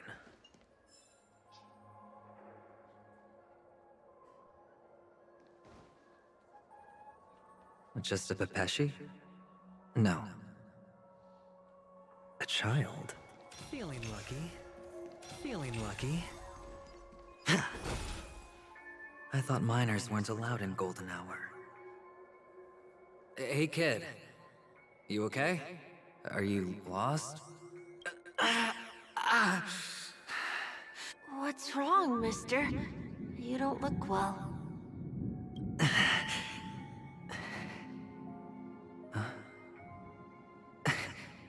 Your eyes. Impossible. Who are you? They're pretty, aren't they? Sis said they're a gift from Mama Funga. Colorful eyes are said to bring good luck. Mister, you have pretty eyes too. Beautiful. Are you alone? Where are your parents? They're in that amusement park. Papa and Mama went in first. I'm just about to go look for them. I have to go. Goodbye, mister. Hope you have a good time, too. Those eyes. And Mama Funga. No, it can't. There aren't any Avgens left.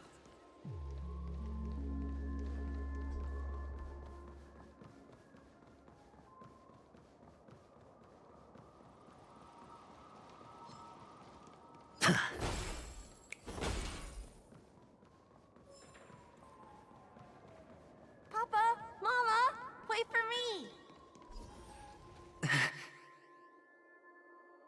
Only on Panicone, am I right? What are you still doing here? Well, you've known all along. The family truly showed leniency to everyone who came seeking help. Why would there be a need for such high walls and deep moats? However, people don't see it like that. Especially since the flavor of the dream syrup is so alluring. You will receive no charity on Panicone. And relying on your own strength alone to topple high walls? Not a likely fate. Which is why, once you step into the hotel, you remove your high hat and beg everyone you come across for help. Like a hyena scavenging for scraps in the desert. Because you know that opportunities are fleeting. Well, when you put it like that, even Ratio's a teeny peacock analogy sounds pleasant. Well, you know how rare it is for me to give you the straight dope. So listen while you can. It's good timing that you mentioned the doctor. I'm especially fond of what you and he have in common. The conspiracies, calculations. Especially the part about the finale, a magnificent act of betrayal. Oh, when everyone thinks this way, who would even suspect that it was another trap you've meticulously devised?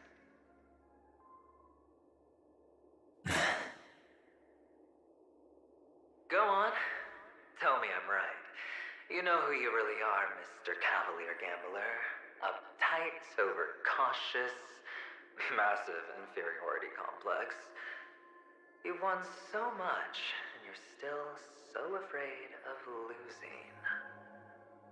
They only see your big bets, your bravado, the full house, the straight flush. They don't know the other hand is below the table, clutching your chips for dear life.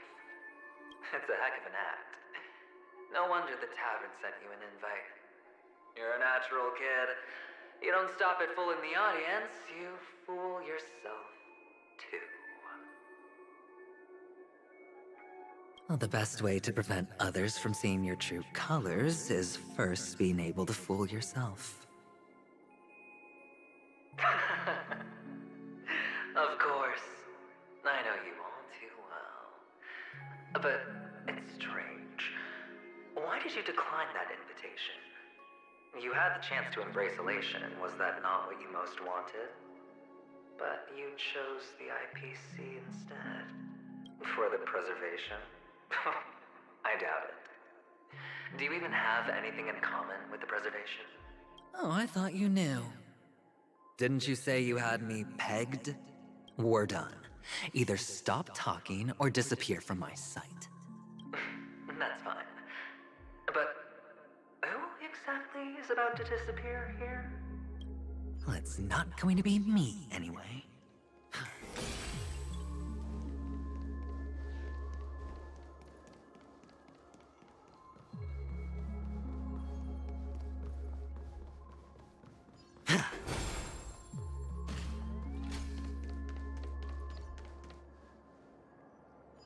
Ah, playing hide and seek. I'm really good at this.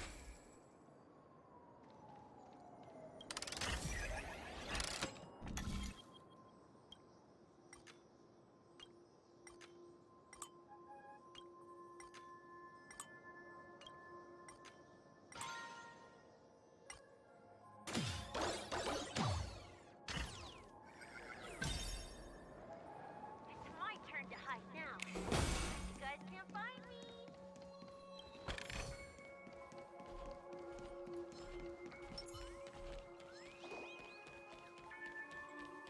Watch this. Hide and seek. What sweet childhood memories. When Mama said goodbye that day, how many catechins were like jackals hot on your heels? I know you won't forget that sound anytime soon. Those shrill cackles. You had to hide right under the noses of those savages. You and Big Sis, playing dead, drifting in all that bloody water. Completely ruined that shirt. Shame. Wasn't that the last one Dad left behind? It wasn't ruined. I've always kept it. Come on. It's a rag. It's not like you can ever wear it. Now you don't have to hide. You probably won't even deign to get your pretty outfit wet in the rain. And your social capital has changed after all. I've never changed. On the contrary, now you're the one who does the hunting. The last round of hide and seek, and you get to be it. You should enjoy it. That child. Could he be in here?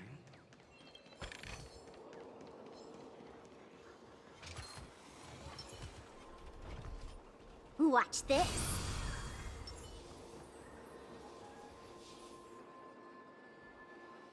Is this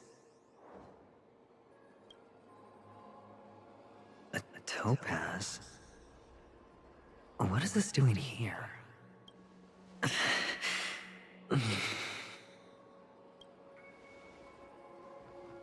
What? Does your cornerstone wrench at your heart, son? I was merely curious at why it was here. Maybe that winged guy put it here. To taunt you. Just to make you realize that your painstakingly arranged magic show is nothing but a death rattle. The cornerstone's hue is the same as the radiance of Clipoth's body. I've got to give it to you. I've heard a lot of baloney, but that lie deserves a prize for sheer nerve. If he were just a little bit smarter, the jig would have been up right there. This is just bait. Of course. That's why Ratio's betrayal was one of the keys to your plan. I have to say, that doctor's acting was superb. Or maybe he wasn't acting at all. All the better for you. Sunday didn't become head of the Oak family by acting sloppy. He's obsessed with control. You have to give him enough detail to satisfy his meticulous nature, but not so much that he gets suspicious. Which is why you had Ratio seek him out and leak the plan on purpose. To prevent the other party from suspecting anything. The intel you gave to Ratio was all true, and he spoke the same to Sunday. Finally, Sunday took the bait, found the other cornerstone, and before you know it, everyone everyone's distracted enough for you to steal the third stone right out from under them. Why don't you stop rummaging through my mind? Your mind. It's our mind. You're me, and I'm you. We're the same. The best way to prevent others from seeing your true colors is to first be able to fool yourself. Really? You can't even fool yourself. You just got lucky this time. This is the other cornerstone in Sunday's hands. Rather beautiful green. Just like you. Smooth. Cunning. Tell me, what's its name? Why are you even asking me? Must I do all the work? Aventurine is the stone of luck and trickery. That's what she said when you received the stone, wasn't it? This type of stone isn't rare, but its hue is very similar to a certain gem. In fact, it's often used as a substitute. And that more precious gem is...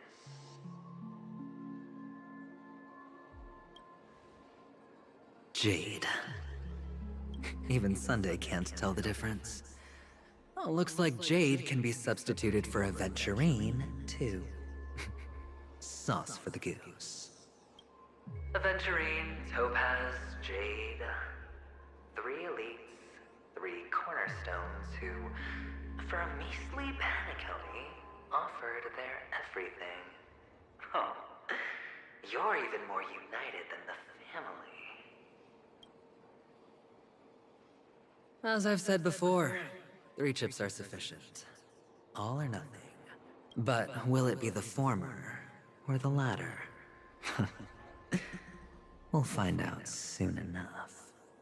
So, where's the real Aventurine stone? Take it out, let's have a look. Suddenly you don't know where it is? I just want to hear you say it. After all, it really does resemble its owner. As you wish, then. They never went anywhere. They're right where they belong. Piled up with these cheap baubles. You smashed the Aventurine stone before you left? Oh, just look at it. Shattered. Just like your life. Poor thing. A humble pebble coated in the most lustrous sheen. I take it back. This thing is far more precious than your life. You're absolutely clear about the consequences of doing this.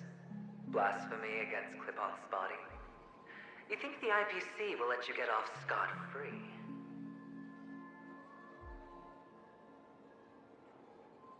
Well, Diamond has always been all about results. As long as I could create value far beyond the cost, the ends justify the means. How else would the family be fooled if there was no price to pay? It doesn't matter. Even smashed to smithereens, the preservation's cornerstone can still be used. Its effect may be greatly diminished, but it's enough for me. Now I'm really curious. Why does every step you take involve reckless risks, and the choices you prepare for yourself always come with a strong impulse for self-destruction? Do you truly believe that the greater the risk, the greater the rewards? I wouldn't have guessed you'd be so loyal to the IPC. There is so much you don't see. Which is also why you'll never see how I'll win it all. That is, if you can do what it takes. We'll just have to wait and see then. The cornerstone is gone. Another illusion of the harmony. Huh?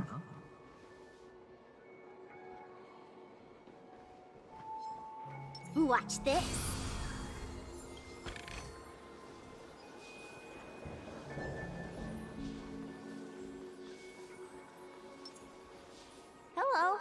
We meet again, Mr. Pretty Eyes. Yes, we meet again. Did you find your mother and father?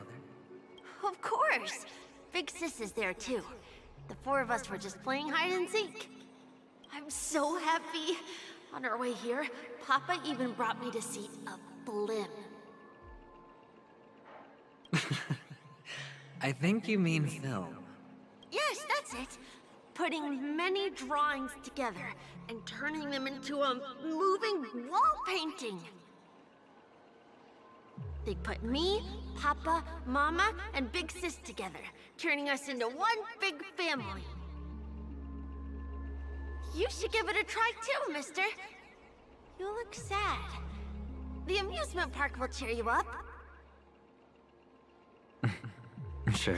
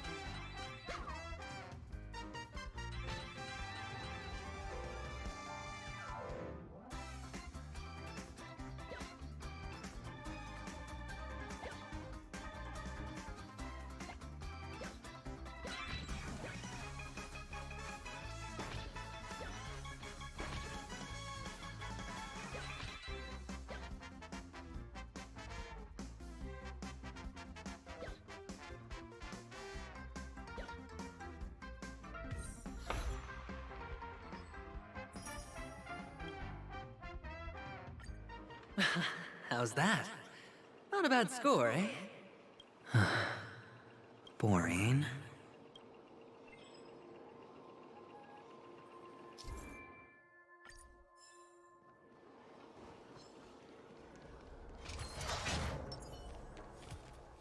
Watch this.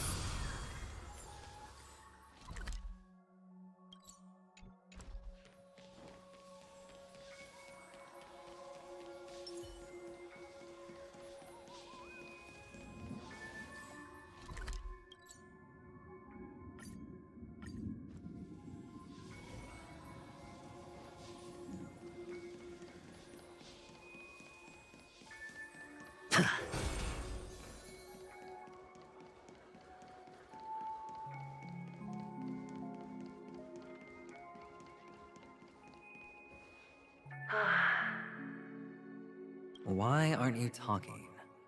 You've piqued my interest. I'll admit that there are still aspects of you that I don't completely understand. Well, you sound sincere this time, at least. Well, sincerity is one of my traits that everybody likes. And I have precious few of those. Moving on. See that maze over there? I'll know everything about you before you reach the exit. Our quaint journey through this amusement park still isn't over. And I wouldn't mind stretching this out at all.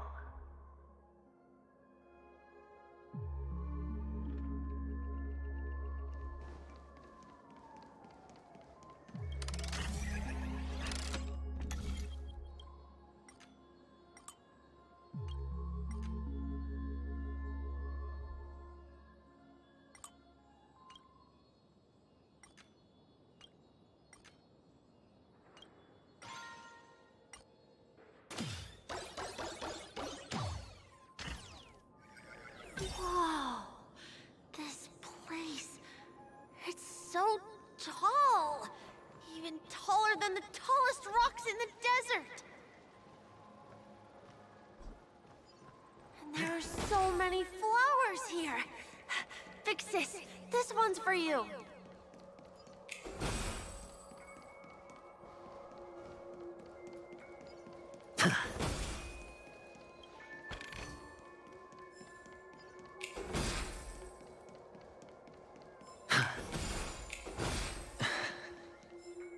A dead end?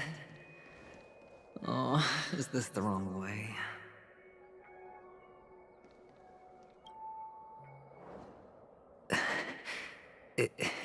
Is this? Oh, what's on your mind? It's got nothing to do with you. Do you need a hint? These are manacles on you. That man gave you your first job, and you made your first pot of gold. I remember it all too well. You wrapped that iron chain around your fist, for that is the only tool you could find. Then, in that maze, you... Shut up. Oh, you don't wish to face your past? Unwilling to admit that your life is worth only 60 tonbas? Well, from what I see, you refuse to confront it, because it only proves your weakness. How could a weak person take such daring risks? Oh, that's right. You love the thrill of danger, but you refuse to let go of meaningless sentiments. Even in this beautiful dream, the only thing you dare allow yourself is death. In your hands, those who follow you could have become Joker cards. They're far more useful that way. It's not like this is the only place the family ever cut corners. You could have had tons of action if you weren't so all or nothing. All it takes is a meager sacrifice. I bet Opal would have resolved this without a fuss. A pity you're not him. Well, you wouldn't be in this state if you could just get with the program. And why couldn't you? Out of professional integrity? Those techniques you mentioned are highly efficient, but it's not that I don't know about them. It's more like I couldn't care less. Get it? What fun is it if the fight isn't fair? Fair? You assume your opponents would fight fair in the first place. The odds are obviously not in your favor, so how are you just breezing by? But did that masked fool's words awaken something in you? Well, she gave me an answer that could turn everything upside down. Everything? You mean it could make all the cards on the table just disappear?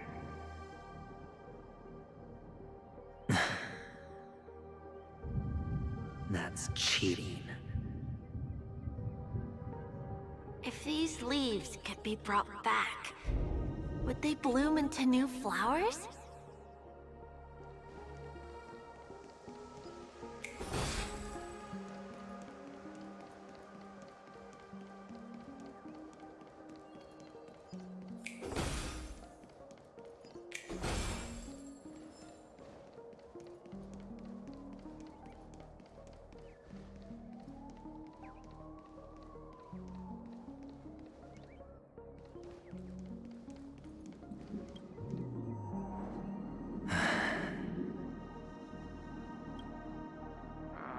Your expression right now is hard to put into words. The lucky charm Mama left you is made from gold. Why did you never consider selling it? You obviously could have lived a normal life like Big Sis that way. Looking back, that was the better choice. Mama only left us with 2 pieces of jewelry. A necklace and a lucky charm. There won't ever be a 3rd piece. That's what you always say, but you actually regret it, don't you? That you didn't sell them. You can zip it if there's nothing to talk about.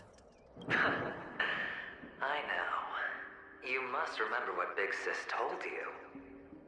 You're a child blessed by Gaiathra Triclops, and can lead the clan to happiness. So always remember to protect yourself and never resent the pain and poverty you're going through. The words still ring in your ears, don't they? You're a good kid, so you definitely won't have forgotten. So, you surely won't forget how tragic her last moments of life were. How the piercing laughter behind you felt like it was drilling into your heart. You ran away without looking back, just as she told you to. Tisk, tisk. A lifelong regret indeed. Enough! Do you not have anything better to talk about? Oh, shut me down like a champ! Well, I guess when it comes to mind games, this isn't exactly your first rodeo. I think I finally get you. And woo! You are nuts! In the end, I'll ruin this beautiful dream and create the grandest death. Well, you stuck to that start to finish. Think about it.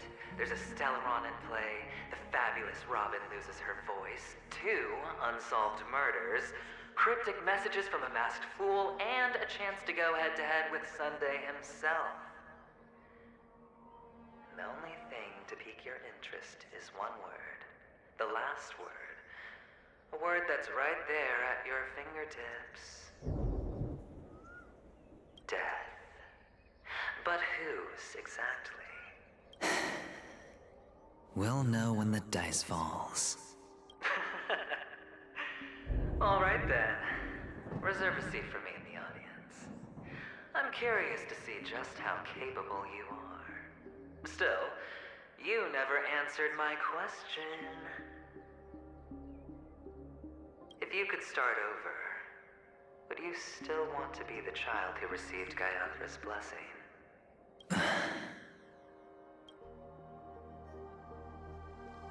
It's so quiet this time. Is he finally gone? Or am I the one about to disappear? Finally, made it out of this. We're going home? But I don't want to go back yet.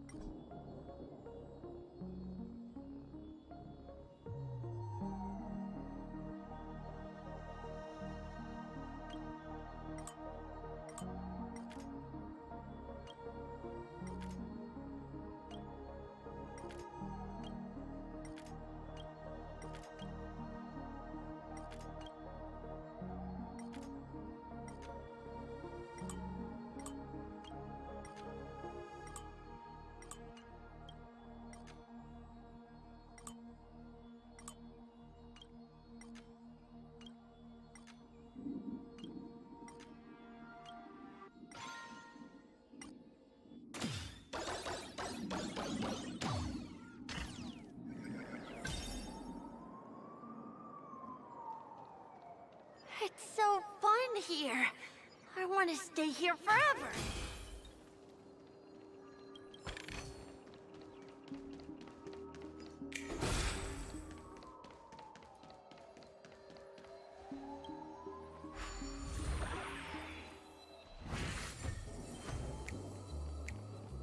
Brother Hanu, where are you going?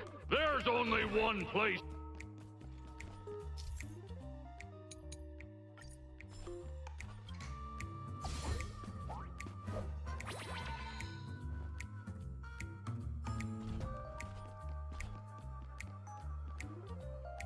Beautiful dream is about to end.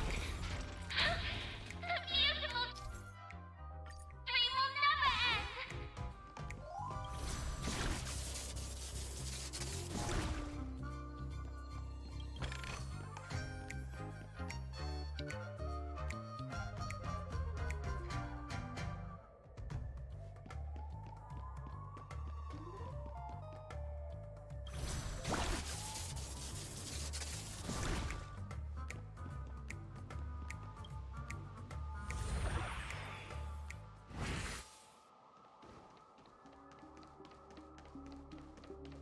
Mister, is that you?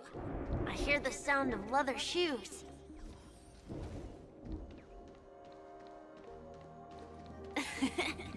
Ah, it really is you.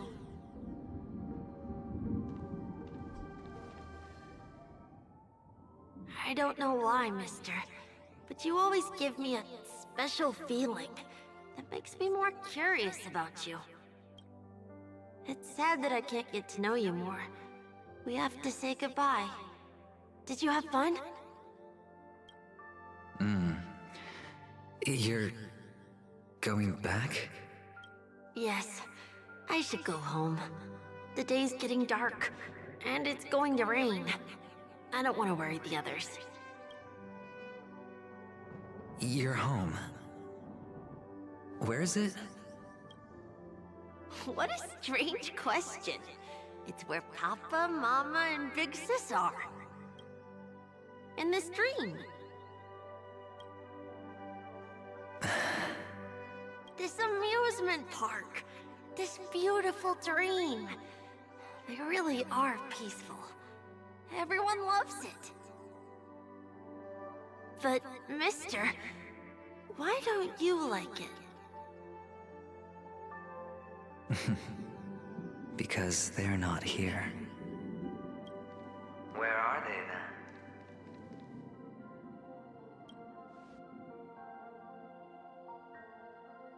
then? I don't know. You do know. But there's no point pressing the issue.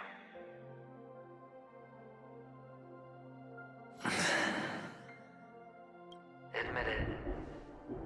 You're tired. We all are. Which is why we chose to stay here. Me and him. Your past and future. How long will you stay? Forever. We'll be with you forever in this dream. This is the greatest honor that we can offer to those who hurtle towards death.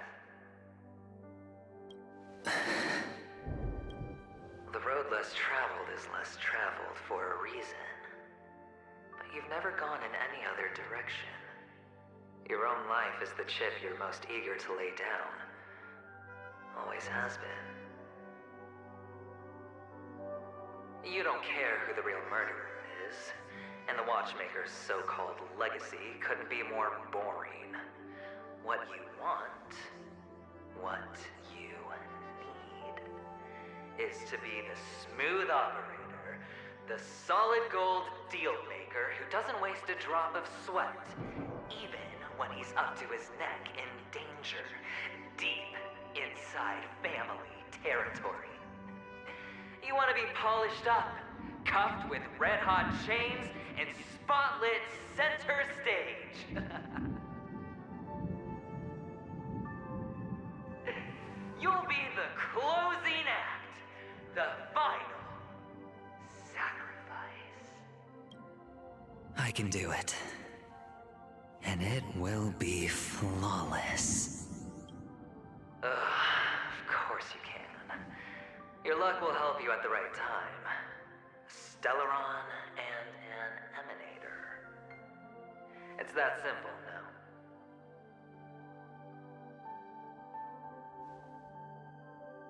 That way, the IPC will earn a place at the table.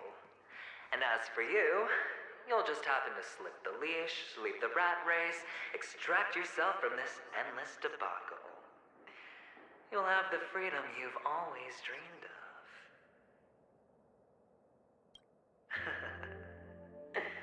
This isn't the first time. You've been an escape artist from day one. This fiasco started with a death, and its curtains will fall on another death. Oh. So that's why Diamond chose you. He's just after Paniconi. No matter the means, no matter the price. It's not personal. It's hard, isn't it? Well, don't get soft on me now. What, did you suddenly grow a conscience? Hey, I was was born from yourself. I'm well aware that climbing out of the hole you've dug is basically impossible. I can't stop you from doing what you want. We can't change where you want to go.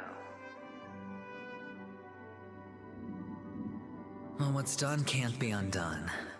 All we can do is play the cards we're dealt and rake in as much time as possible. Yes. Alas, people won't make all the right choices in their lifetime. Though luck always seems like it's on your side. You will keep winning, having never lost before, but why you? Why must it be you? If all your luck is built on the pain of someone you love, on the loss of dozens more, if these windfalls, these jackpots, aren't a gift from Gaiathra, if all they are is a long string of meaningless deaths, then what did we do to deserve living in a world like that?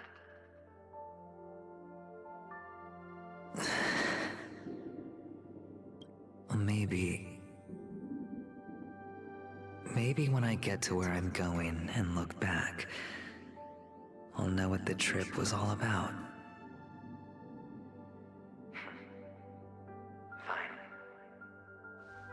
Time to make a move, my friend. I'll be waiting up ahead. Say goodbye to the kid before you shuffle off.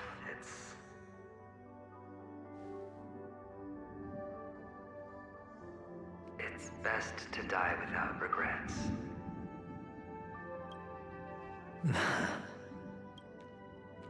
And now, only we are left. Can you take a photo for me? I want a memento. Sure.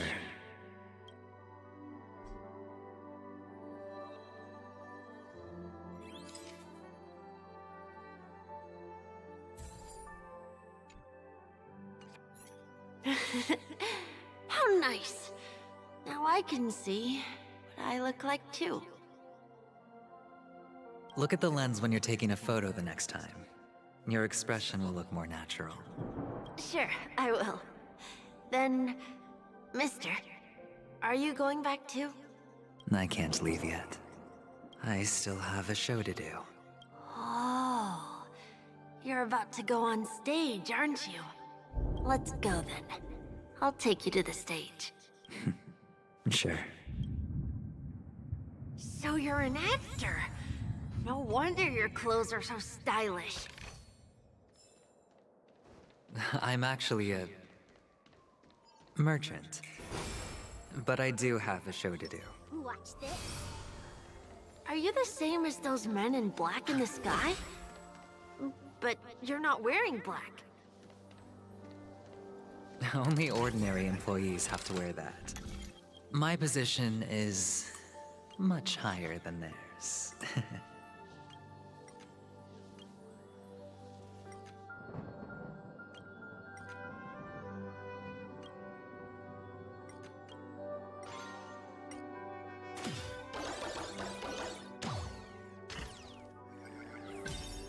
Awesome. I hope I can become as good looking as you when I grow up. Of course you can. You'll be better and stronger than me.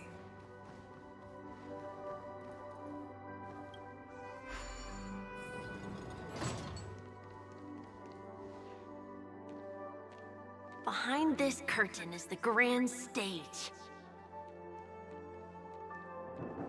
It's almost time to go on stage. Are you ready? Good luck with your show. Thank you. You still seem pretty nervous. Let's put our palms together. If you receive Gaiathra's blessing, you'll feel more relaxed. Putting our palms together is a simple ritual, by putting our palms together and reciting the prayer to Mama Funga, she will bless us. If you're not familiar, I can guide you. It's all right. I know how to do it. Of course I know. This is where we go our own way, Kakavasha. The catechins are coming. Why? The catechins have already taken all our money, food, and they killed our parents. What more do they want? Catechins are bloodthirsty, cruel, and insatiably greedy. They want everything only to end up with nothing. This is a trick, an act of revenge. Remember? Today is the day of the Kakava, and also your birthday. They know the Avgin will surely hold a festival today. With the aid of this rain, they will come to destroy our wagons and take everything they want. Little do the catechins know, this time we will fight back. The men in black that descend from the skies are on our side. The catechins stand no chance against them, and will surely pay for their arrogance. Without this rain, the catechins would never take action, and we would not have the chance to turn the tide.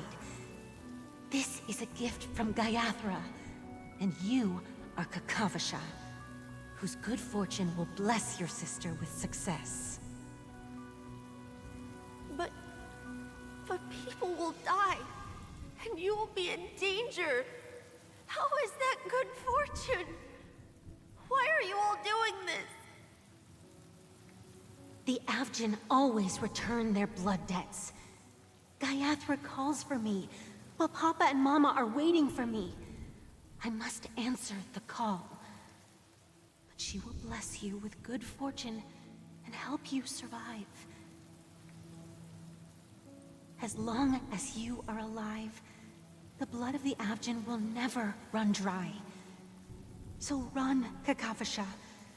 Do not be afraid, and do not look back. Go to the other side of the mountain. The rain will accompany you, and the rain will bless you. As for us, we will reunite in Kakava's next aurora. May the goddess Gayathra close her eyes 3 times. Keep your blood eternally pulsing. Let your journey be forever peaceful, and your schemes forever concealed. Farewell, Kakavasha.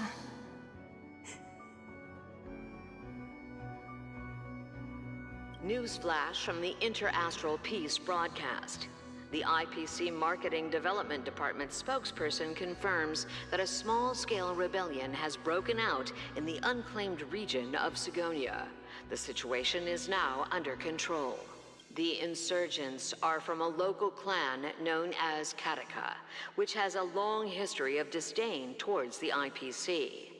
This has caused a serious negative impact to the work of the IPC's Marketing Development Department.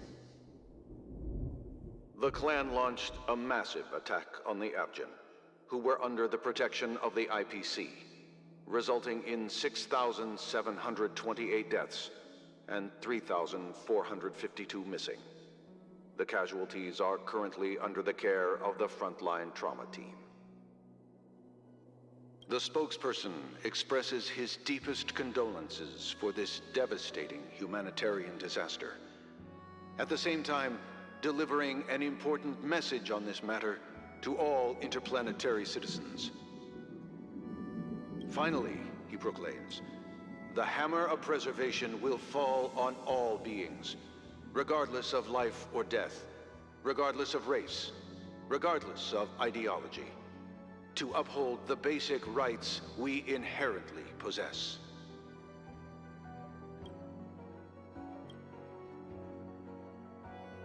Kakavasha?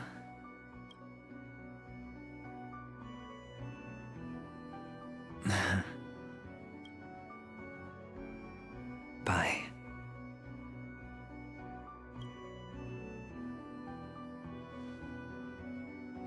Okay. All the actors are in place.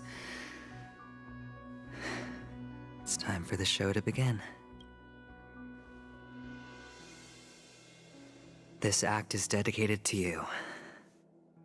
I hope it'll be an unforgettable memory for you.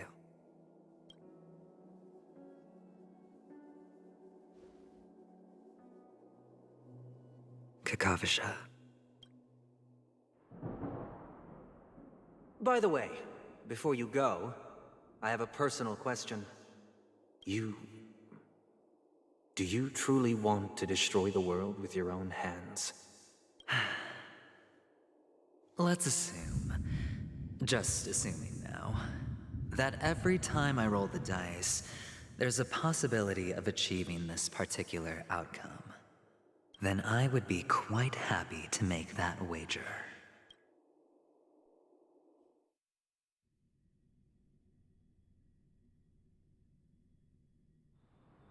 Is this Miss Acheron? Hello, I'm Himiko, the Astral Express's navigator. Hello, I'm March 7th. I'm sure he needs no introduction, as you definitely know him.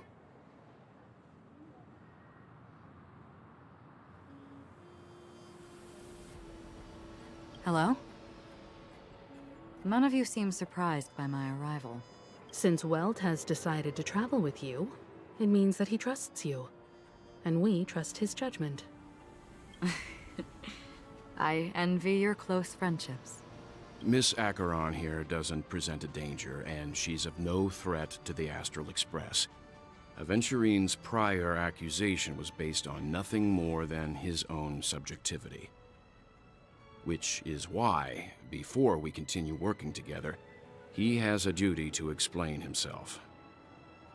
You want to create a situation where all three parties are present? There must be some deeper meaning behind Aventurine's actions. I suspect he's been aware of Penacony's secret from the beginning, and has been continuously strategizing to unveil it. In that sense, the Astral Express's role in his plans would be imperative. In the worst-case scenario, he may use us to do something unexpected. Assuming things do escalate to that stage, having an extra ally is a good insurance policy. Penacony has numerous factions, and the state of affairs is significantly more intricate than that of Belobog and the Xianzhou.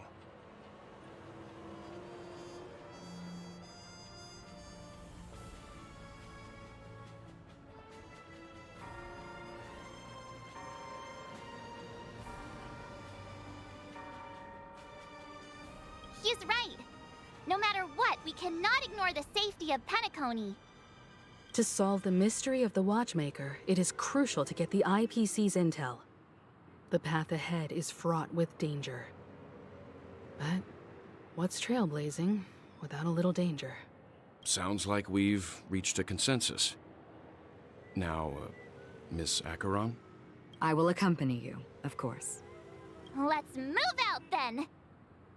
But where do we start looking for him? No need to rush. If he truly has laid a trap, he will definitely use every means to lure us in.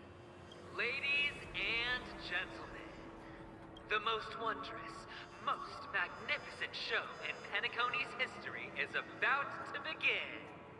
The IPC cordially invites everyone to Clock Studios Theme Park. Look, should both the performers and spectators fail to arrive, won't all of Aventurine's plans be for nothing?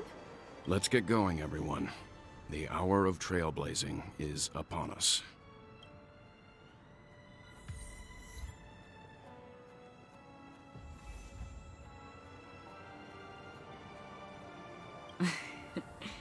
I envy your close friendships. To solve the mystery of the Watchmaker, it is crucial to get the IPC's intel. Let's get going, everyone.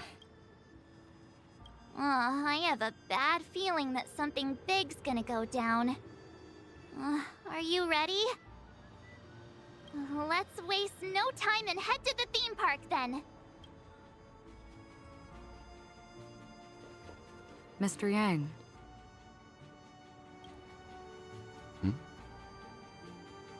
Why did you not tell your companions about my true identity? It's just like you said, an inability rather than an unwillingness. Plus, it's a long story, not something that can be summed up in a few words. But I chose to believe you, and my trust in you stems more from my own personal judgment. I also believe that if it were their choice to make, they would make the same one. Thank you. I'm grateful. To reciprocate, in the upcoming confrontation, if the odds aren't in the Astral Express's favor, I will stand with you, if my meager strength is required.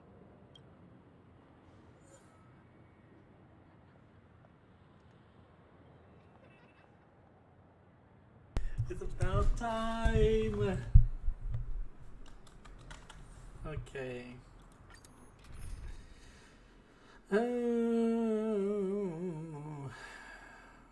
Ice.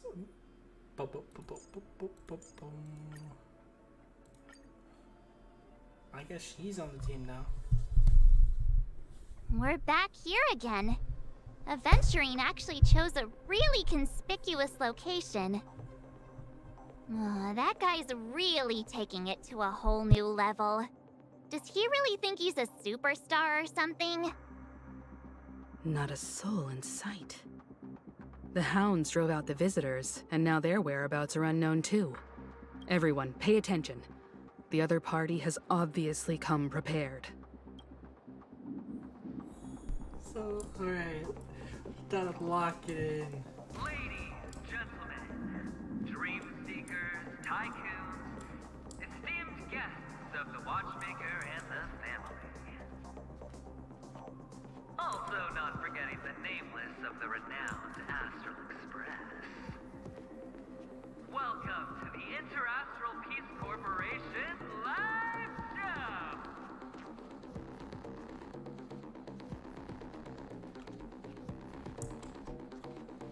Alright.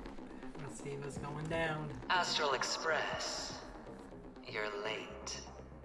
And this, unsought guest. We've kept your appointment, Mr. Aventurine.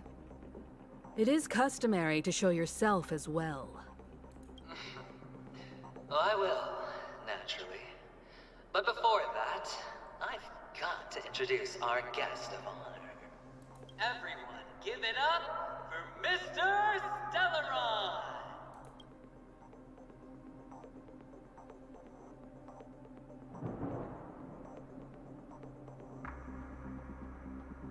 Let me remind you that in all likelihood, this stage and his identity have nothing to do with the wanted murderer. Oh no, they do. Of course they do.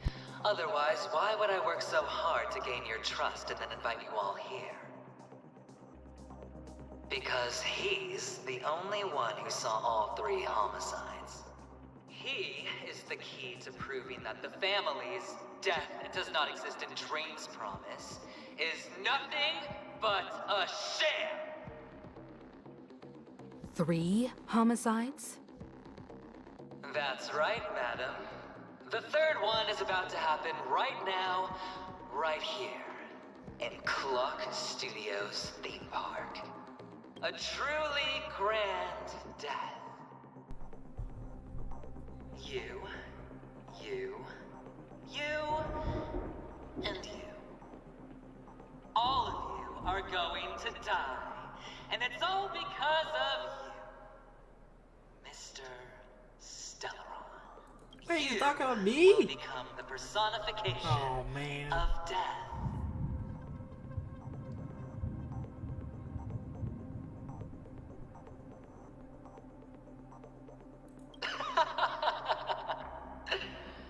thought my intent was crystal clear. Let me be a little clearer. I will detonate the Stellaron in you and cause a teeny, tiny accident on Honkai. Bam! The entire theme park will be reduced to a shattered dream. Then before the family can even react, I'll become the IPC fleet's navigator. Your bluff isn't fooling anyone. If you could really do that, you would have done so earlier. You wanna bet? Sure. I'll bet with you. I'm betting that it'll be a sweeping victory for me. By detonating an unprecedented explosion to prove that the vow of harmony is a complete and utter joke. You won't do it.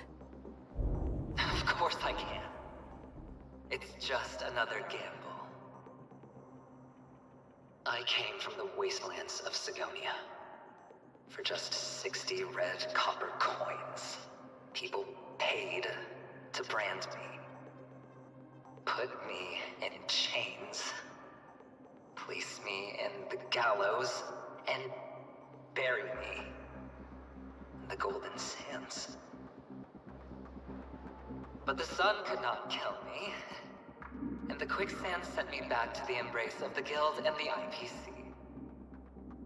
Bear in mind, my victory wasn't just a stroke of luck. No. I've never been defeated. Have you ever heard the saying, sleep is the rehearsal of death? Why do the living sleep? Oh, because we are not ready for the final rest. Every night is practice for the end. You and I are escaping into our dreams for fear of death at this very moment. And death will surface in our dreams. Friends, the game has commenced, and you cannot choose to decline.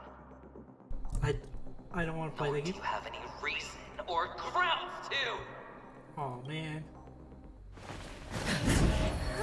The dice are cast. Ladies and gentlemen, ready to unveil your cards? The architect's flawed stone. Of no value at all. I'm putting down the bet. I'm taking the gamble. I'm claiming the win. Oh, and fate spin the wheel, a daring gamble. Walking the brink of death for rebirth. Oh, for the Ember Lord! Oh my god, this looks so cool. All right. Let's see who has the last laugh. Let the game begin! I'll go easy this time. Let's go. Tedious. Rules are made to be broken. You're riding a lucky streak. Blade of Moonlight, all will be revealed. In lunar flame. I'm scared. Stay put. Give me strength. There's So no power devils. like team power. I'll crush them all. Going all or nothing. Oh. What? Get them. Let's play for a while. Feeling spiffy? Don't come any. Fiends or devils. I'll crush them all. Let's play. Can you find the answer?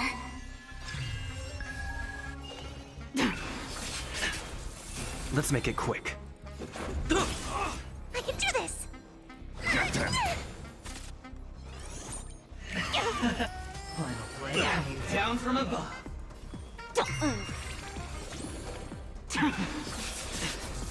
All will be revealed.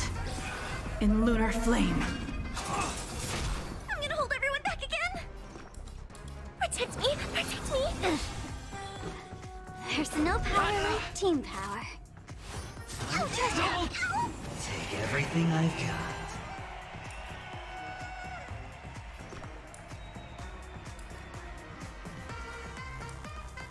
Give me strength. There's no power like Ready for team death. power. Let's play for a while.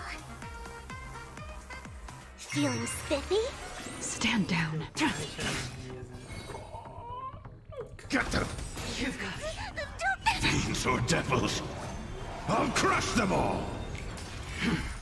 Rules are made to be broken. Prepare for some It'll hard take luck. more than that.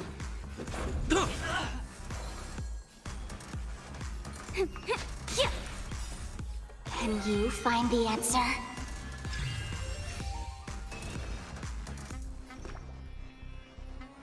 Protect me! Protect me! Save it for your own skin.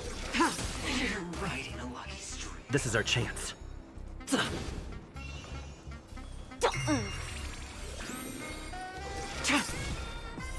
Blade of moonlight. Let's go. Even on a losing streak, as long as people still have hope, they'll keep throwing money on the table. Yeah, I mean, The you're not wrong. chance, no matter how small, the potential is what you hang on to. That's what justifies the gamble. I'll go easy this time.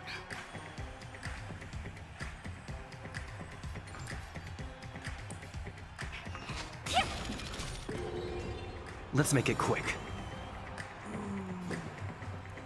I'm scared. Stay put!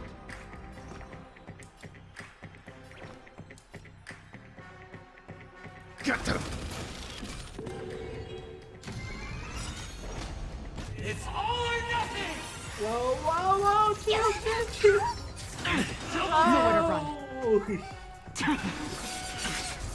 All will be revealed in lunar flame. Rules are made to be broken. Let's go.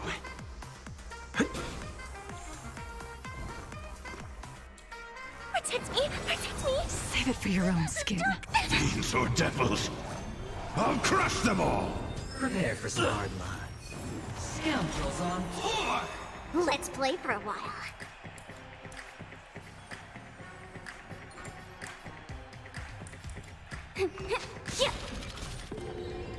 Ready for death.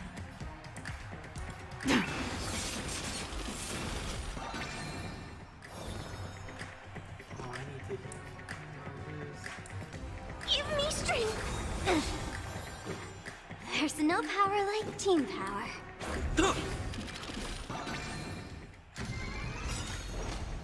It's all or nothing! Going all in. Oh. Protect me! Protect me! Save it for your own skin. Let's make it quick. Final play. Like Take that. down that everlasting. I'll go easy this time.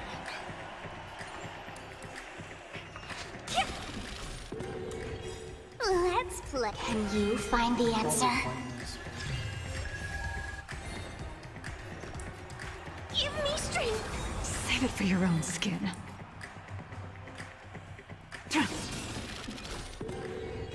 Let's go.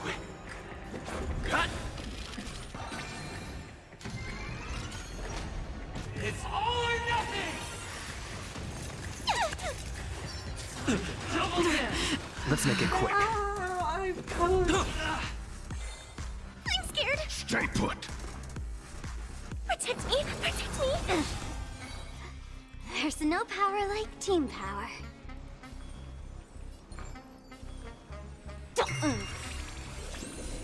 Rules are made to be broken. Prepare for some hard luck. Scoundrels on board! Oh. No, it's because my Jinyo is too weak.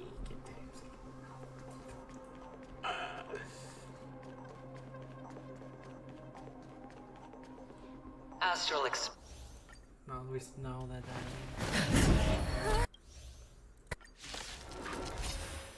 I would like to watch. All right. Let's see who has the last laugh. Let the game begin!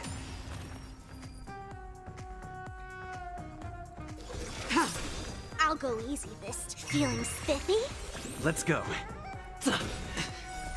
Rules are made to be broken. You've got it. Blade of Moonlight.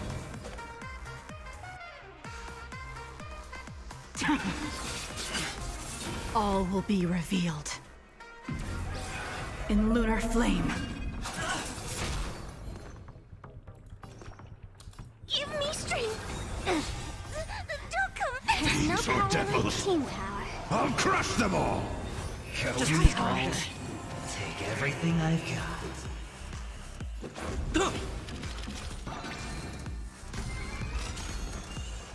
Let's play for a while. Can you find the answer?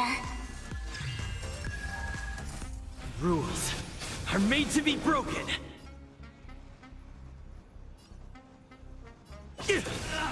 Nowhere to run. I can do this!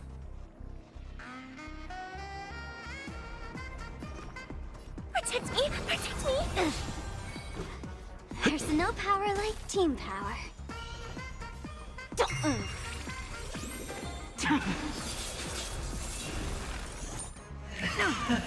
Prepare for some hard luck. I'm gonna hold everyone back again!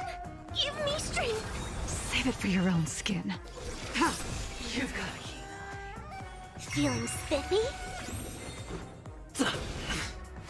Let's be it. All or nothing.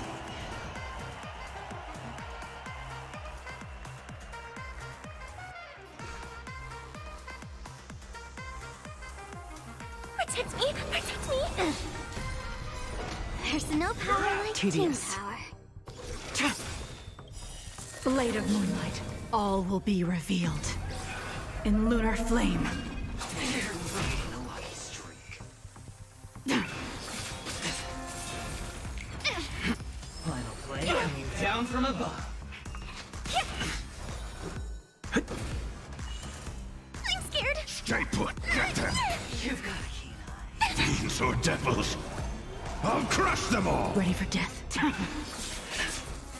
Let's Can you find the answer? Going all. Take everything I've I'm gonna got. hold everyone back again!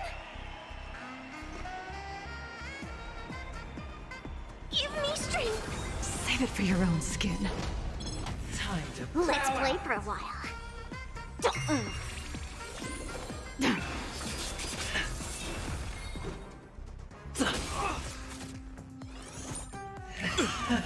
Prepare for some hard luck.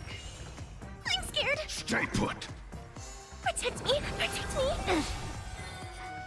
There's no power like team power. Even on a losing streak, as long as people still have hope, they'll keep throwing money on the table. The chance, no matter how small, the potential is what you hang on to. That's what justifies the gamble. Let's make it quick.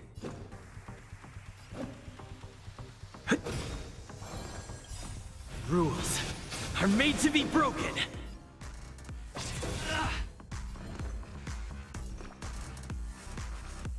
Get them! You've got final play Like coming that, down. huh? Everlasting. I'll go easy this time.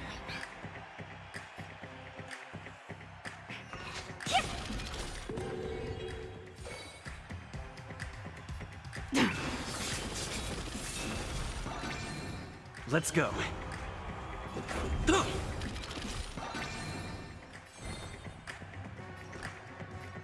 Give me strength! Save it for your own skin.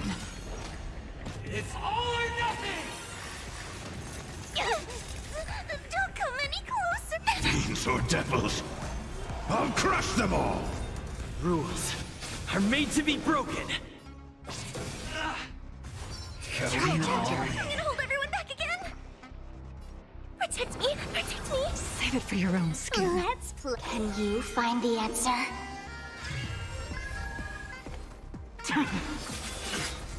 All will be revealed in lunar flame. This is our chance. Let's play for a while. Feeling spiffy? Prepare for some hard luck. Scoundrels on board! Give me strength! Save it for your own skin. This time. Yeah. Cut!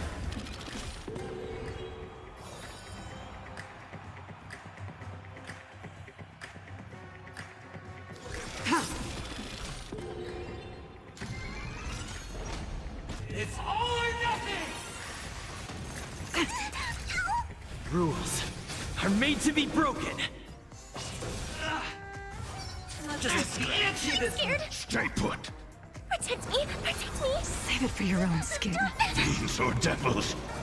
I'll crush them all! Stand down.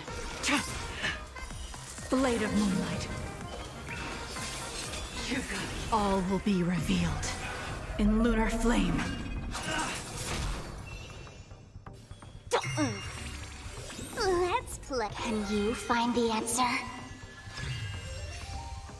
Final play coming down. Everlasting. Serendipity! I'm gonna hold everyone back again. Give me strength. Save it for your own skin.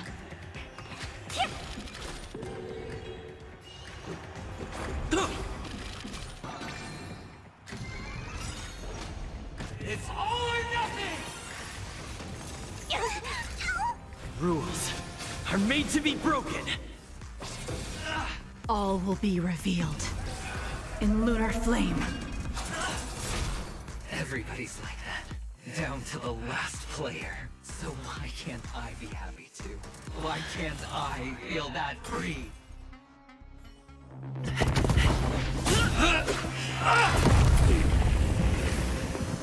Always hide your ace with a straight face.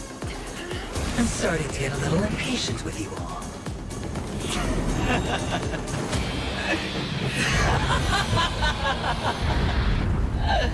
Friends, to fully relish this, I'm betting every last chip. Only by casting aside reason does one truly gamble.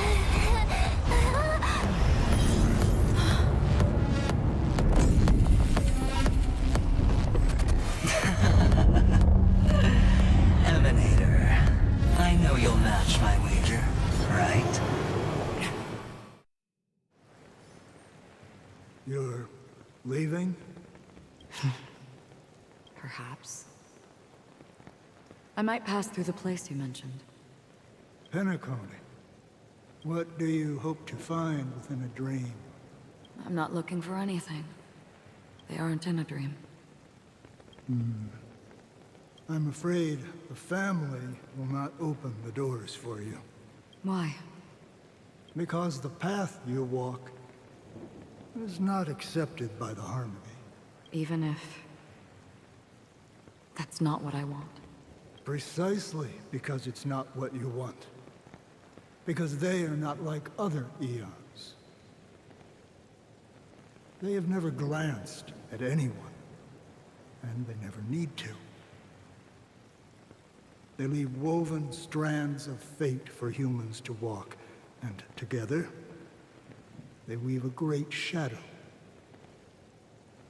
And this shadow silently envelops them. There are always those who rise from the shadows. They mostly become a part of the shadow. In your eyes, am I the same? You still have a strand of color, but not much. That is enough. Before they vanish completely, I will reach the nihility's end.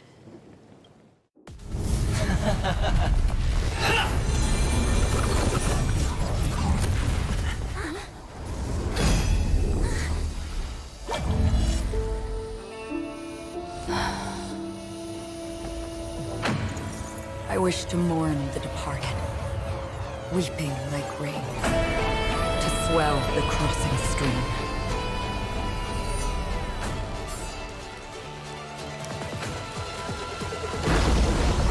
As the tide arrives, leading you back home.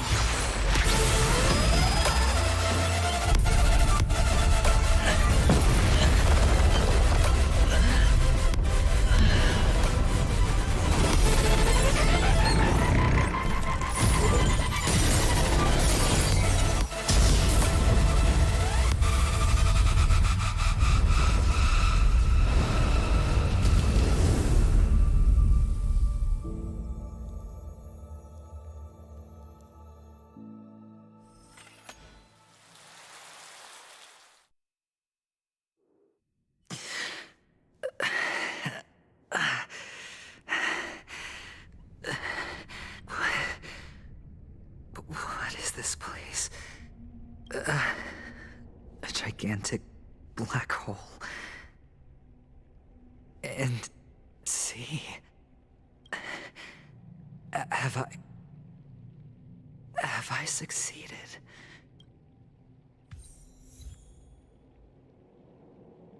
Welcome to this sad world, Kakavasha.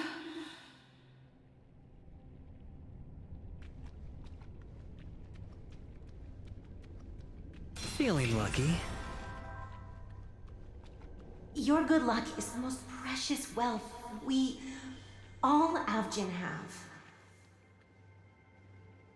You came out alive after 2 days. It proves that you are the real deal. Wealth, status, power. The IPC will give you whatever you want. As for us, we will reunite in Kakava's next Aurora.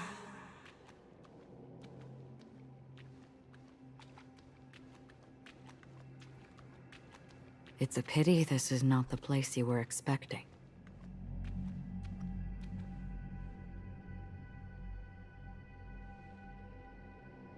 Melody. Is it? Perhaps to you, I am just an emanator who's hiding her identity. But the sleeping and shapeless never glance at anyone. They have no face, no form, and even less of a will to speak. The nihility envelops everyone equally. Only some who have gone under their shadow can go farther, tainting themselves with more nihility.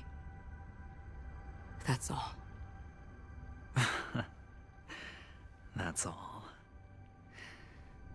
My friend, you really leave me at a loss for words. So, is this my final destination? The land of the dead? This is all but a fleeting dream. One of the thousands of manifestations of IX. Under the watchful eye of nihility, we momentarily linger here before moving on to our own paths. It seems that my death has already been determined.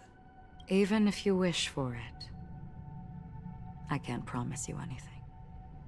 Now that you've accomplished your goal, I think you can be a little more forthcoming. What do you mean? Your performance at the theme park was wonderful and grandiose. A simple yet practical technique that fooled almost everyone. No one would have ever thought that you would have gone to such lengths, even staking your life just to prove a fact that had seemingly been disproved long ago. Real death does not exist in Penacony's dreamscape. Why would I do this? Because this is the only way you can uncover a secret that is even more unspeakable than the serial murders. To use this dream death to get there. To that promised land people constantly seek in this grand gathering. Penacony. The legacy of the Watchmaker. The true land of exile. How did you find out? I never imagined that something I learned about unexpectedly would become the key to connecting everything. It's our Stellaron friend's identity, isn't it? I see you're in the know. Let's just say I'd put money on the possibility. The murder isn't nearly enough to disrupt business as usual. Even if there were 1 or 2 murders on Penacony, most people wouldn't be personally affected. And that won't create any waves. This dream of theirs isn't a boundless sea. It's a lonely island. The family used the Harmony to build a high wall and isolate them from the vast and treacherous ocean of the outside world. That barrier they built keeps death out, but it also keeps the secrets that are lost in that watery abyss from floating to the surface. In a beautiful dream, free of suffering, who would want to go fishing for those secrets? No one. Unless someone goes to the other side of the barrier and lives to tell the tale. Someone already has. I got the idea early on, chewing on that masked fool's little hint. If a mute isn't someone who cannot make a sound, then it has to be someone who cannot speak. Someone who survived the treacherous depths, but is unable to take the stage and speak the truth. Well, I'm happy to know she's safe and sound, and still on Penacony. Hint. Is that not proof? Well, proof is the one thing I don't have. The only thing that can prove these conjectures is for the family to come clean. And with the way they buttered up these outsiders, it seems pretty clear they're intent on covering their tracks. But you don't need proof to have a suspicion. And for me, suspicion is enough. I didn't need to find the memory zone meme. I just needed for someone to kill me like it killed that silver-haired girl. You don't sound very confident to me. Going out of your way to make citywide broadcasts in an attempt to involve more people. You are simply betting on the possibility of someone being able to break down the barrier. You're very lucky that fate has decided to let us cross paths. I happen to be equipped with a very sharp blade. Sharp enough to slice through the veil of dreams. I can also carve the Harmony's brand off of you.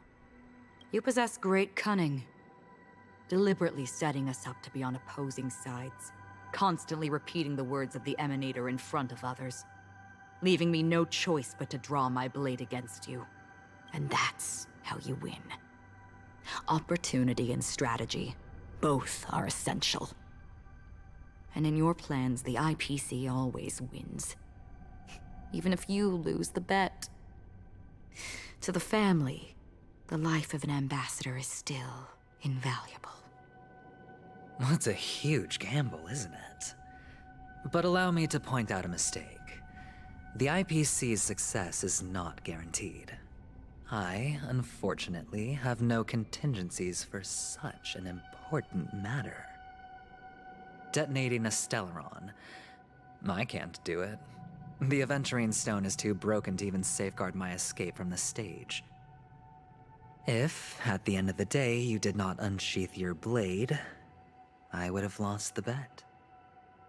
It is pointless to discuss what-ifs. You have won. Your prize is an entry ticket into that deep sea. And after this, whether you can return from the abyss is another gamble of yours. Have you never wavered? Wavered? Of course I have. But I can only bank on my own good fortune. Because other than that, I have nothing. Wake up from this dream and go to where you should be. Your gamble is not over yet.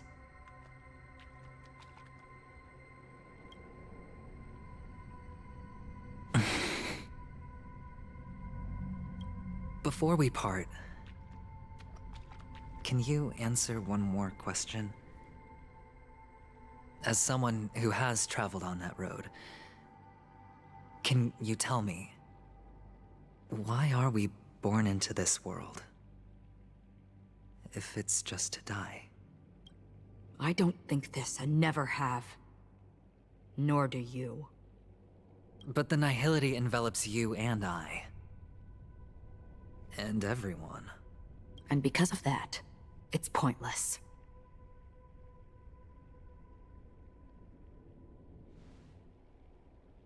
But it is still there. If the dice of fate are always weighted, then that is our destiny. Why, then, do we struggle against it? My answer might not be able to resolve your confusion, because it has been with you throughout your journey and is already a part of your life. But you said, sleep is the rehearsal of death. So why does life sleep? Because we are not ready to welcome death. So you can definitely understand why we want to be prepared. Even if the ending has been predetermined, that's fine. There are countless things that humans cannot change. But before the end, there are many things that humans can do while on their journey. And because of this, the end will thus reveal a completely different meaning. Take a good look at your pocket. Your friend has already given you the answer. Good luck.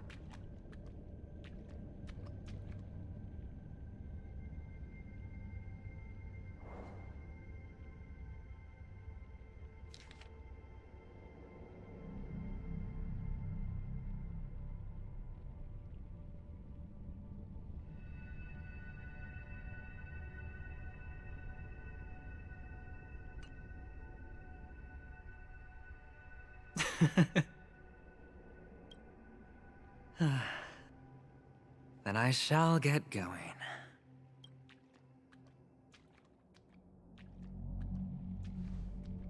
Mister? You're leaving? You ultimately chose to leave this dreamscape? Yes. Because they are not here. My papa, mama, and big sis. Then where are they? They are in a place where everyone will go. A very, very distant place. Then are you going to? I'll get there one day. But not now. There will come a day when the sky will drizzle, and I will hear the call of Gaiathra Triclops, and know that it is time for me to go, and be reunited with my family. So, until that time comes,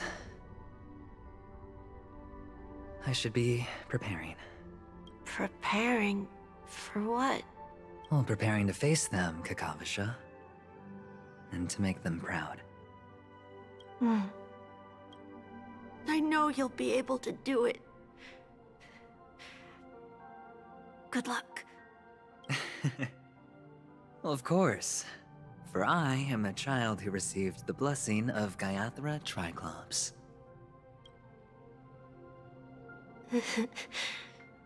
But you still seem nervous. Well, I seem that way because I am nervous. You know what? Maybe you can help. What do you say? One last time? Put our palms together?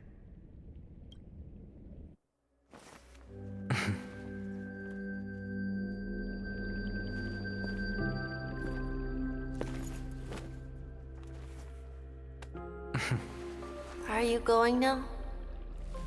Yes.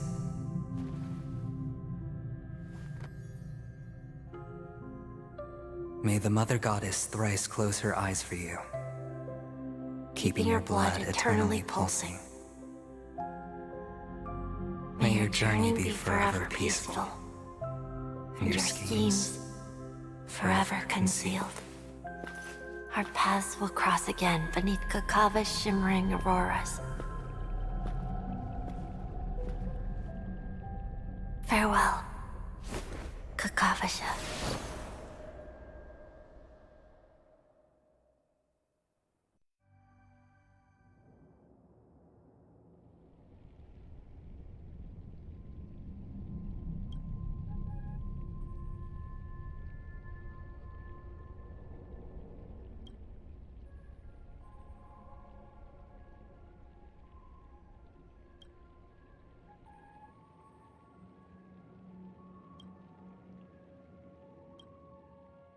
The light of the Aventurine Stone has disappeared. This only represents one outcome. He kept his promise and got what he wanted. As planned, your cornerstone has been successfully sent to the family's territory. Then, Let's fulfill our duty and start harvesting.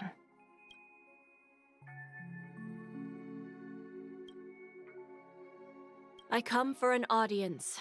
I come to fill wine, and I come to claim. I bestow poison in the guise of sweet dew. Come the toil of spring and yield a fall. I patiently wait for the branches to be heavy with withered fruits. All for the Amber Lord.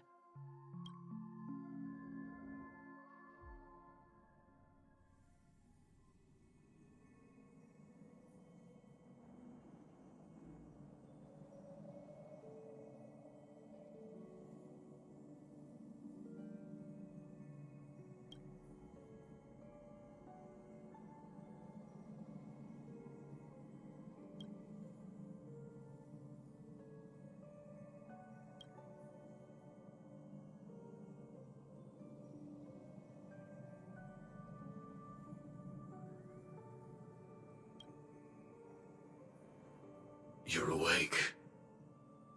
I've been waiting on you for quite a while.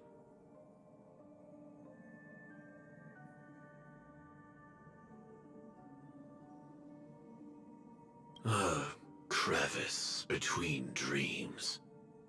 You've met me before. I'm Sam, a Stellaron hunter. I originally planned on showing up earlier to reveal some truths to you. But I encountered more roadblocks than expected. 11 times I've tried, but ended in failure. Before I knew it, this world and I became too intertwined, and it became too difficult to escape the constraints of the script. Elio is right. In this land of the dreams, you and I will reap unforgettable gains. I don't know people's hearts as well as he and Kafka do. Nor do I have a specialty like Silverwolf and Blade. Most of the things that I'm good at only apply to villains who need no mercy. So, there is only one method that I use. This is to show you.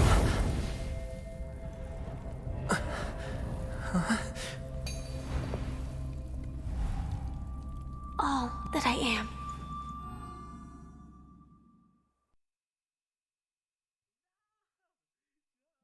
No, bro. Too big, Labyrinth-like corridors and halls? Traps everywhere?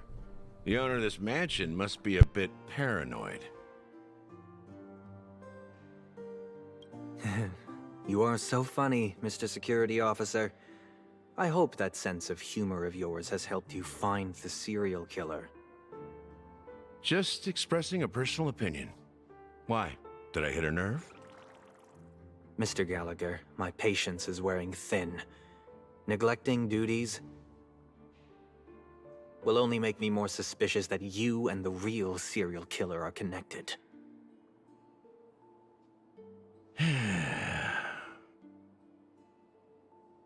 Scoundrel.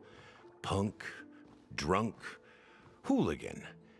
I have heard this trash talk all too often. But I have never once thought that I'd be treated as an accomplice to a murderer. I take back what I said. Your problem isn't paranoia. You're just crazy, you know? Lunatic.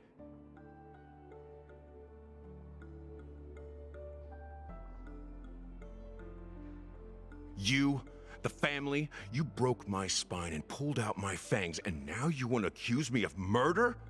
Ridiculous. Only idiots who've drunk too much Soul Glad will berate a stray dog in the streets. How do you trust What Gallagher? exactly is making you say all this nonsense? You should be more concerned about the Outworld visitors who are making a scene in the theme park than me. I don't need you to remind me. Once that ambassador walks through the doors of the mansion, I will know what he wants. My servants see everything. His little magic tricks may have fooled me, but no matter. I'm happy to see how it's turned out. Why do you think that I just let him go? And why do you think I emptied the theme park stage? Because my target from the beginning has always been you, Hound. The more noise he makes, the more opportunities I have to make you and your true master pay in blood. If I were really the murderer, why would you need to be so secretive? Ha! I forgot. You also have a difficult master to serve, telling you to ignore the murder case and focus solely on that Charmony festival. Isn't that right, my brother? Brother? Looks like your disguise has helped you successfully understand every facet of the family. Disguise? You must be blind to be accusing me of being a fake. Open your eyes and take a good look.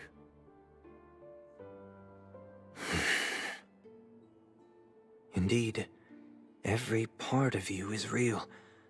The brown hair, soft and curly like Benny's. The orange eyes, which make me miss the gaze of Sir Whitaker. That odd scar, the mark of Wolsey. And the gray vest, tie, hound emblem, bottle, the bartending, and your role as a security officer. These are all true traits. From all 52 loyal family members. When they are gathered, countless tiny truths are woven together into a lie. You collected a small piece of each of them and claimed them for yourself. Then you invented this facade, a complete Gallagher. Tell me I'm wrong.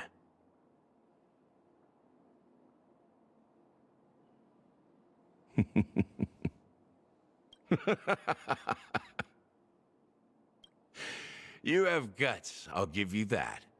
Not bad. I severely underestimated you. Admirable. But so what? Can this prove that I murdered your sister and that stowaway? This proves that you and the Memory Zone meme death are linked. And that's enough. Now I'm just confused. Listen up. I don't care how you did it. I only care about one thing. The answer to a question.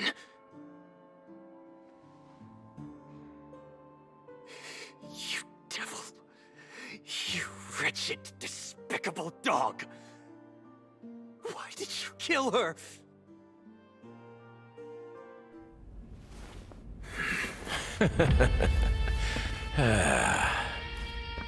You know, in the thick of things, people are blind to the grit in their eyes. Yet they can always feel it scratch. Want the answer? I'll give it to you. The whole thing is just fate playing a cruel joke on us.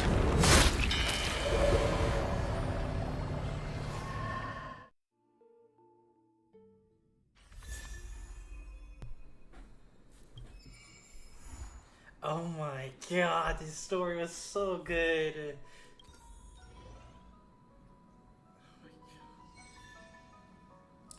my god, this story was so good. Holy moly. Holy moly.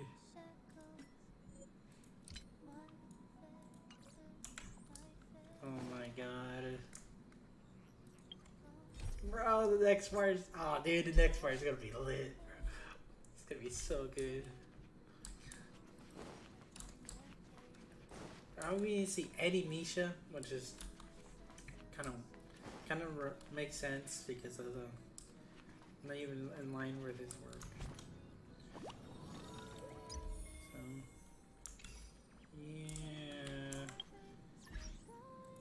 yeah, story's pretty good.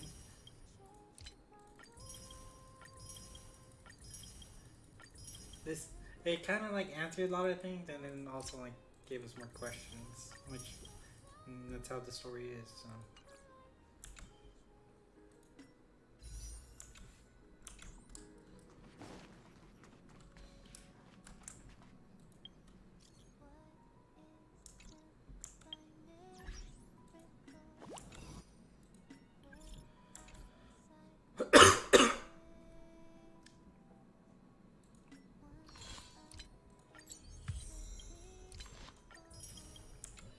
And honestly, I don't know how people finish faster than me. I got on them as soon as I can, and bam, overcame.